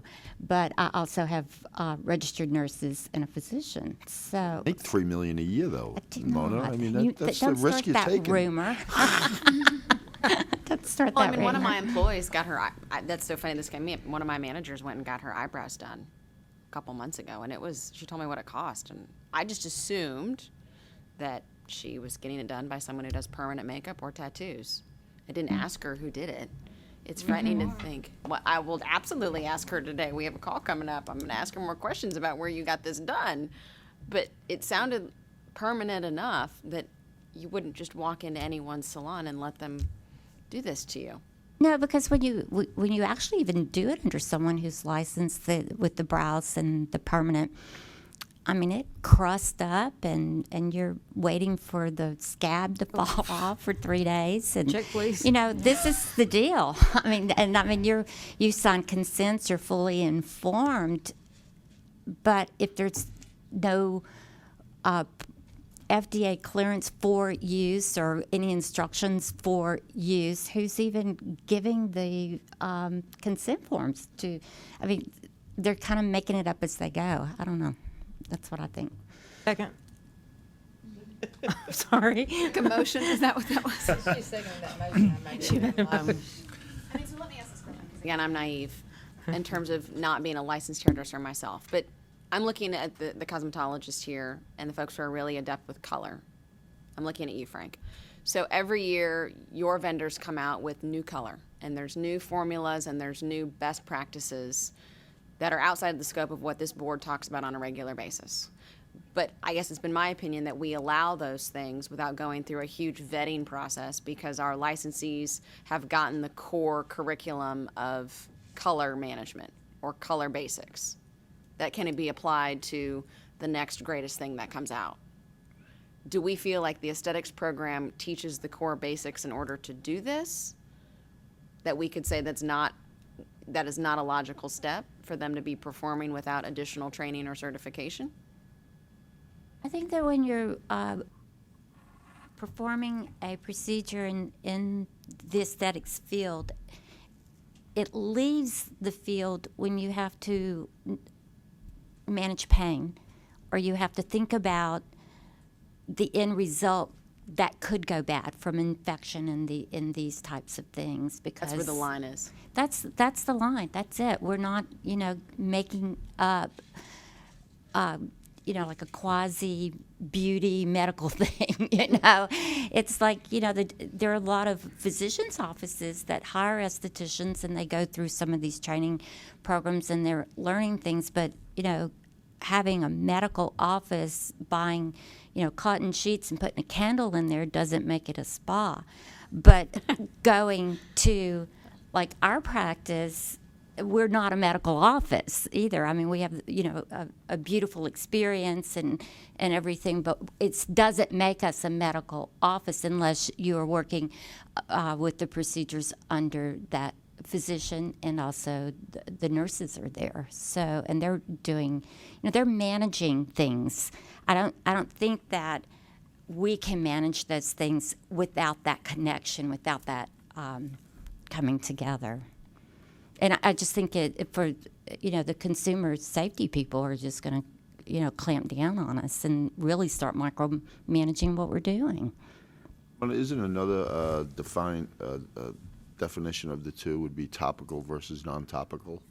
Because when we're talking about breaking skins and certain percentages of creams going below the surface of the skin, that's where pain derives from, right? Is going past just being topical. I mean, when we think of estheticians in the average way, I mean... Well, when you're talking about topical anesthesia, you're talking about anesthesia. You put it on top. No, I mean you can't wipe it off. I mean, it's there until it goes away and it comes through systemically. I'm sorry, I didn't mean to mean anesthesia. I mean any kind of creams or lotions from an aesthetic standpoint versus getting onto the medical side of it. Well, I think where the line is where you have to really start managing pain. I mean, that's just not it. I mean, that's just not my customer. That's not who comes to Mona Aesthetics or any medical, unless, you just have to be fully informed and sign consent forms, and there's a whole different business on that medical spa side. And I think anyone that's just quasi doing it with things that aren't FDA approved, I think we're all betting for trouble. Agree. It sounds like we're all kind of saying the same thing. Obviously, you're more experienced than all of us, but it sounds like we're agreeing with that same position, is that it's kind of out of our hands when you start getting into... So is it better for us to say as a board that we're not going to touch this, not going to get involved with it, we're not going to regulate it? Or do you take the other approach and say this does fall under our purview so that we can get control of it and set guidelines and things like that, just playing devil's advocate? I think it's going to be one of those things that's eventually going to go away because of a bigger power than our board. Yeah. It's not regulated. It's not. It's not approved. It's not approved. Yeah. Well, can we throw it back at medical? They threw it at us. I mean, I can't make them regulate something they don't want to regulate, but I can, if the board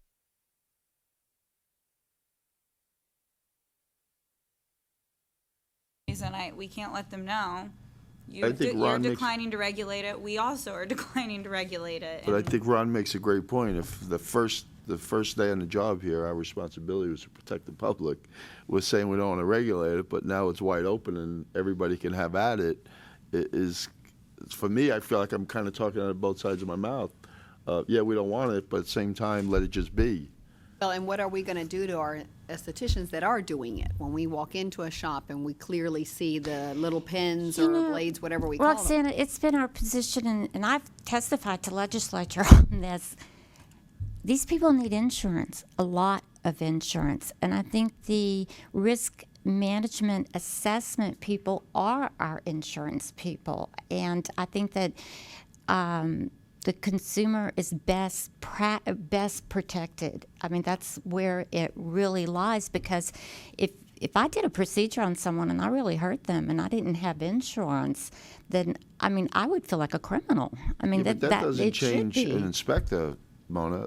So you have insurance, and we come into Yeah, your place. but As long some as you of have these people insurance, then do it's not. okay. And if probably don't, But then it's some of not. these How do you- people do not. I mean, they don't even have professional liability insurance. They wanted us to regulate professional procedures for them to do, and they don't even have an insurance policy. Do they regulate tattooing? They do. So- And when I said I thought this fell under Seems real similar. tattooing, it should fall with medical board. What's the difference in this and tattooing? This is semi-permanent, I'm sorry. Yeah. It Does it- doesn't go it below. doesn't go as deep? Right, right. With tattooing, you're going all the way down and getting blood, right? You're constantly drawing the blood. No, thank God. 'cause- With tattooing, what you're doing with a needle is you're going bevel depth. Think of it that way, where the ink comes out, that you're in that bevel. And that's the depth. That's medical. This is not. No, you're not using that kind of needle where you're actually it's. Can you bleed from this? Yes. How about the vampire facial? You want me to comment on that? Yeah, isn't that drawing blood? Absolutely. But it's not going as deep as a tattoo. But you can get the infection. I'm not aware of anyone that's doing that is not a registered nurse or a doctor. I'm not aware that estheticians are doing the vampire facial. Actually, the vampire facial is you have blood drawn, you put it in a spinner, you separate it, and then you re-inject And then it. put it back in. Yeah, and it's done at. Looks good, right? I'm only kidding. It's done at below bevel depth. Not that it doesn't always look good. It looks bad for about 30 days, I'll tell you that. Yeah. But again, this is where that whole melding of beauty meets medical is creating a Crossing quagmire paths. for all of us. But if it's not FDA regulated and not approved, how can we regulate it? Right. I mean, so we don't need to even go there. But that doesn't answer Roxana's question. Is what do we do now when we go in and they're using it? Deny it to be taught, can't we? Well, we can definitely say to the schools, Yes. no, this She isn't means in your use. curriculum. But the people on the field using it, the inspector that finds it used, the fact that they can buy it over the counter and are doing it, that's the question. I mean, if we clearly say it isn't about beautification and so it's not on us, then the shop would need to be licensed by the medical board. But if the medical board doesn't regulate it either, and so no one's licensed, but they're doing it, are we just not going to do anything? Where does threading? Where does that? Threading is not in the the state, same it's place. exactly the same thing. Threading is not regulated at all. So when we go in This and the could shop be is doing like out it. there floating like that. Yes. Yeah, because I think People it's calling kind of. us though. I don't think that that's the problem. Normally, I would cite someone or I wouldn't cite them, but the citation would be invasion into another profession. But we have the medical board telling us directly this is not part of any other licensed profession. And I mean, I don't know how many of you guys read the case that I gave you several months back, but we also can't just be banning practices without a little bit more backup. But we certainly, if you guys take the position, the calls that are coming in, we certainly can say, we don't regulate that. That is not part of your license. Full stop. There's So what- lots of things we don't regulate that people What do we say about these Brazilian blowouts? So if a customer calls the office and says, I've gotten one of these blowouts and something went wrong, who's... That falls under the waxing right now, so if estheticians or cosmetologists. Brazilian blowout for the hair? Oh, no, the hair. not Brazilian waxing. Thank you. Brazilian hair with... She's thinking it's Brazilian just- wax. Yeah. Yeah. No, I'm talking about. That's what I'm who's gonna do in my li- next right? profession then. So usually, the complaint before it's even open is the board staff and Roxana will read it. Sometimes they'll ask me, and we'll go through and we'll just look for possible violations along the way. And then even if there aren't any, but it seems like clearly something really bad happened here, we might open the complaint for a possible violation of unprofessional conduct. But we don't have any regulations for the type of products you use in a blowout. But shouldn't the license of an establishment control what, this is what you can do? Versus we can't dictate anything that you're doing in here that we don't regulate, and you can still do it under the license?